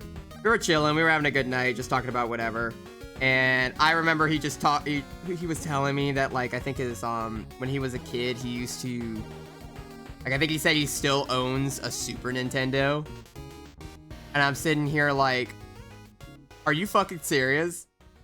That is like my childhood system. Where the fuck was it when we went on vacation up there? Oh, did he see the avatar? Yeah, I texted it to him the same day, and that made his day. It's also good because John was having a little bit of an iffy day at that point, and I thought that might cheer him up at least a little bit. I was so happy to see that he was like, he really loved it. It just made me happy to see. But I need to work more on that as well. But yeah, I texted that to him especially because he was, I pretty much sent it to him the second it popped in. And he loved it. But yeah, he has a Super Nintendo, and I immediately got mad at him because we went up to his house, like, I think, like, not even a couple months ago, and we're like, well, then where the fuck was it? Why didn't you bring the Super Nintendo? I would have killed for that. And he's like, you know what's even worse? It's like, I even have Donkey Kong. I'm like, you mean Donkey Kong Country, my fucking favorite Super Nintendo game that I played as a kid, and you fucking had that shit, and we never got to fucking play it? Your vacation is in May. It was around May when we went up. This motherfucker just had it. Like, or better yet, the better way to put it is, he used to have the Super Nintendo. It changed to, how do I say? He gave it to his partner's parents, or it was like, he brought it to his partner's parents' house and they play on it a good bit. And apparently, his partner's, like, mom plays on it all the time, but she only plays, like, Mario Bros. 3, I think he said. It was either Mario Bros. 2 or Mario Bros. 3. And she only plays the first, like, 3 worlds before she gets stuck and then just redoes it. And she refuses to play Donkey Kong because she doesn't like how it looks. And I'm like, you motherfucker.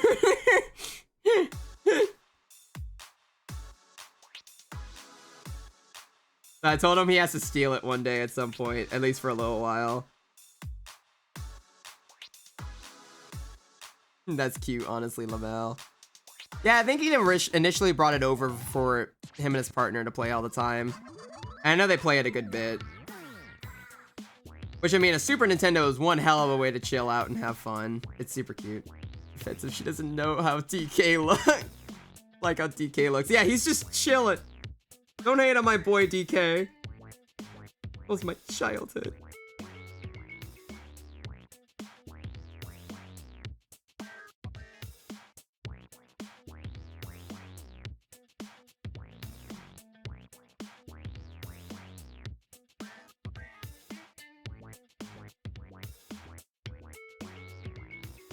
I never did finish Donkey Kong Country back in the day. Maybe I should stream that. That is something I actually want to stream myself. I'm not even gonna lie. I love Donkey Kong Country. I don't remember if... I don't think I really fully sat down and finished it, but I played most of the game. And I obviously know how it ends and everything like that. I've seen playthroughs of it. But I played that thing all the time. So I might honestly do that as well. I'm not gonna lie. I just love, I love DK Country. I love Donkey Kong. That's like literally, that's why I was so excited for Bonanza. I was like, dude, that'd be so fun. I remember playing some of the early levels myself, seen plenty of full playthroughs. The main one I always remember is the raining one. I always remember that one. That one was such a vibe for some reason. I just like that level. I think that's the level that made me really like Rain for some reason. I've always really liked Rain. I don't know why that level would be the one that really got me to like Rain a lot more, but it kind of was. Kind of funny.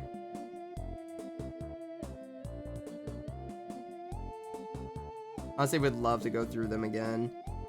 Dude, I love all of them. DK game I played the most of is the Game Boy Donkey Kong 64. Or Donkey Kong. Wait, there was a Game Boy Donkey Kong? You mean the Game Boy Donkey Kong Country? I don't think 64 was on the Game Boy. Unless that's 94, which I didn't even know that was a thing.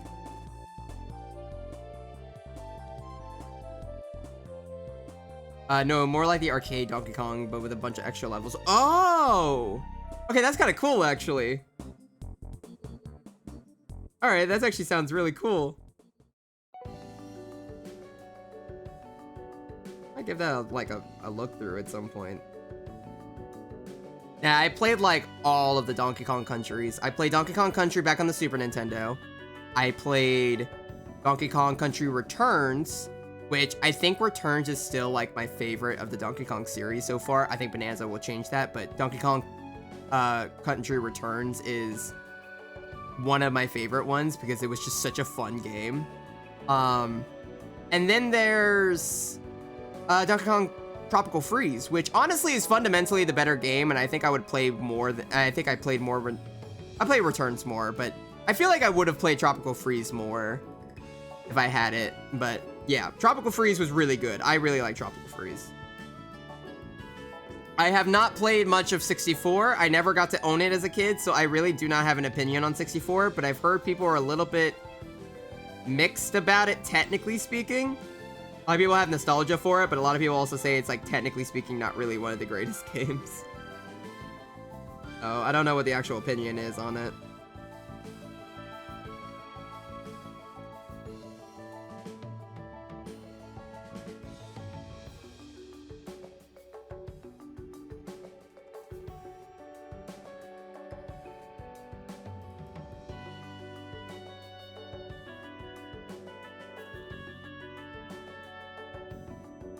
I think DKC Returns is my favorite because it was the one that first got me into DK.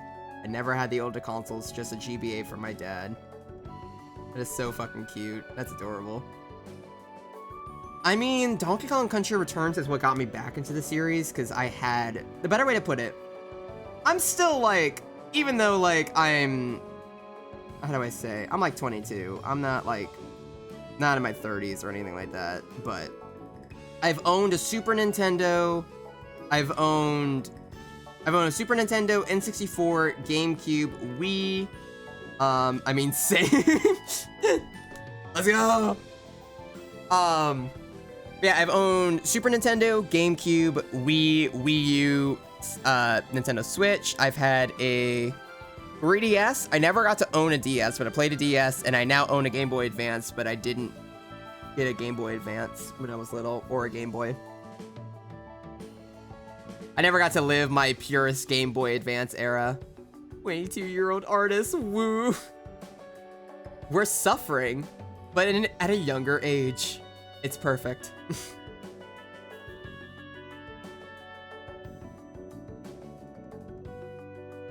Like speedrunning carpal tunnel.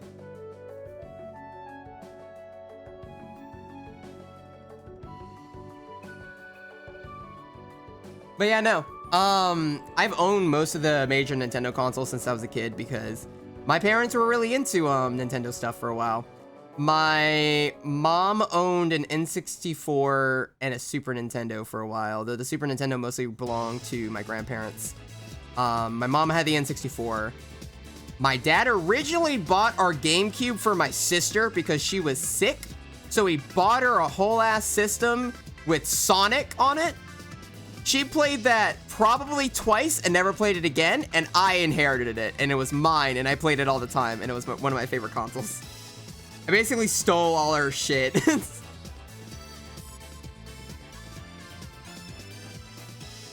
God, was she dying, Lamau? I don't know. That's a good question.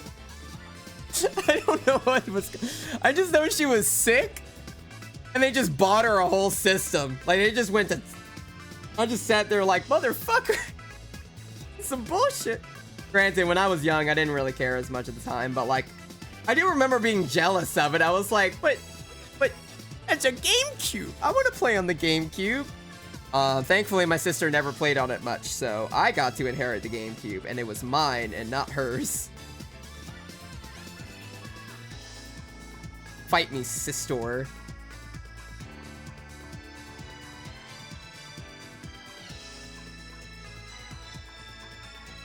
Yeah, no. So I also technically own 2 GameCubes as well, is the better way to put it. I own 2 different full GameCubes for some reason.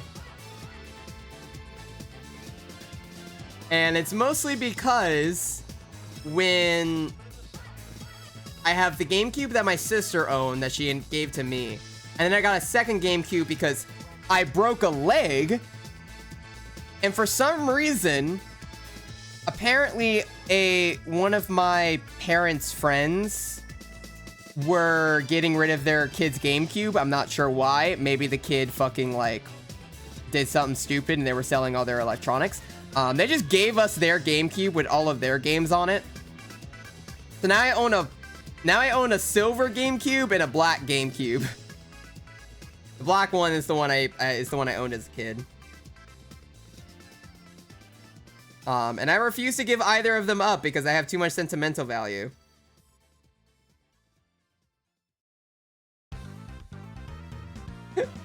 I remember Jace before asking like if he can have one of my GameCubes, and I'm like, I would, but like I've had them for all of my life and I hold too much attachment to them. I don't want to get rid of either. I'm a little bit of a hoarder in that way.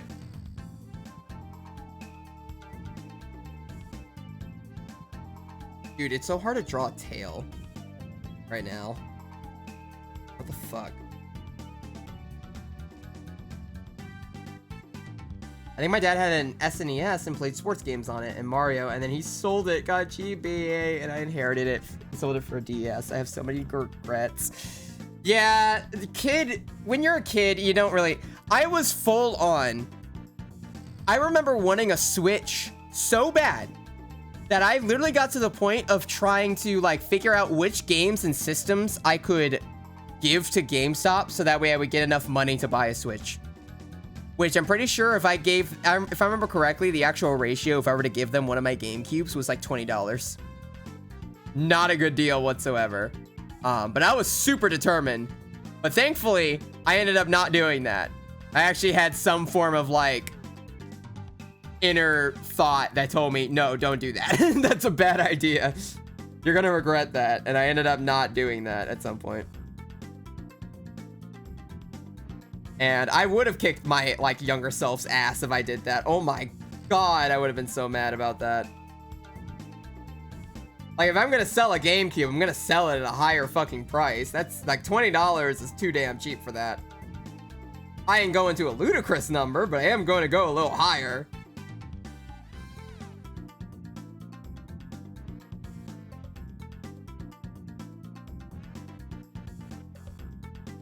That was me in my early childhood. Oh my god, I always saved allowance and looked up the value of the games I had. Yeah, it's just a very bad thought process. I just came back and the first thing I hear is I would kick my younger self's ass. Yeah, I was talking about how whenever I was a kid, I literally got to the point to where I wanted to Switch so bad that I was trying to sell my old systems and games to GameStop, where I think a GameCube would sell for 20 bucks. And thankfully I didn't do that, but if I did, I would have had words for my younger self. I would have gotten a time machine just to kick my own self's ass. Because fuck that shit. What do you mean?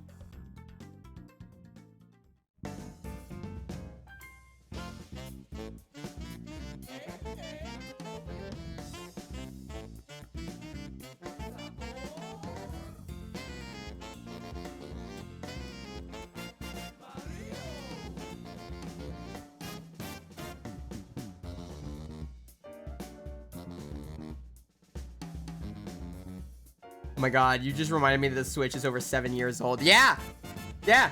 The Switch came out in 2017. It is a full 7 years old. Take it in.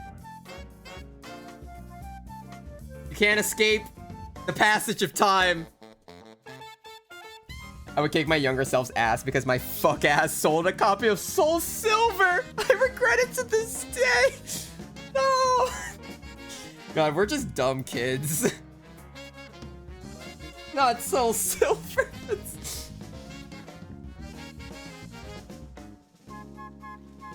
And I have to like answer to like, why would you beat up a child? Sir, that was me as a child. I'm beating him up because he's a dumbass. It's for the good of the future. A broken rib cage is not as bad in the long run. Your rib cage will heal.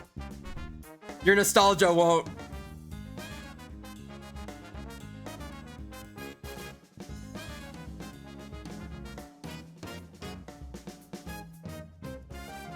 First of all, it was all for black and white. Not a bad game, but I love Soul Silver so much more. No! I mean, I remember all the games I sold. I remember I had like a big old list of like movie games, and also specifically one that was a Barbie like wizard game thing on the Wii. And I remember that so vividly, and I don't regret getting rid of it. No, it wasn't Barbie. It was like Disney Princess something. Not the worst game, but it wasn't really the best game either.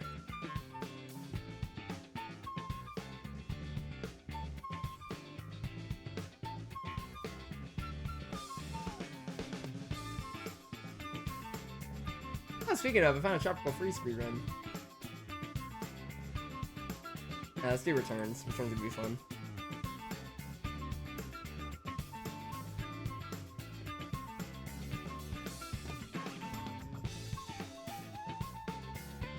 Disney Princess Wizard Wii game stream when?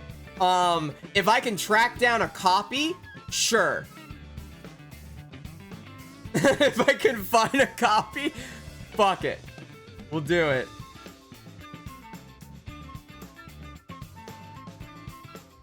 God, I love Back to the Future. I'm taking a trip down memory lane, my god. Back to the Future, except you have to stop yourself from beating yourself up as a child because it'll lead to the end of the world or something. I mean, it would be better that way. Might as well speedrun it a little bit. Fuck it. The end of the world isn't as cool as I thought it would be. I want to, like, spice this shit up. Like, I want to have, like... I want us to go out with, like, an evil villain plan or some shit. Like, a giant, like, fun evil villain. Not our current evil villains.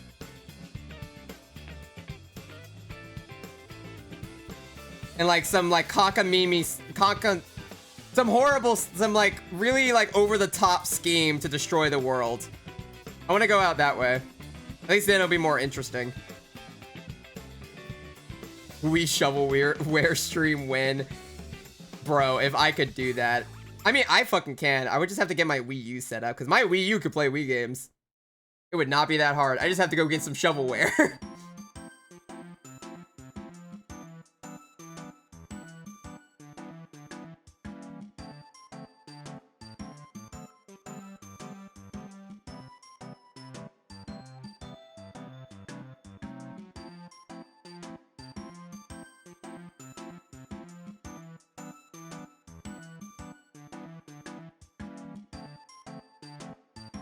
Why am I putting detail on Arashi's back? You can't really see the spike. Well, I mean, his spikes are supposed to show up, actually, through his shirt. I keep forgetting to put those. That is an inconsistency mistake. I also put a little bit too much detail on the gluteus maximus while I was trying to figure out the tail. Because I had to figure out which way the legs were bending. It's my own fault.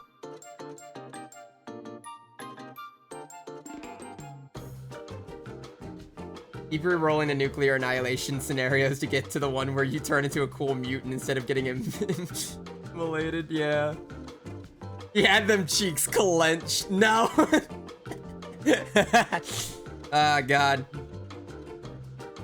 Bro was running.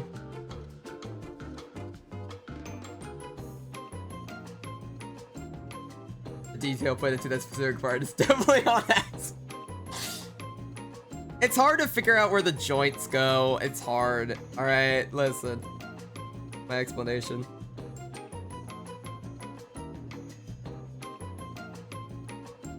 For perfectly Christian means. How dare you?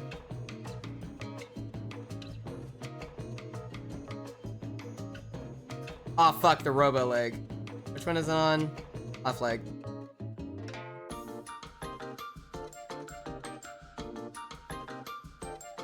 I mean, I had to remember this more whenever I actually draw it, but yeah.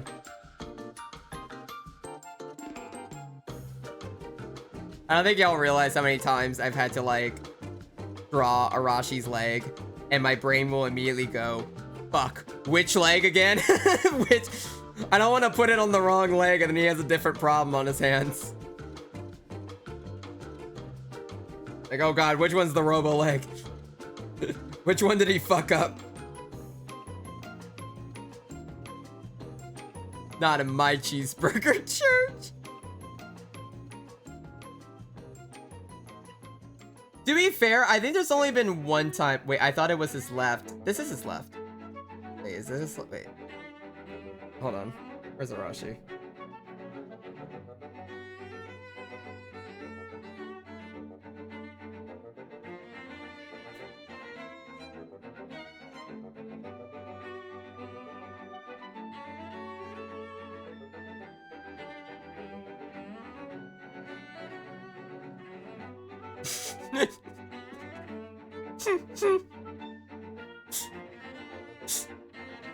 Good eye. Very good eye.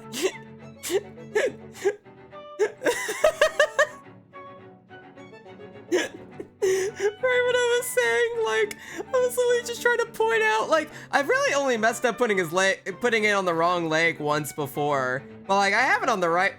No, it's not the right one. It's the left one. I got my left and rights mixed up. I was literally just talking about how I was like, I have to remember it sometimes, and immediately I went for the wrong leg. God fucking damn it. Thank you. Ah, god damn it. I had to pull up a picture because I'm like, wait, which leg is it on again? I forget. You are indeed right. It's on the left. The silent undos. I think it spoke enough. Oh my god. Alright, well, good. Thank you for the catch. That helped. Cool.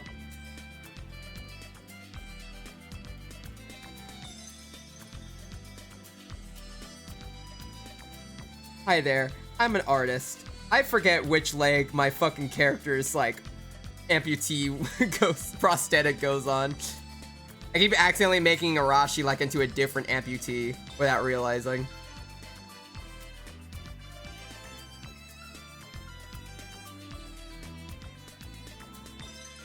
That's the kind of guy who has to do the hand thing to remember his left and right.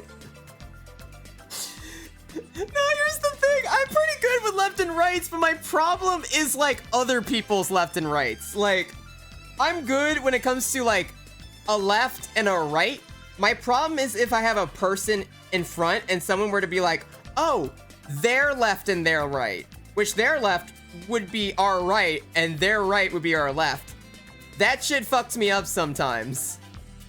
So because of that, whenever I think, oh, his left leg, my brain goes, oh, if it's his left leg, it would be the opposite leg than I think, or whatever. I don't know how the fuck I thought this was the left leg. That's the right leg. I don't even know how that happened. But I do get it fucked up when it's like he's standing in front and this is like, his legs are like this. And I have to remember which one is what. Because I'll think it's left and I'll think it's this one and not this one. I do get my east and west mixed up though a lot. It's like how I kept misgendering my own D and D NPC. They were a they, them, and I kept saying she. Like, damn, I created the character. What the fuck? You just forget sometimes. Shit's hard, alright? Look. Overthinking your way into getting the wrong leg is so real. Like every other time I get his leg right. I don't think I've ever gotten his leg wrong in any of the comic panels or in most drawings. There is only, I think, one time I've ever gotten it wrong. And which one was it? Was it the dress? I don't remember. No, the dress is on the right. Is on the correct leg. It was... God, I don't even remember which one it was. There's one that was on the wrong leg.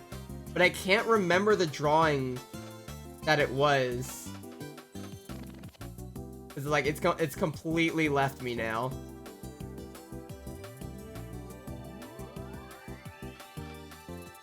Oh, never mind, I found it. Never mind, I found it. It was this one. Y'all ready to see one of the oldest drawings I've made? These are really old. I just want to say, also we've seen your Sea of Thieves streams. We know of the infamous Listen. Leave me alone. I don't know why I get my east and west mixed up.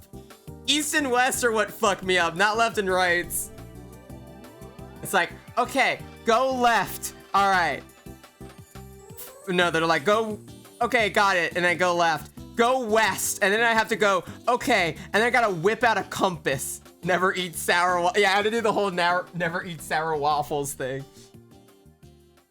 I've been doing it ever since I was in school. Every single time. It's like, fuck, never eat sour waffles. It's that way. It's, I literally like think to myself in my brain, like, never, which way is west? Never eat sour, well, it's that way. That way. I did it. It's like very dumb. East and west is easy though, because it spells we. Fuck, you're right. That actually would be easier to think of it as. I'm never gonna catch on. I'm not that smart. That's too much information for my brain.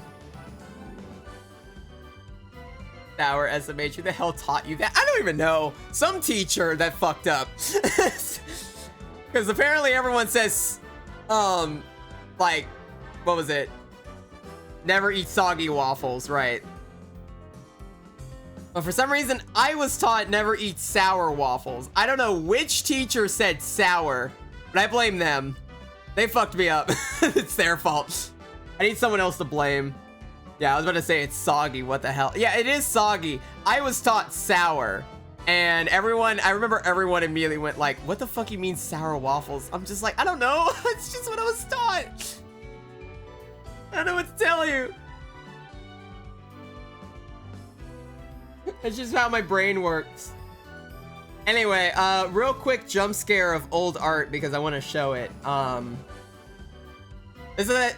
This is on the wrong layer. This is one of the oldest drawings that I have where it's very clear the legs on the wrong fucking foot.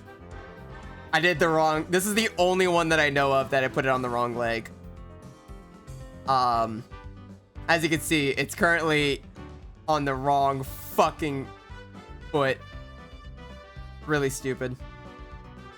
This is also the one that inspired the TikTok, by the way back when. I remember I made a TikTok about it. I found out that day he had an original experience. Listen. I don't need this. I'm a smart boy. I remember you throwing this. Yeah, I think I did before. But yeah, this is the one where I got the wrong leg. It's on the right one. I remember figuring this out after I made it, and I was like, fuck.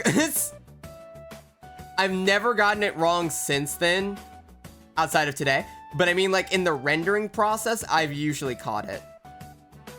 Much love. Nah, I know, you're good. I know you're joking. That's perfectly understandable. But yeah, that was definitely, I definitely messed it. How do I say? I have never gotten it wrong in the rendering process without catching it first, usually. That was the only time I've ever had to get to the render and noticed it. I'm usually pretty good about catching it before it goes out.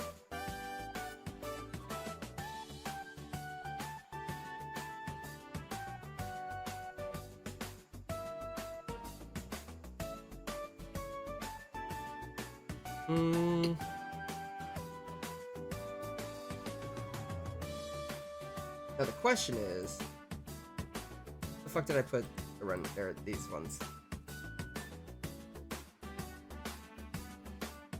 Ah, fuck. I forgot I have another character here, and I forgot what I was gonna design him as. Damn it. I should have made this NPC. I should have designed an NPC. Ah, not smart. I forgot to design an NPC. Maybe I should just roll. Maybe I should just do a wheel. I should just get a wheel and see what type of character, which race I make this character.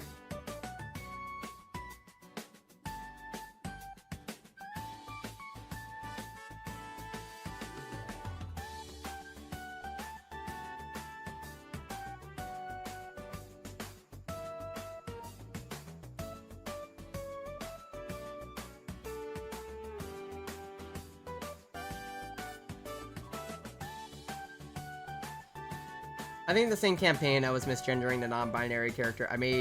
I switched the race of one of the companion characters I made from a halfling to a gnome. In the same arc too, I was losing my shit. Yeah, that would get confusing after a while, yeah. That really would, like, fuck you up. Now, that's perfectly understandable. Randomize all the D&D races, Lamau. Yeah, just get a fucking... I should just get all my races and just put it in a wheel.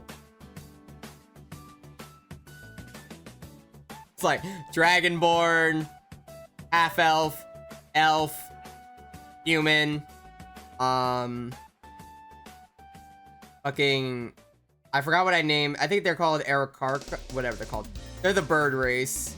Although, to be fair, in my comic, they're practically just more Rito at this point. I had a Tanuki race. I had birds, yeah. Bird race. I won't lie, I can't remember the names of most of the races. I just decided, I think all...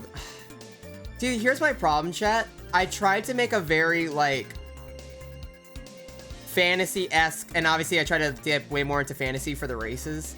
A lot of the races are in fact animalistic, so I think I might have went too I think my furry came out way more than anything. My furry came out a little far. Arakarka, or just Rito, honestly. I can never pronounce the name of that. Yeah, they are just basically Rito.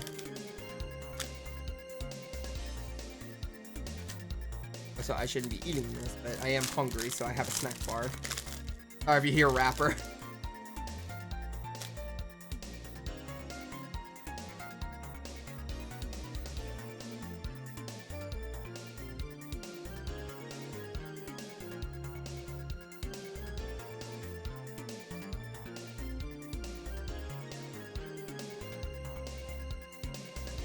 Here's the problem, because I have to remember which specific races I've used before and haven't used.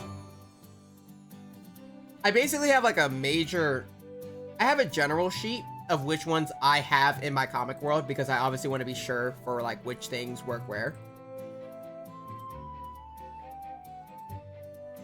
But I think the main ones I've really ever shown off are the bird race, dragons, Jiharu's race, which is wolfkin, humans, half elves, I haven't really shown full elves yet, but elves do exist.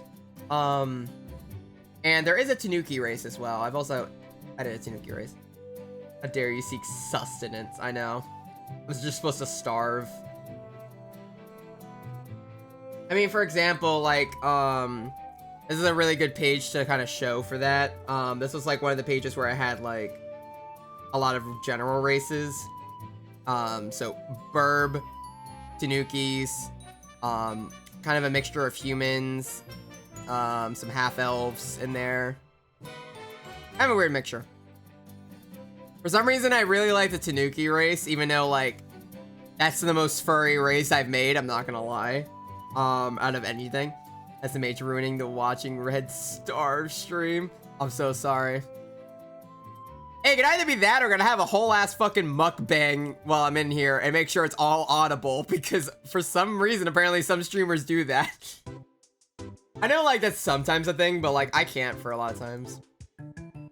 Love the Tanuki race, too. I just like, more unique races, but I'm trying to make sure I have a fine line between fantasy races and not just basically furry races. I have a lot of furry characters, obviously, but I want to make sure there's a nice line to where it feels more balanced and it's not like overwhelmingly just animal characters, if that makes sense.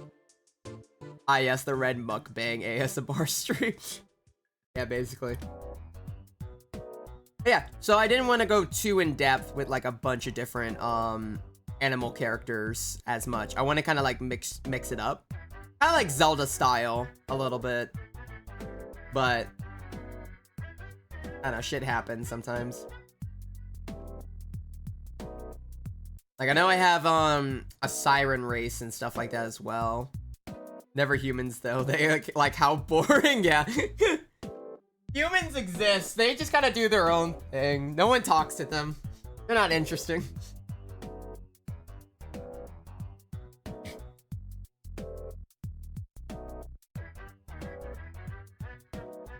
Yeah, and then this fucking city is also supposed to be like very culturally diverse because it's like it's one of the more culturally diverse cities, whatever. So there's a lot more. My city is very culturally diverse, and there's a reason why I bring that up, and it's just because of the whole reason of I have to include a lot of other races from time to time because of how many other, like how diverse I need to show the city. I need to show like all the other major races that are around. So there are lizard folk, dragonborn, bird race, tanuki race, humans, half elves, all that stuff. There's sometimes the sirens and stuff like that, but sirens and mermaids are kind of still stuck in the water. They kind of have their own culture. For whatever reason.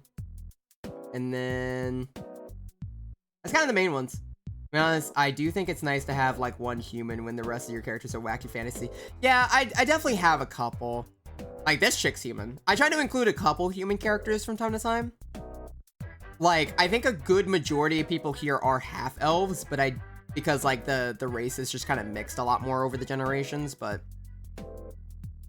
right now they're kind of like a weird mixture. It's really hard to tell because most of the time like their ears are covered, but you can tell like this girl has some pointed ears or whatever. But yeah. For some reason I've always had Daisy as like fucking whatever. Daisy's always just been half elf in my book.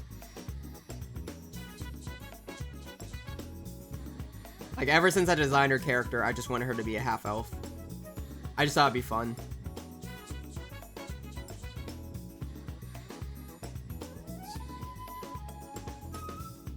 I guess I could do a Tanuki if I wanted to. But Tanukis aren't really from here as much. Like, they're definitely either more visiting or they maybe are living here. I mean, I could do a Tanuki race again. Oh yeah, I also have a snake race. I forgot about that. There is one of the snake people races. I forgot about that one. I don't even remember where I put him. Where's Snake Boy? Yeah, this dude. Yeah, we have snake eyes. They're just doing their own thing.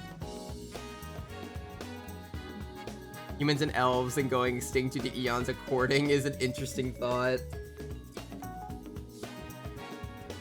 Yeah, I like to think that the way I have it is that kind of in my world for the most part. They've essentially kind of merged a little bit over the generations. Yeah, Wanti, that's what they're called. I completely forgot the name. Yeah, you can have them be more human with like a snake tail. I like the ones that are actually snakes because I'm a furry. But other than that, yeah. Oh yeah, and here are some of the other races. I forgot I also had Tabaxi as well. I don't know why, I really like the owl. I like the bird races. The bird ones are my favorite. They're super fun to draw sometimes.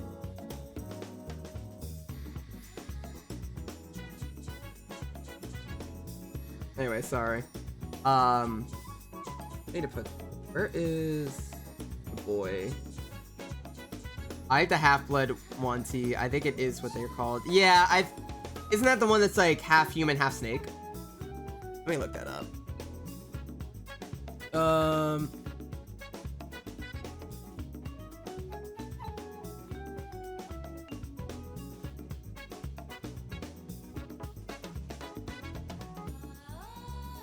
Oh, wait, is that the one that's like... Is it the one that's snake head and like human body? That kind of reminds me of a Lizalfos. Or maybe it's like the actual like human with like lizard scales. That could also be one. I think it could be either combo. That's fair.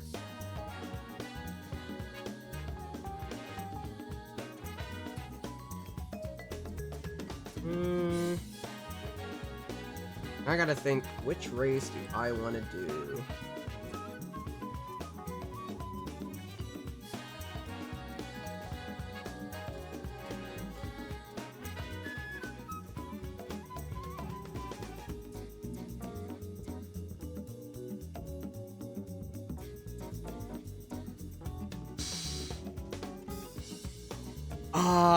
I actually want to...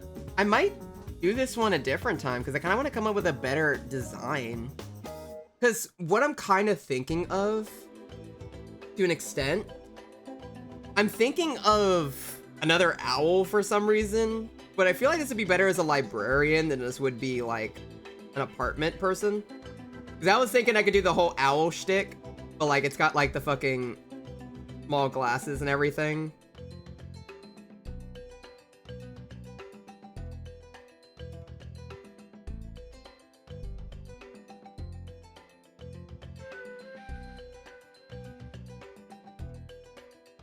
I don't know a better way to put it.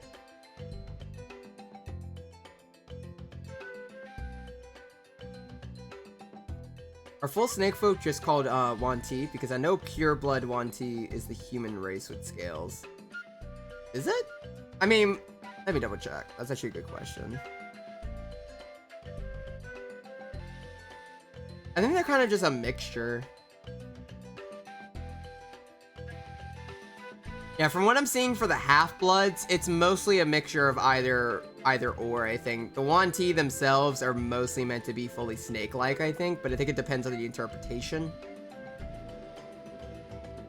Or maybe they could just swap between. Could also be a thing. You do a halfling or a gnome. That is true. I haven't done too many of those.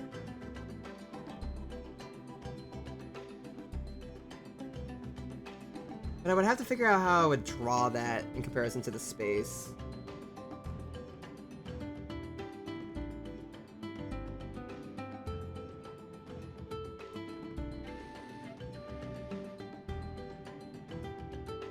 Because I feel like if that was the case, maybe the counter... I feel like the counter would have to be a little lower then if I were to do halfling, though. Not meaning to be anything else with that, but like I'd imagine if like they own the apartment complex, they would probably like want things to be a little smaller. Like seeing smaller races behind desks sitting on stools and shit. That is true. Yeah, I am getting the idea of like a small character kind of for an apartment owner. I feel like that'd be cute. I mean, maybe. I mean, I could definitely see a halfling like grabbing a stool and just chilling. That or maybe like a small lizard. Or go back to the Tanuki again. I'm sorry, this is my background process. This is what happens. I like think about it like 30 million times. Yeah, the person would make a step stool Edna mode. Yeah, they could.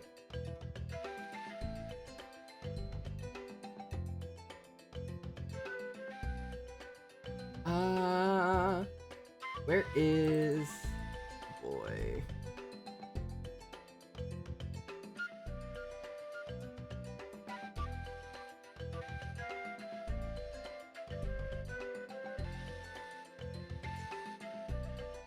I can't remember where I put the Tanukis. I think for now I might do a Tanuki and I'll just see how I feel about it. Although... Alright, let me look up a halfling. Let me see if I can do a halfling. That might be nice. Halfling. Yeah, because I do actually really like the designs of halflings. They're really cute. Also just a really cool race.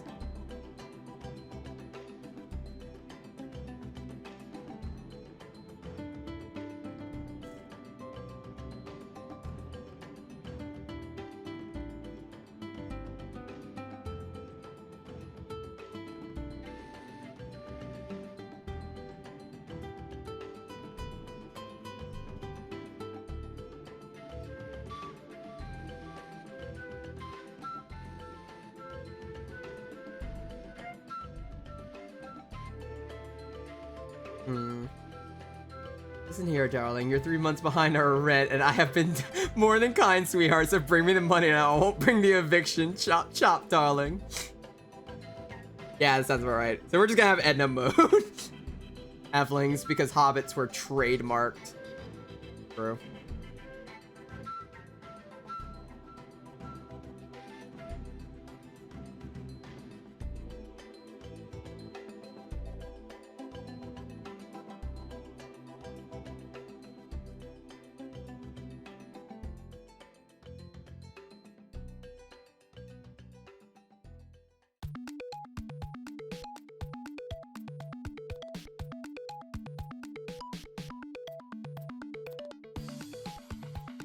You need like a little bit of a rounder face, because like it still needs to be kind of like actually indented like a person, but it also needs to like kind of be a little more rounded to better equate for, if that makes sense.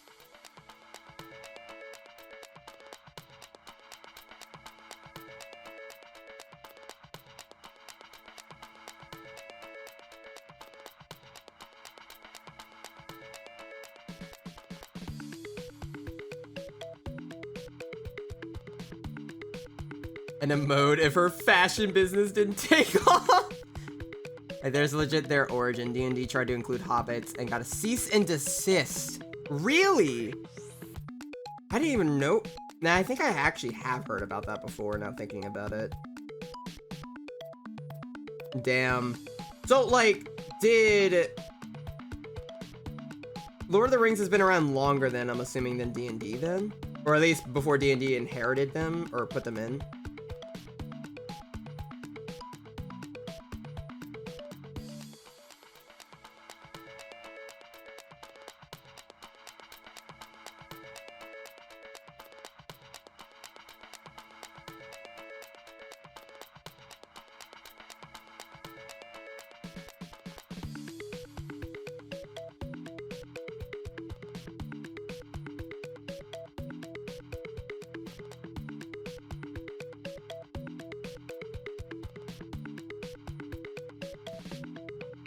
Hmm.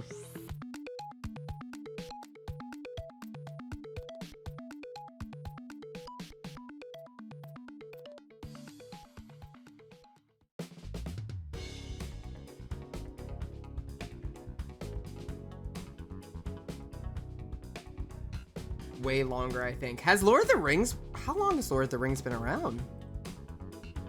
I know it's old, but... Let me see. How long has Lord of the Rings been around? You can probably hear my keyboard clacking. I have a very clacky keyboard. 1954 to 1955. Jesus. Oh, it's been around a while. Okay, how long has D&D been around?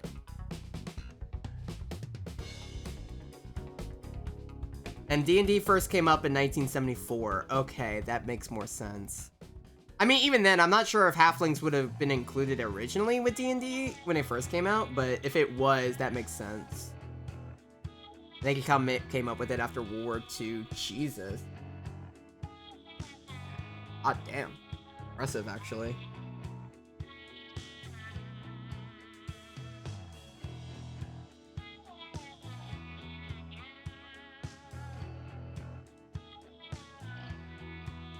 Yeah, I honestly didn't know that. Jesus. I didn't know it was around for 50 whole years. Jesus.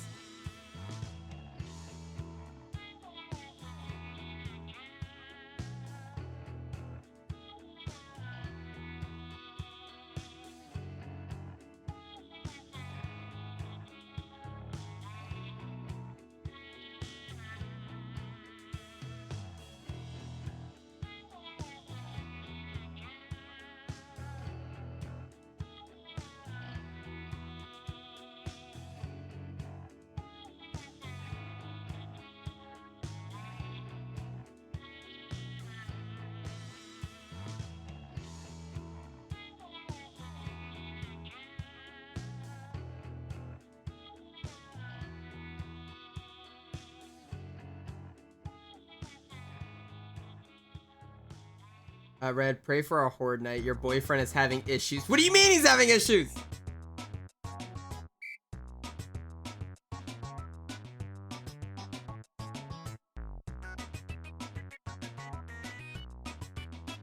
What is Jonathan doing?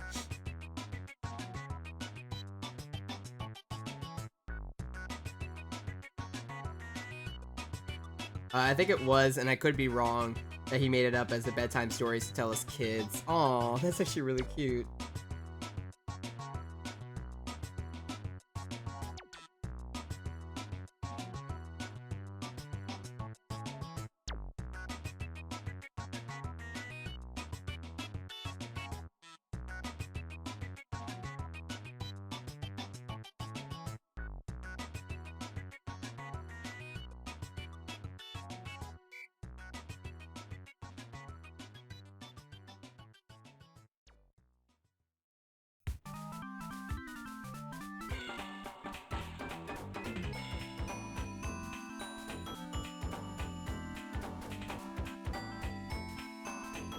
How did Johnny become your boyfriend again? Do I need to redeem a red story for that? Yeah, okay, so basically, this is like a joke between like me and Jonathan a lot, but also like I do this with a lot with my friends.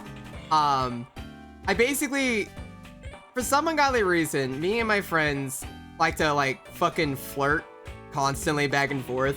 I'm the only one that's actually gay, and I do it all the time with Jonathan. And for some reason, this has just become our friendship. And it's really funny because Jonathan, basically the best way to put it, Jonathan is obviously straight. But he's a very zesty straight, is the better way to put it. And I just like messing around with him a lot. It's just really fun. I don't know how that became like a core part of our friendship, but it did. Like, Jonathan's partner, who I'm actually really good friends with, we do that.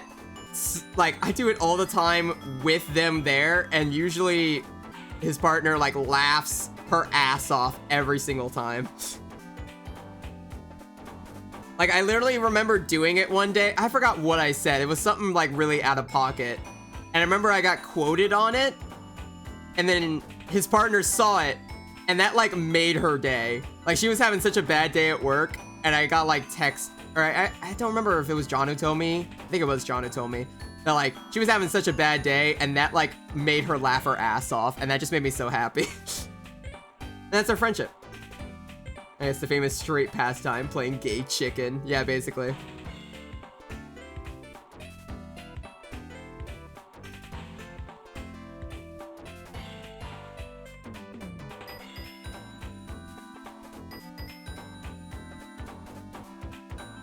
Yeah, so for some reason that's just become a part of our group. Like, for some ungodly reason, I keep calling Jonathan baby girl every 3 seconds. He's in my phone as baby girl. I just want to point that out to chat. I have Jonathan in my phone as just simply baby girl. And his partner has seen it. And she laughed her ass off. Like, she didn't believe him. I think he told her about it, and he's like, no, there's no way. And I remember texting her, and I'm like, I sent her a picture of the contact, and I'm like, just so you're aware, he's right. I do have him as in my phone as baby girl. And she was like, that's fucking hilarious.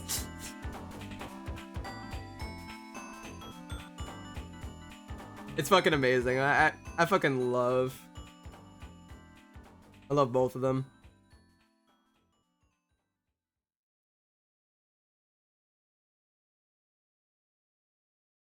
Did the music end? Don't you dare. Oh, you're just taking a while. There you go. But anyway, yeah, I like to mess around with that a lot. Like, that's literally the core of our friendship. Me and Chris also do it a lot too. I've done it to me and Chris do it a lot back and forth. It's like, for some ungodly reason, it doesn't matter the friend group. You're just always gay. You're always like all gay for no reason. Even if you're not. Red Steel your man Pyro.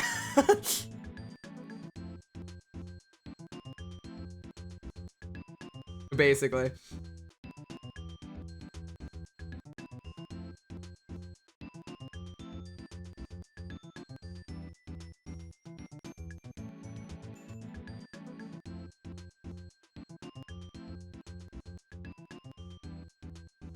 Yeah, no, I like,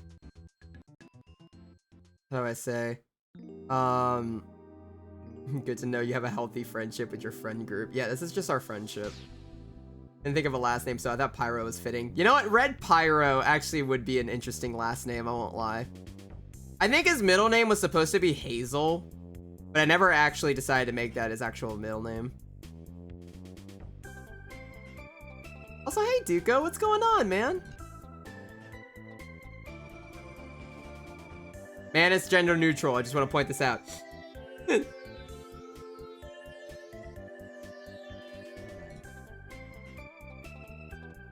At least to me.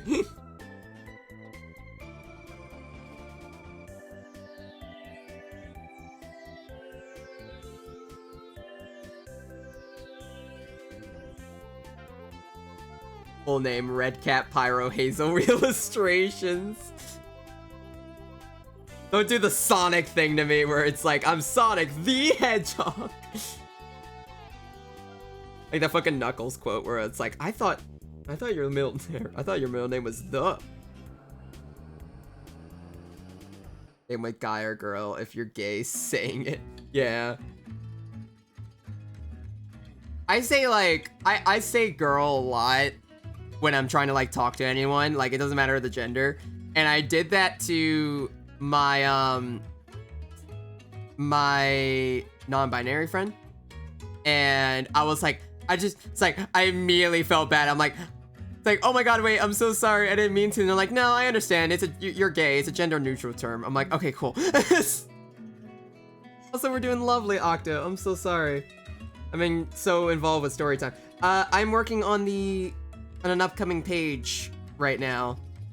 Mostly working on backgrounds and basic sketching. We're finally getting back into comic stuff again after all this fucking time. I know it's been a while. I hope your night's going well. I hope it's been lovely. No, it's okay, you're gay. It's iconic. Yeah, it is iconic, yeah. Yeah, here it is. Don't mind Arashi looking out into nothing right now in the top panel. That's something else. We were mostly doing background work for most of the stream. I mostly just been trying to get better with detailing the backgrounds and whatnot. But I decided to do some basic sketching today because I thought it'd be a good idea. Jack got to see a little bit of my background processes. But I'm trying to design a cute little character right now and seeing what I can do with her. But you...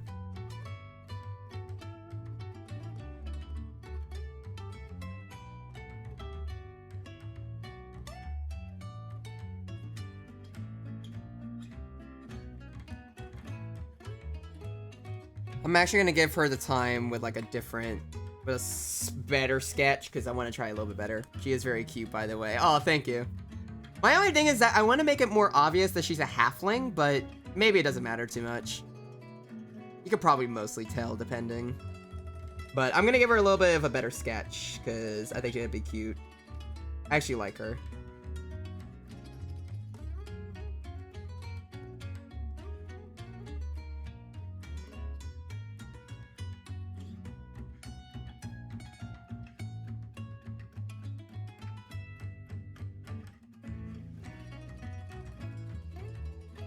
Oh yeah, the Sonic Boom quote, forget the word used is my middle name. I thought your middle name was the.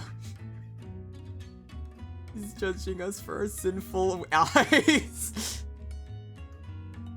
Yeah, the Sonic Boom series was really good. By the way, chat, I'm sorry for reading chat into reverse. I keep reading the earliest one by accident and not reading the older ones. And then I just go through it and I'm like, wait. Wait a second.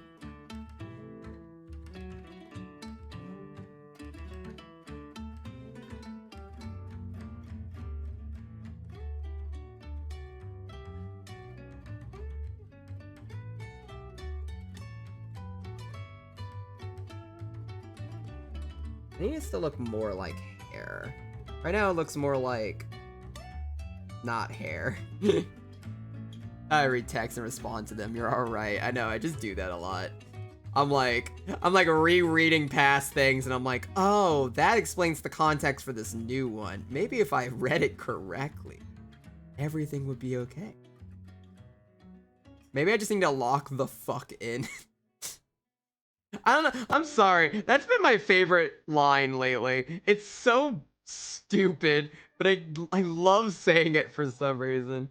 Everyone hates me when I say it, which is valid. It's just been my favorite thing to like shout out. I keep doing it to Chris. Lock the fuck in, Red. Like, goddamn. Exactly.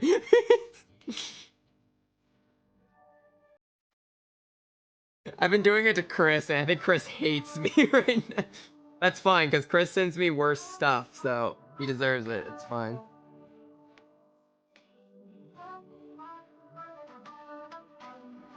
When I was younger, I didn't like the Sonic Boom cartoon, and now I think it's hilarious. Yeah, there's definitely a lot of good writing put in the Sonic Boom cartoon. I didn't really like the art style. And I still don't necessarily think it's the best, but I mean, the writing is fucking beautiful. You should not pass up that show because of the fucking, the more limited 3D assets. It looks really good. Or, like, it's a really good written show. What? Lock the fuck in? It just means, like, actually get into it, or, like, focus, better way to put it. Like what a lot of people would say when they're, like, getting into a game. Now, locking it is a great, especially when I think of it in terms of an animation, like a cartoony style, suddenly shifting into a hyper-realistic one when they lock it. Yeah, I'm waiting for the day that I can somehow do that.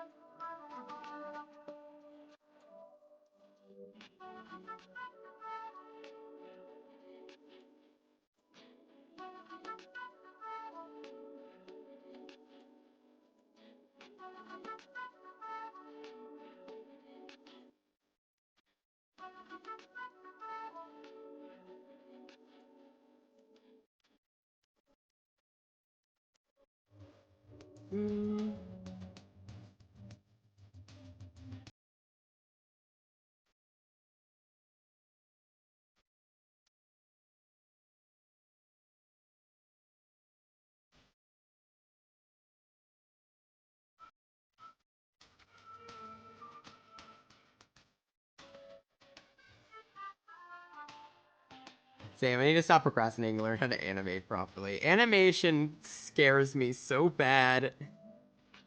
I need to get better. I need to eventually learn a bit of animation. I know I have to as well. That's something I need to learn, but animation is the one thing that I really am not really looking into trying to get better with as much, because I'm just more I am way more of a perfectionist, and I'm not really sure how I'm gonna go with that.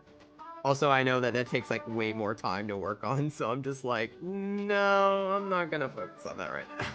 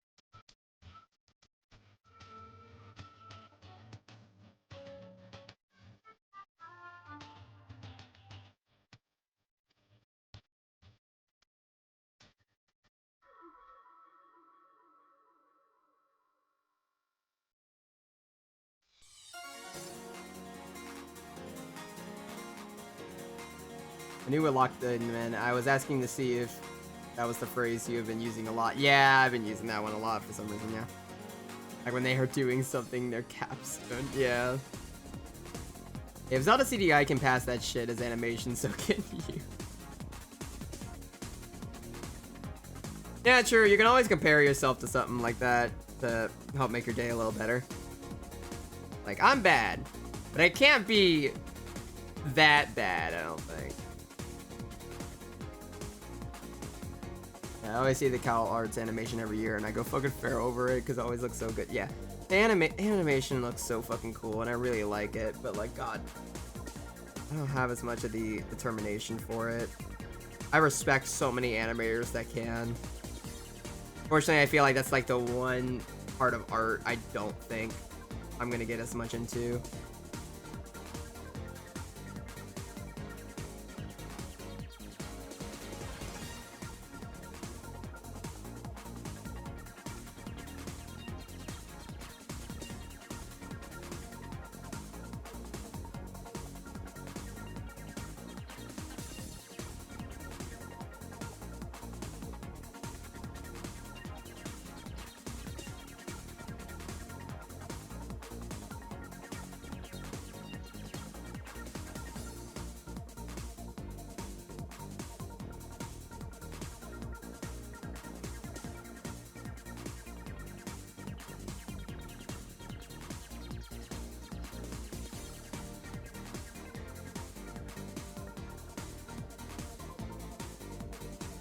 I realized I'm giving her more of like a cute little like, how do I say it? Little bookkeeper vibe. I don't know why, but I do kind of like that. I mean, she could definitely be Edna mode. I could also just still keep the Edna mode thing because I think that is really funny. I don't know. I kind of like a cute, like, actually, for once, sort of nice landlord that's actually not completely evil. But we all know all landlords are evil, so. The bookkeeper is cute. Usually takes them a semester to do a whole animation, if I recall correctly, and it's usually for like 3 minutes. Jesus, yeah. I see the little animation school ones that are really cool, and I always think those are really, really fucking sick.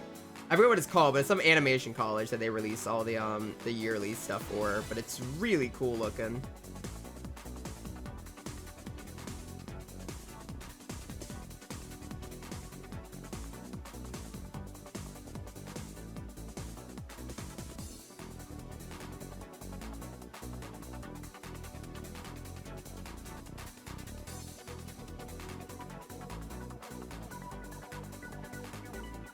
Nice landlord, man. This is a fantasy world. Damn it, you're right.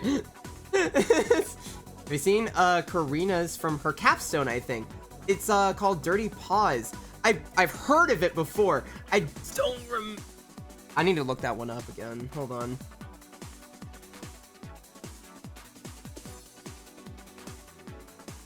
Wait, that was Karina's? Oh my god, that is her style.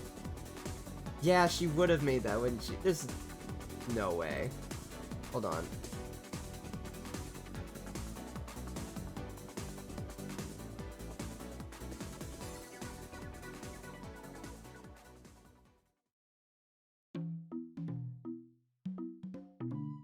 I have to look this up. I have to double check.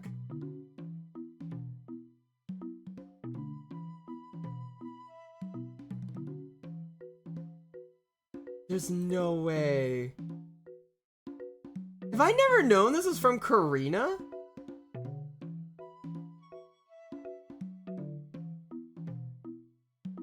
I'm almost positive it's hers. I have to like look this up real quick. Hold on. I have to verify. I don't know why I felt the need to turn off the TV for a second. I just didn't want to accidentally pop up anything else.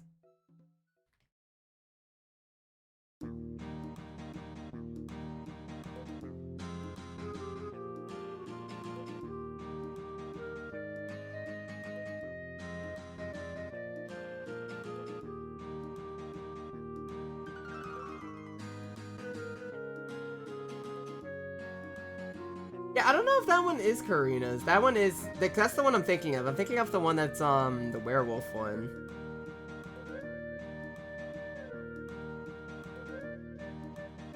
No, this is! Wait! I have to double check the description. Yeah, this is Karina's thesis film. Oh my god, it is Karina! That's fucking awesome! I didn't know she made that. I watched this like years ago.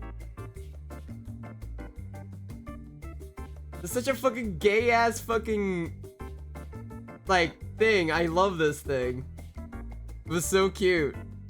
I never knew that was Karina's. That's fucking wild. That is really cool. I never knew that.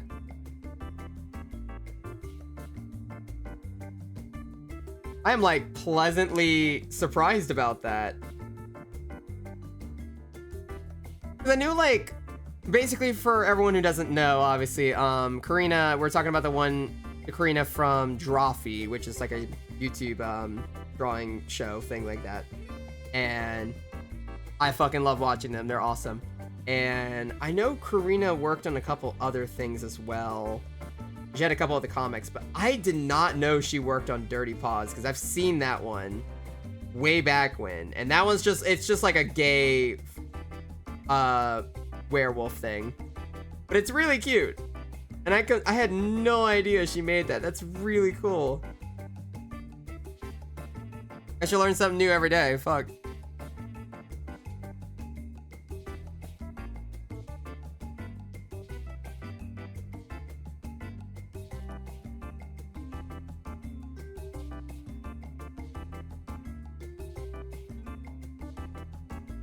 Yeah, I had gone back and watched it a few years ago and went insane when I saw the style and recognized it. Lo and behold, it was Karina's. It did always feel like similar to her style, but I guess I just never put the two together. Like, I just genuinely never thought that was her. Jesus. It makes sense now thinking about it. For so many reasons. But it is really cool. Really funny.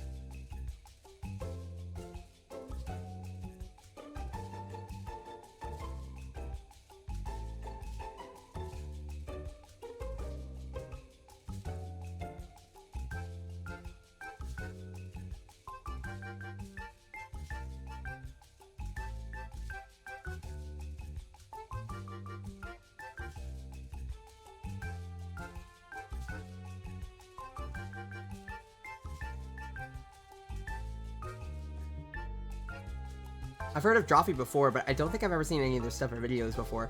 I highly recommend them. They do a lot of really cool, like, fun drawing challenges that they make on the fly a lot, but they also do a lot of, like, what's it called?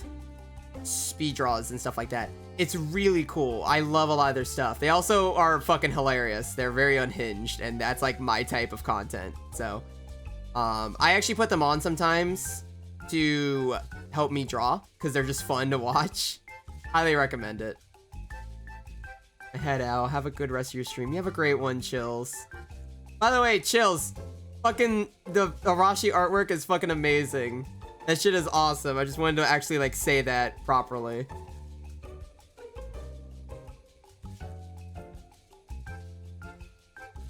I love that shit. That was that made my day. I was having, after, like, I saw it, like, right after I finally got out of the gym.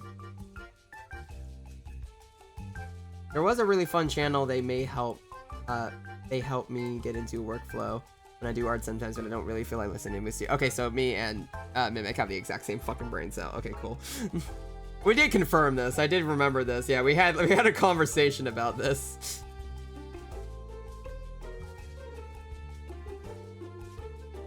My brain is like, I just love fucking, like, I love watching them. They're really fun. Yeah, you have a good one, Chills. Have a lovely rest of your night.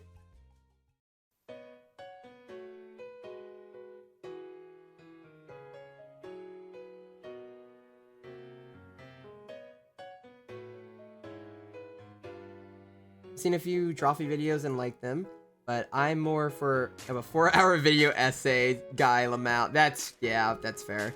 I can't watch them when I'm drawing. I actually had to stop myself from watching, like, video essays when I'm drawing because I get too distracted by them and I don't draw. I end up just watching it for the next while and it doesn't help. It's very valid. I can't do it as much anymore because I know it's been taking my attention off, like, drawing more. I need, like, something I've either already watched before or something else. I just need something, like, that doesn't distract me as much. I need something I've already watched before or Drawfee or someone drawing is really chill. I really want to stream and collab to do stuff that Drawfee stuff does. Yeah, that shit is really cool. I really like that. I don't really have many other art buds too, so that's also another thing. And the only other person that I know that does art stuff is actually one of our mods, Lily. Which they are they don't really have free time, unfortunately, as far as I'm aware, to actually, like, do that as much. I'm also not sure if they're actually chill with being, like, on stream as much. So it would have to depend on another day. But they have pretty damn good art as well.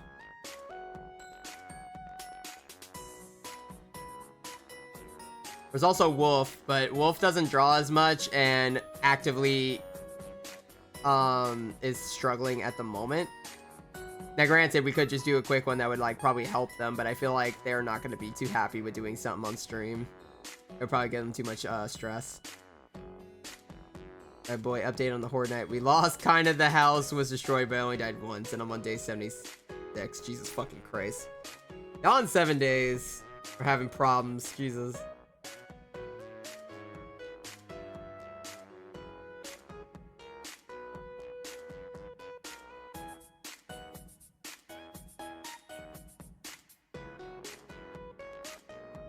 John kept dying. Oh. Poor baby.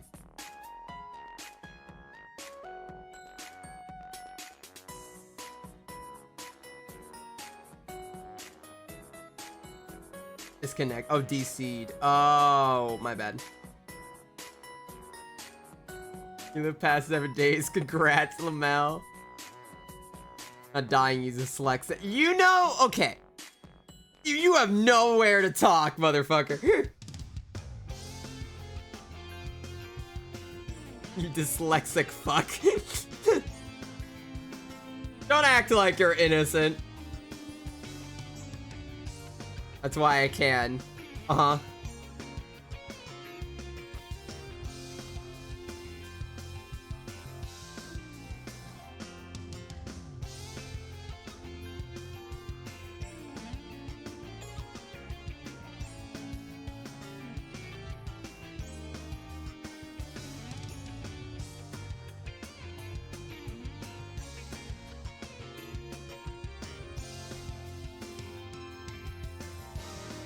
I've been working too much on this cute little gnome. I don't know, not gnome, halfling, but like, she's so cute. I actually really like her. I don't know why, I just want to like get her design right.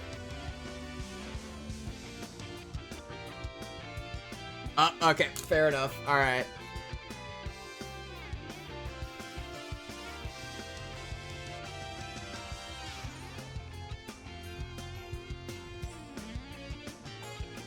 All right. And I had to do the big stretch.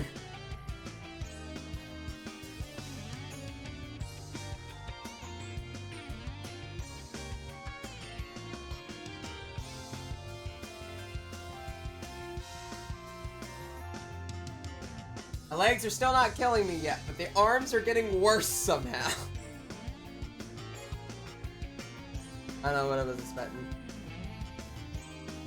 I do actually need to use the bathroom, so we might actually take a quick 3 break because we need to do our pre-rolls.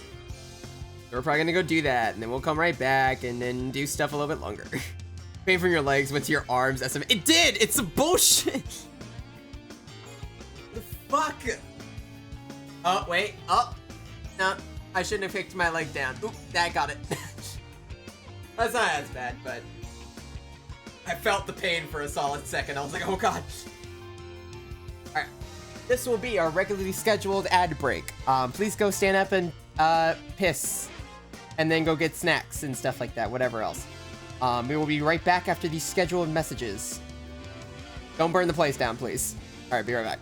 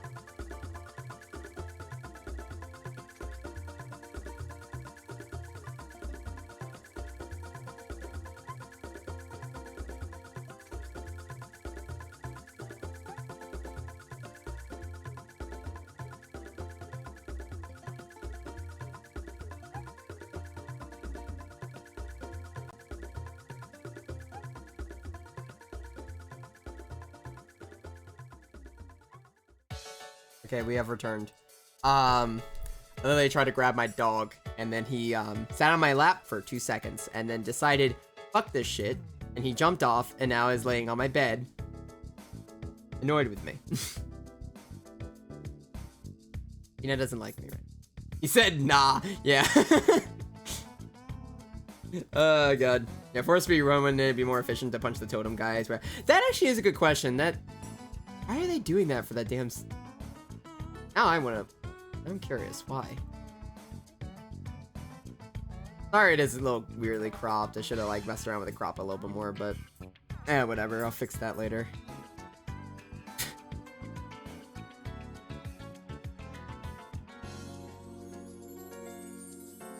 Oh yeah, not even to mention that, like, the past couple days, like the past week, I've been trying to get over that cold. Last stream, y'all probably heard I was, like, sounding a little iffy.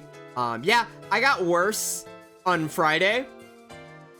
Like, whatever was hitting me Thursday night got worse on Friday. That I had to call into work for, like, that afternoon.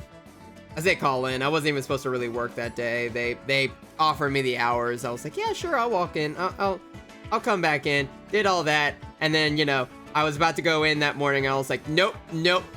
I feel like dying. I am not going in there. I'm only core paying attention to it anyways. Yeah, that's fair. But yeah, Friday I was dying. Everything like that. Oh damn, you feeling better, right? Yeah, I'm feeling better now. It was weird. Saturday, I started feeling better, perfectly fine. And then Sunday came along, and then I was dying again. I had to take, like, a lot more medicine and everything. I was, like, coughing, like crazy. But, yeah, no, I've been taking medicine, and today I really have been feeling a lot better. I haven't, like, yesterday and today I've been feeling better. I was starting to still feel a little sick yesterday, but today I kind of immediately... I don't know, I haven't really felt anything. I actually felt really good today. I haven't really been coughing or anything much. So, I've been doing alright, surprisingly.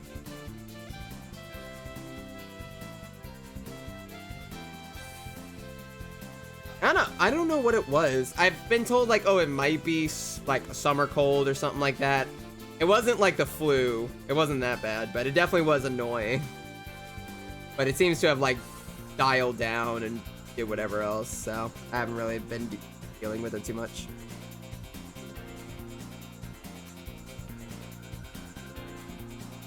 How do I get your hair right? I like a little bit of, I like these little, like, bang things, but I want it to look right. I mean, that's good enough. Like, I'll fix this a little bit more later.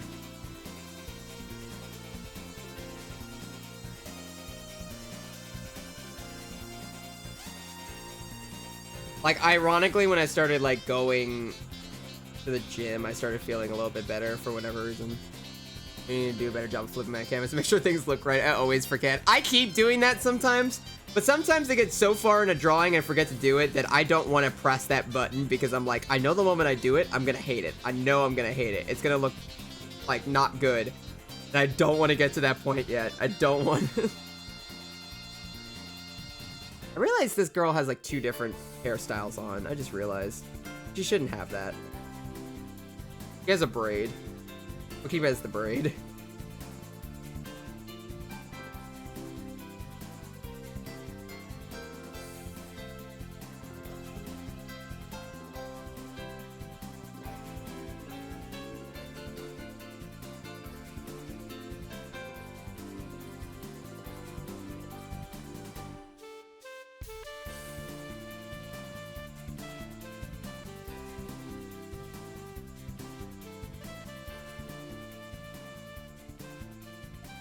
But it is something where it's like, you kind of have...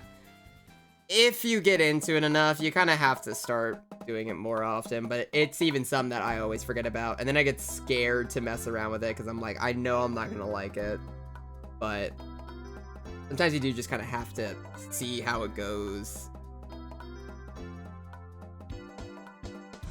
Alright, I have my little half-elf now. He's a cutie. I'm actually quite proud of this. This one actually looks quite nice.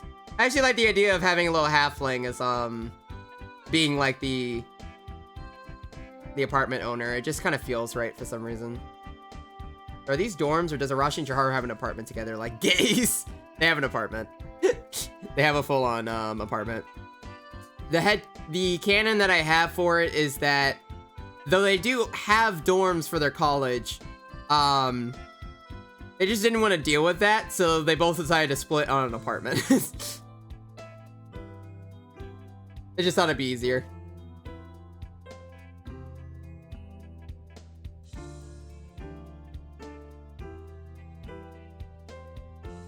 We know what you are. What do you mean? They're roommates. It's fine. Just roommates.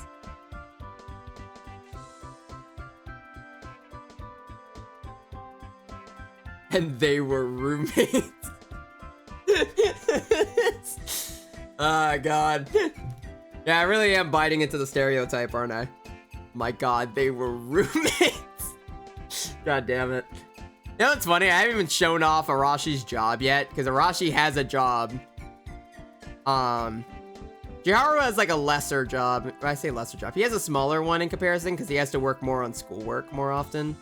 Arashi as well does, but he's kind of going for a different thing compared to Chiharu. So Chiharu has to work a lot more on robotics and stuff. So Arashi kind of takes up a little bit more of the job hunting.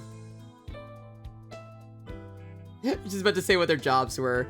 Arashi is supposed to be...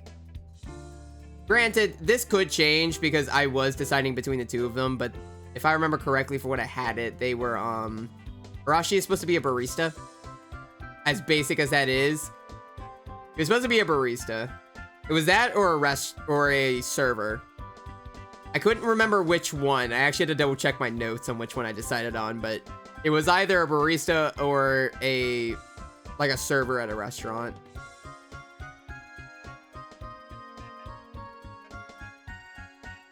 Chiharu is doing higher education, Arashi's doing trade. Yeah, basically. Arashi is kind of like figuring out what he wants to do over time. Chiharu kind of knows what he's doing, so he's just locking the fuck in. And that's the better way to describe them. I don't know how I'm gonna redo this one. Arashi is a barista. Yeah, it's not helping the allegations.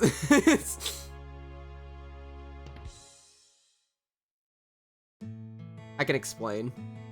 God, I really am just making this like way gayer for no reason. Maybe I never realized how gay the writing was till like I actually like sat down and explained it to people. Maybe it doesn't help that the other writer I have that's like that I bounce ideas off of is also like way gayer than I am. Maybe the ideas are kind of merging together too badly.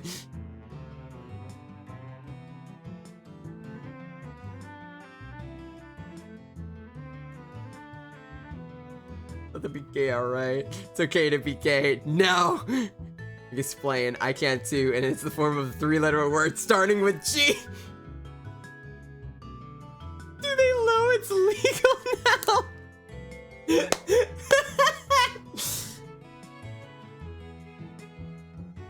Don't they know the world has changed?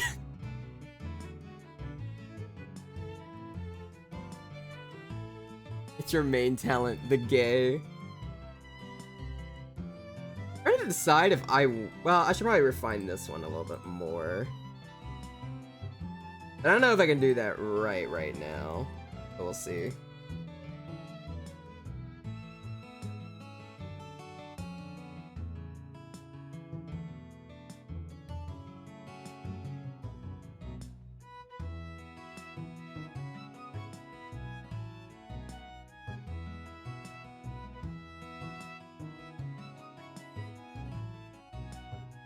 Oh, God.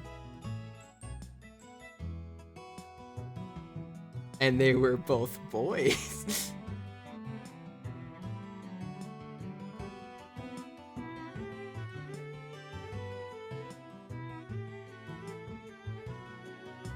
I don't remember like Arashi's like head shape for a second. I sometimes forget. Probably do more like... he could do 18. Where's my references? Where's the boy? There he is.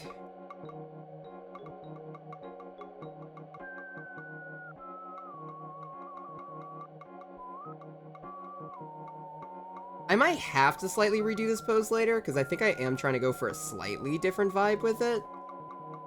Or at least he should probably be staring like more straight down like the other one, but I kind of already did that one. Like, it should probably be a little different, but I can't remember what it looked like.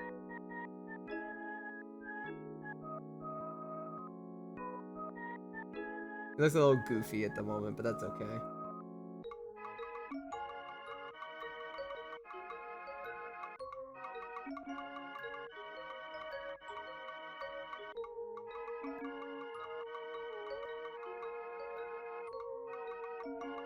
There are two loves inside you. One's gay, the other is gay. You're gay. You have wolves.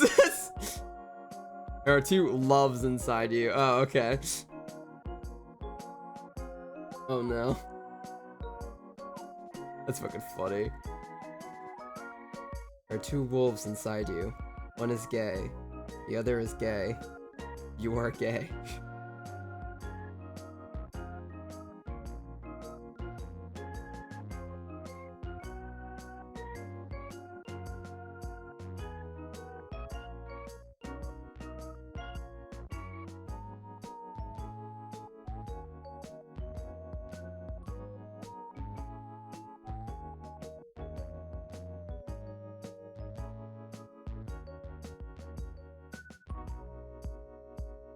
Loves are the queer variety, of course. Autocorrect praise on my downfall, I swear. Like a waiting for you. Autocorrect said love is love, I guess. You know what? Good for the autocorrect. Got the right mindset.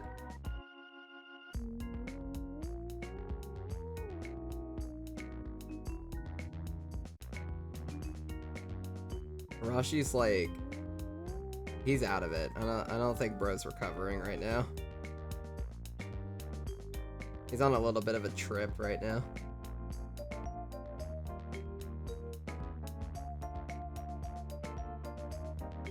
I have been excited for this chapter as well. This is definitely the one I really wanted to get to as well.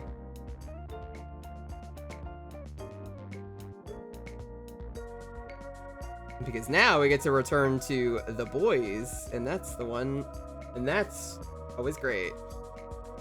He took the edibles, that's why he's rushing home. They're kicking in.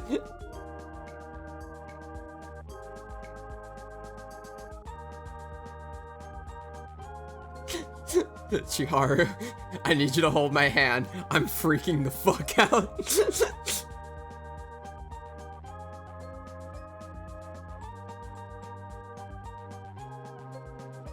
I can taste the color purple.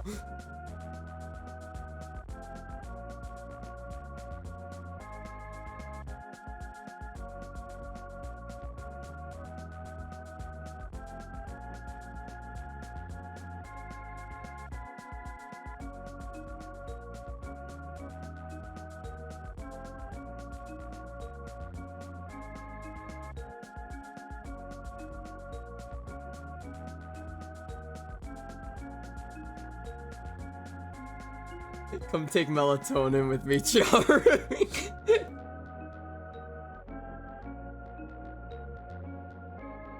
You know what's funny? Like, I'll bring this up because, like, I thought about it as well. Like, technically there is a specific way to pronounce, like, Chiharu's name, and it's supposed to be Chiharu.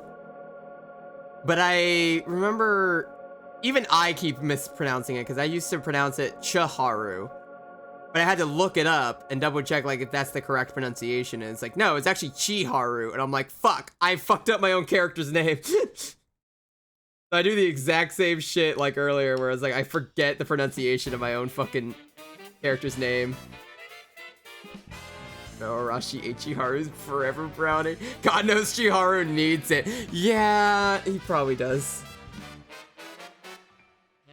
Bro hasn't been having the best, like, dreams lately. Bro's gonna need some help.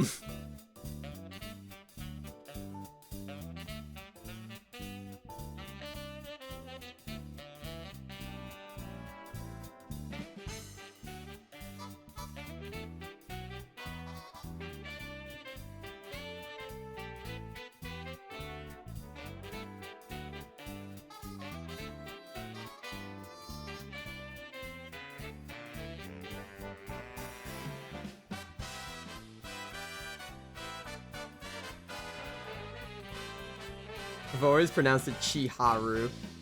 Yeah, that's actually that's the correct pronunciation. I keep saying Ch. It's supposed you got it correct. It's Chi. It is Chiharu. I keep doing Chiharu. Like a dumbass. I made the character.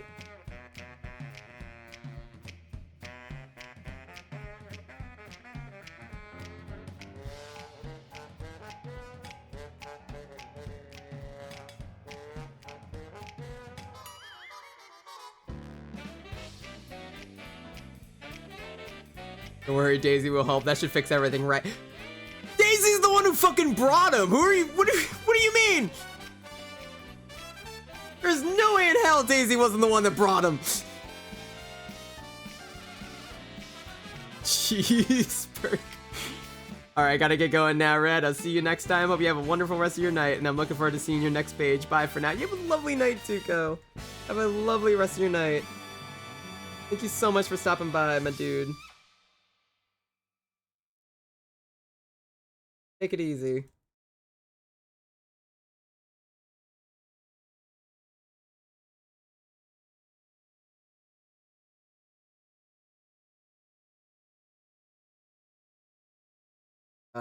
Music ended. Music died. Music died. Where's the music? What are some chill beats to listen to?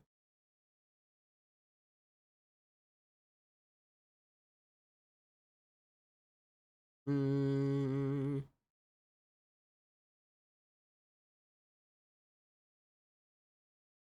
have no idea where I put that. Sorry if it takes me. I should have these playlists better prepared, but I always forget about it. Whatever.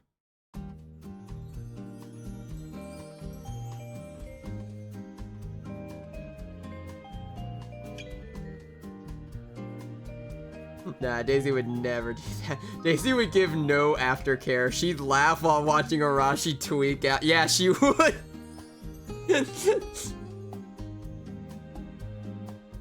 Like, she would be having a fucking field day.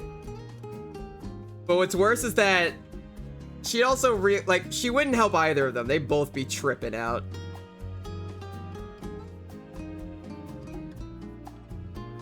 Right, how's the whole sleep early thing going for you right now? I deadass forgot about that. It's fine. We'll end in we'll end in a little bit. It's fine. Let me at least get the sketch done, and we'll probably find a stopping point. That's okay. Casey would get it on camera, yeah. Or she'd be having non-flashbacks and she'd be laughing.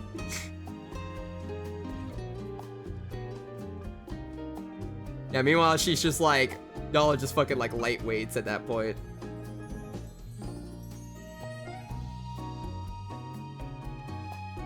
I know my girl. she would be the one to bring the drugs. She don't care.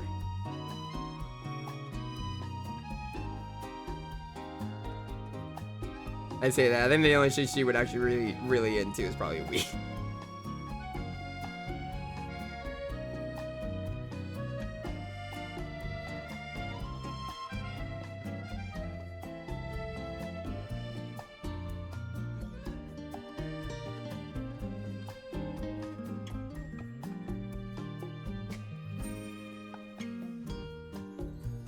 I think I'm gonna have to redo this one later. Because as much as I think it's okay, the pose is a little weird. And it's a little too similar to another pose I've made already, so I'm worried it might be like the exact same frame again, and I kind of don't want to do that exactly.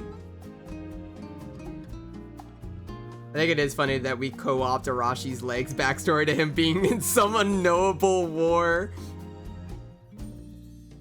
Yeah, apparently. See, I actually have a full-on... There's a whole storyline that's gonna come from that eventually. But for right now, we're gonna go with the headcanon that he lost it in a war. That works.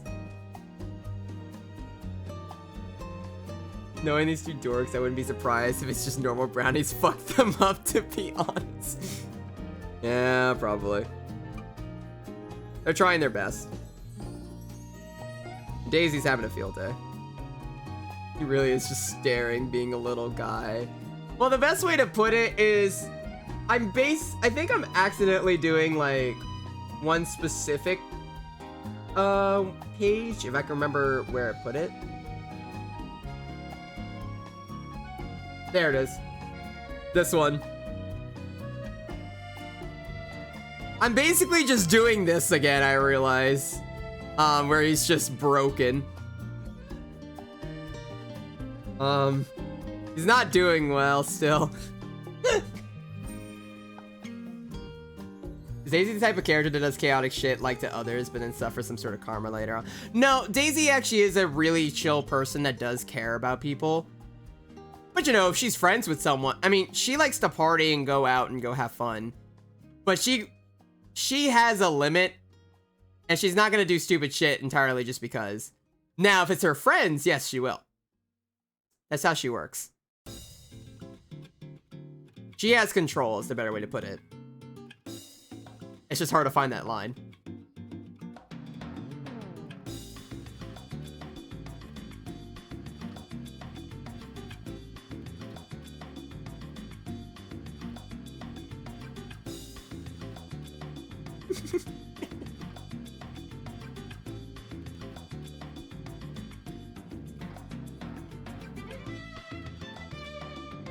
Rashi, you okay, buddy? The edibles just kick in. I'm so sorry.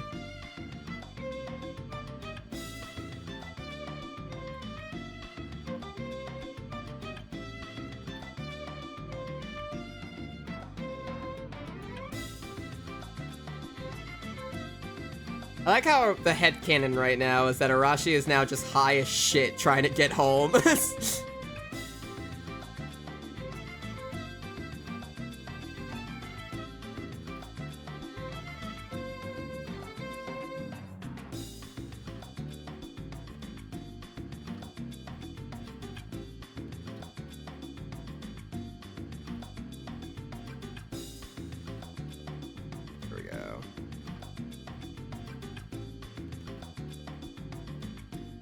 Which one of the trio is the most unlucky one? I bet it's Chiharu. Yeah, don't even. It's Chiharu. You already know who it is. Also, thank you, Karaoke Tsune. I'm so sorry. I hope you're having a lovely night. I'm so sorry if I mispronounced your name. Yes, I am Red Panda. How are you today?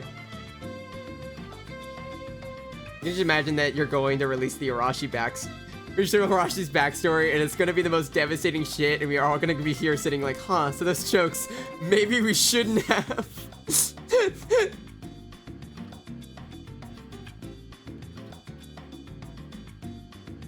I mean, I already showed like a potential teaser for that stuff back in like an old TikTok way back when.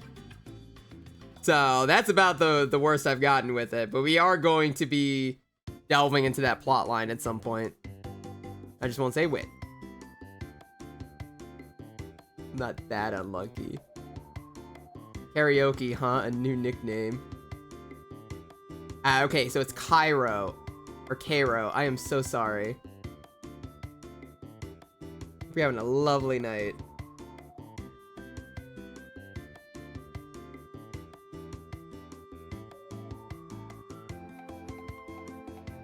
Yeah, like I said, I'm like really bad when it comes to like names, especially usernames. I am so bad at usernames. Okay, everyone has a new nickname for me every stream I got. Okay, I'm just making sure. Yeah, hope you're having a good one. Hope everything's going well. We're just sketching. I'm just sketching a new potential page. Say potential page. It is a page, but for my comic, that's kind of about it. I hope everything's going well.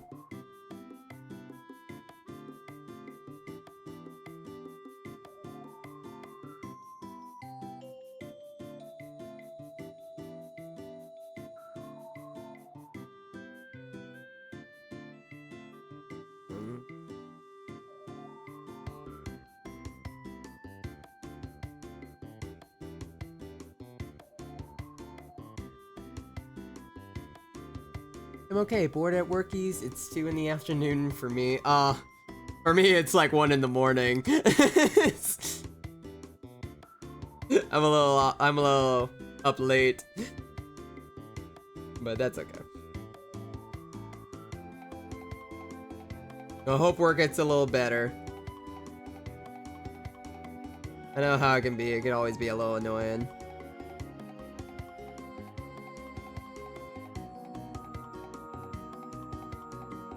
Yeah, out of the trio, Chiharu is the most unlucky because he is the one that's way stupider.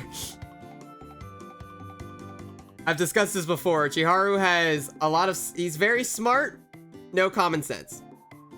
None.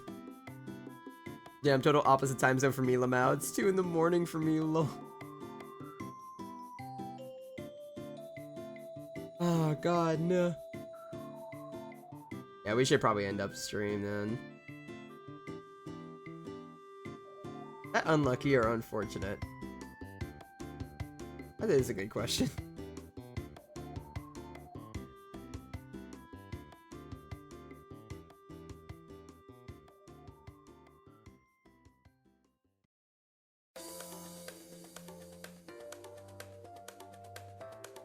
I think I need to actually like show that he's like sitting down more. This isn't really sitting. This is like him kind of chilling.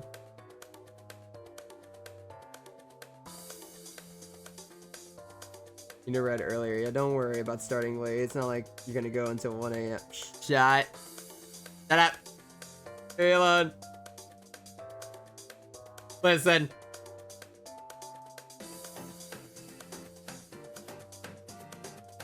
My friends would say he is the reason intelligence and wisdom are 2 different stats.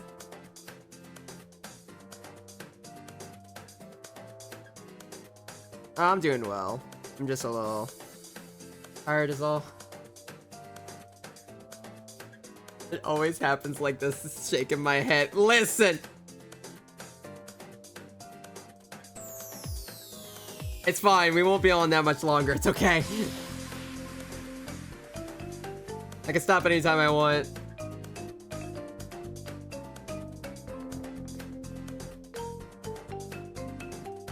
Like I want to end at 12 because I had to do workout in the morning. It looks at God damn it, Jade. Stop being right.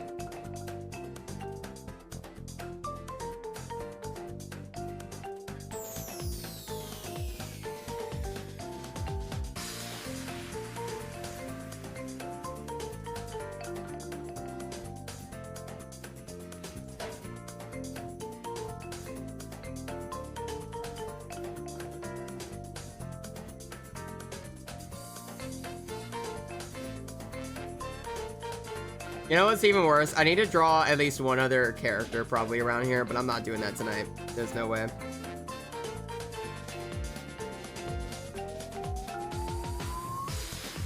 I like how this basically became... I was meaning to make this a front shot, but I kind of like just him sitting idle, looking in one direction right now, because I think it just nicely shows how broken he is right now. It seems to work for this scenario.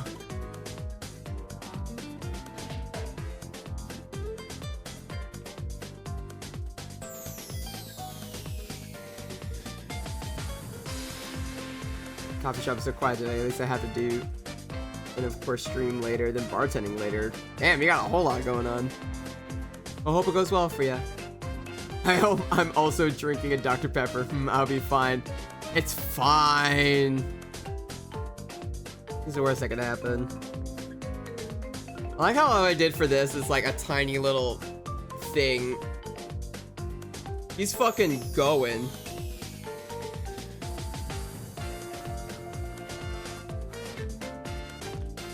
I mean, honestly, I like these sketches so far. I think this perfectly encapsulates what I'm trying to go for, so it actually works pretty well.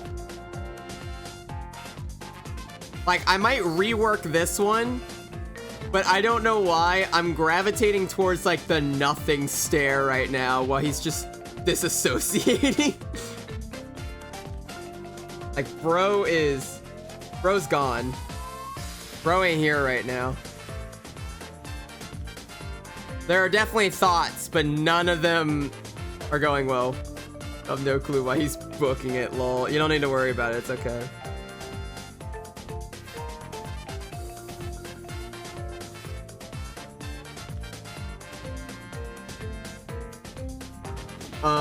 The best thing I will give for it, he's booking it because bro's having some problems here. Better way to put it. And I gotta draw all that later on.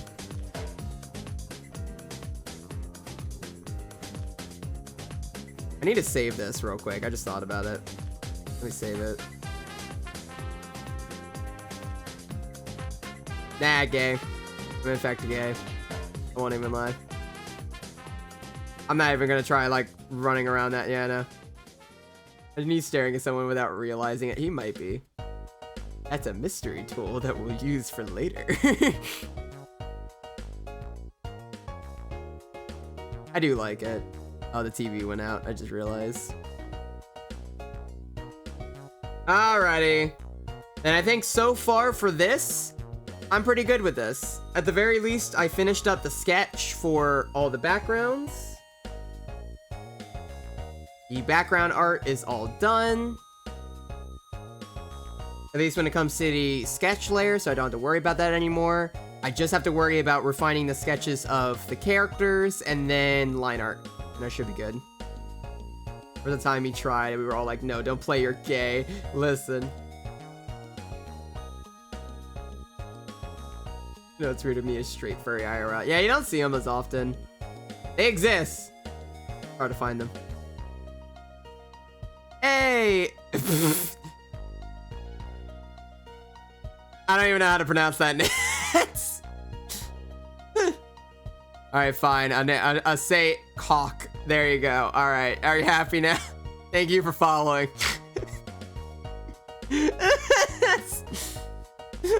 That dead ass made me like stagger for a second. I was like, nope, don't read that. I'm gonna name you Caw. You're only getting Caw. Alright, I'll hydrate. That's fine. Hope you're having a lovely night.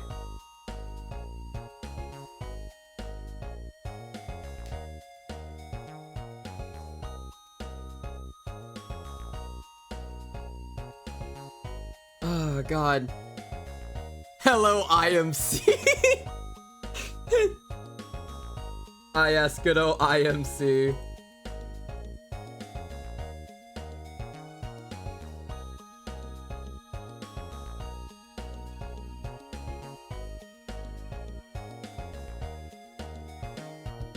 It was sometime in May we were talking about it, and I was like, it wasn't that noticeable, right? And yeah, I wasn't that noticeable, right? Yeah, that makes sense.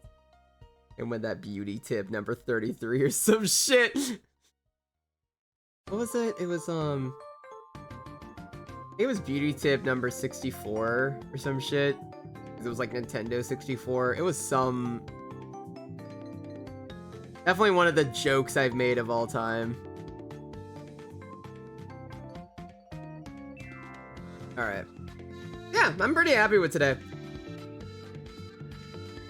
Like, I got background work done. Finished up some character sketches that I'll be working into more tomorrow. I'm actually pretty surprised by this sketch. I kind of thought this was gonna go a lot worse. It surprisingly went a little bit better than I thought it would. I'm pretty happy with it. Should I spike the coffee or nah? No, don't do that. Go check out Red's YouTube channel, guy. Don't do that. Nope, bad.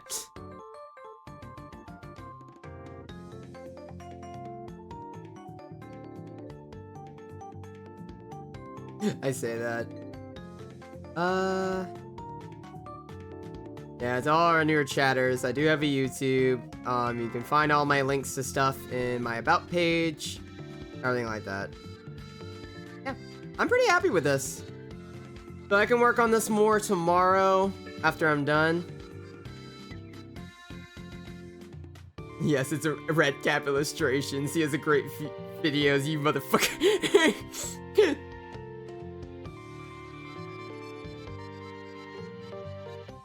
Yeah, I have like, what, 4 different retrospectives that I probably won't be doing any more of because they take fucking forever.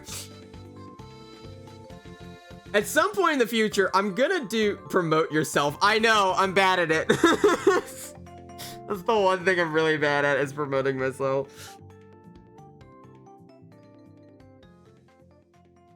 I do, if there's ever another retrospective I want to do, I'd like to do one of Breath of the Wild at some point. And then I'll probably do another one where I'm bashing on Tears of the Kingdom because I have a weird hatred for Tears' story. I love the gameplay. I hate the story. But that's definitely gonna be something way later down the line. Wow, I heard he's also the author of the hit webcomic Healing a Wilted Flower as well. No! God damn it. God fucking damn it. I hate you guys. No, the gameplay. No, that's valid. No, the gameplay of Tears is hit or miss for me as well, to be honest. Yeah, I kind of like some parts of it, and I don't like other parts. I liked a lot of the additions they made, but I didn't like a lot of the overall stuff they did. I hate the story. I just don't like the story. As much as I fucking love Matthew Mercer as Ganon, like, my god, that man is a beautiful Ganondorf. Ganon had no character. He sucked. That man had nothing. He just was evil to be evil. And he wasn't even that good at being evil. Like, it swings wildly between 2 and 4 IMO. Oh my god, how could I forget? He's working on a panel for it right now. We will show for you, Red. God fucking damn it. I don't know why, my brain always has the unfortunate thing of like, nah, I shouldn't promote myself. That seems like it's too much. Something like that. That's why I don't get much shit on it. It's hard for me to promote my stuff because I'm really bad at that. I appreciate it. And now the question is, why are we getting all these follows right as I'm getting to the end of the stream? God damn it. Hello, Shrimpus. I hope you're having a lovely night. How's your night going? How you doing? We keep getting follows like right as I'm like getting to the point where I'm like, did I get another one? I did. Lotus Love, thank you so much. God fucking damn it.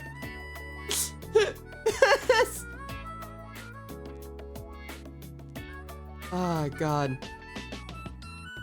Amazing. Thank you so much. No, you're not throwing out that. No. Bad cheats. It's fine. Yeah, not in chat. That's a big no-no.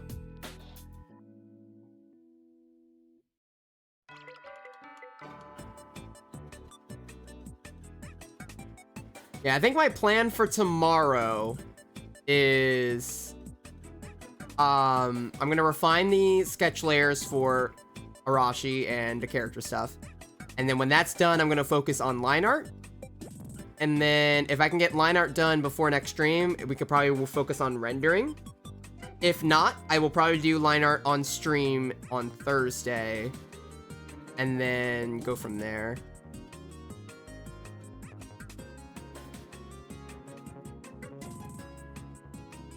But maybe that could be in the... No, we're not doing that.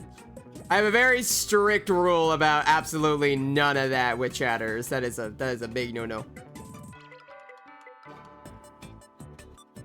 I keep personal life and then I keep like that type of personal life separate when it comes to stream.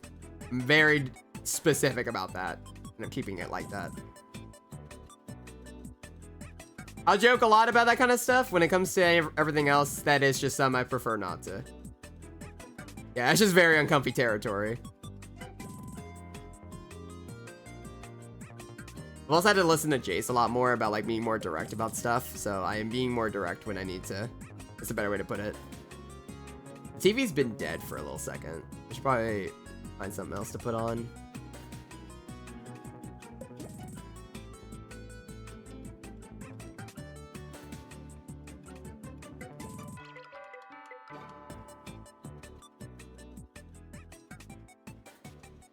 But yeah, anything in that territory is fully uncomfy. That is just not something I want to be anywhere near.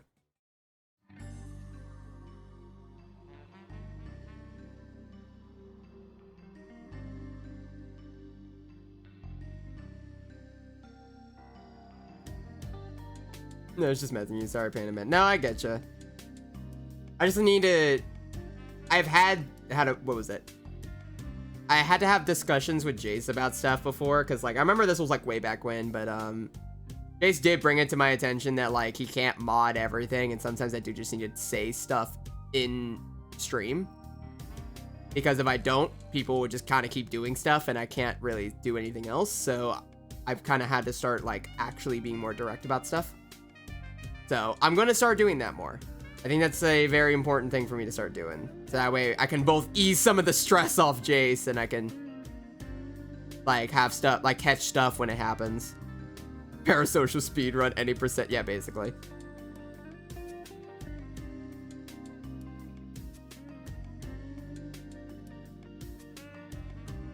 And now I'm trying to think here. What do I want to do?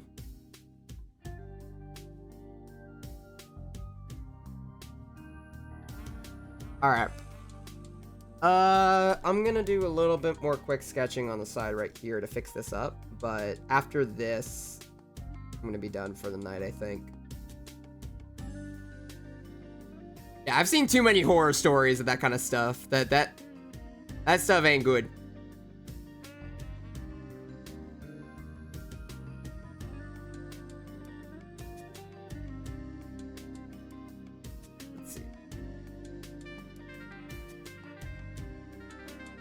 There's a few more sketches. He said, listen. You're right. Stop it. No. Explain. Am I even giving him a belly button? I'm going to be covering up his shirt anyway. What's even the point? You know, it's a scary thing, honestly. Yeah. That's why it's like, you have to be really careful about that kind of stuff. And I mean, that's also something I've had to really... That's something I had to approach streaming with first. I've had friends that are both kind of knowledgeable and not knowledgeable about like what you should and shouldn't say on stream, or like everything like that. And a lot of times they might not understand like, oh, like how important it is for whatever else to be said. I don't know. That's problems. You can't resist showing off your boy. Listen. Guys, just one more sketch and I swear I'll go to bed. Yes, I swear. I mean, there's not really much else I can add right now. The only other things I can add are like his horns and stuff, and I don't feel like doing that tonight. That's just too much work. I'm gonna hate it anyway, so it's fine.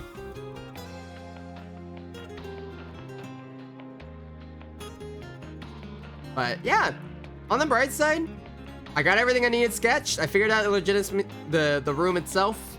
I fixed up a couple other things, and I actually drew characters, and I didn't think I was gonna draw characters tonight, so that's honestly a lot more than I thought I was gonna do tonight. So I'm pretty okay with that, and I'm pretty chill with that. Just kissing the homies goodnight. So I think with that being said, that should be, I need to have some restraint. I need to call it tonight.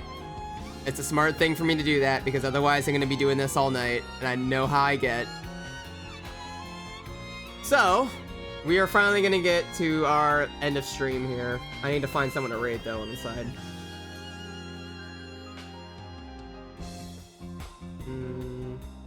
The rest of you are going to be even more sore tomorrow. I know, that's my problem.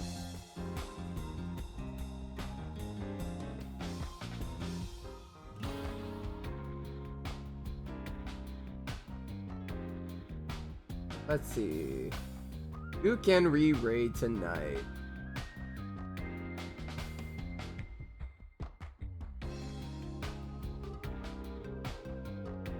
Yeah, no, bad stuff does happen with those. That's why you need to be careful with a lot of that kind of stuff. Like, you need to set those boundaries sometimes.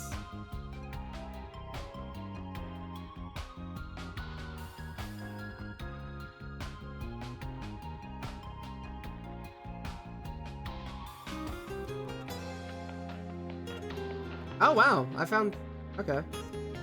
I might throw y'all another art streamer then. I was gonna raid Kelta, and honestly, I haven't raided Kelta in a while. I do actually want to raid him at some point, but I did find another person who's doing comic pages right now. I might raid them, possibly. I know, I need to talk to Kelta more. It's been a little second. I always forget that Mario gets tossed in fucking jail at the beginning of Sunshine. Yeah, he does. He just gets thrown in there immediately.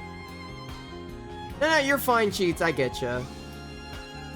But that is something I tend not to want to joke about because that's just a really iffy topic. But I get it.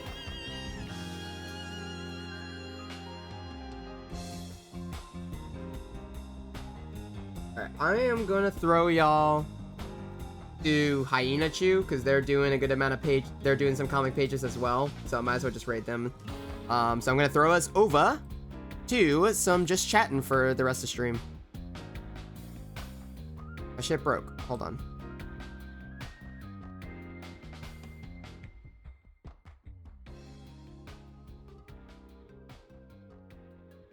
Let's see. You're fine, our panda man was just putting his foot down. Yeah, basically. The panda has to put his foot down sometimes for stuff. That's just the better way to put it. Not meaning to be deliberate or super... Not meaning to, like, call out anyone specifically. It's just, like, I need to nip it in the butt now. Thanks, Chase. Thank you, Chase. Fucking asshole. I hate you. I hate you so much. You son of a bitch. I hate you so much. You sack of shit. Oh, God. What a great friend. I'm gonna kill him after stream. He is a good friend, but I'm gonna kill him. Foot or paw? I guess paw, yeah, my paw. Gotta put my paw down. But, yeah, no. I mean, that's something I need to be more direct about, so. That's gonna happen a little bit more often. Because I am a streamer, and I need to be more direct about that kind of stuff. Anyway, either way, we are going to be continuing. I'm probably going to be finishing up more of this page on Thursday because honestly, I just want to keep up with it. I'm going to be doing some more sketching tomorrow and hopefully either starting the line art or finishing the line art tomorrow. And then I can hopefully start the coloring process on Thursday. I gotta just get that done. The page isn't probably going to release for a little hot second because I kind of, like I stated, I wanted to build up a little bit of my backlog again. So I'm probably going to do that first before I go straight into everything else. That's kind of the plan. But that's what's going to be going on Thursday. So we should be having another art stream. So I do apologize if we might not go back to date everything right now. I just kind of want to focus back more on my art stuff again. Because that is kind of the priority. But we will be getting back to game stuff again. Night Red, rest well. Hope you're not too sore tomorrow. We'll figure that out. I'm gonna have to see. Don't worry, I'll let y'all know in the Discord how that's going.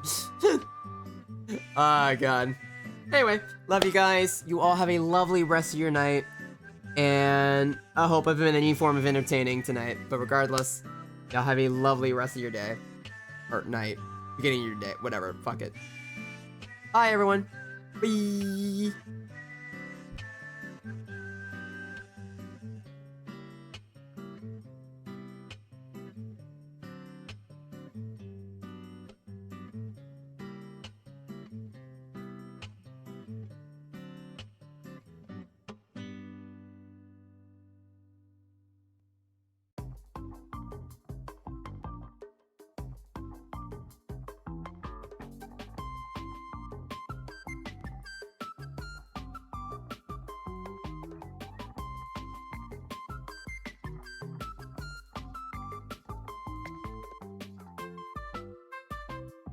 Dad, I have a problem. I know we haven't fully ended yet. The person I was gonna raid might have stopped streaming, so I guess I'll send you guys to Kelta instead. That'll probably just be easier. Sorry about that. Bye y'all again. My bad.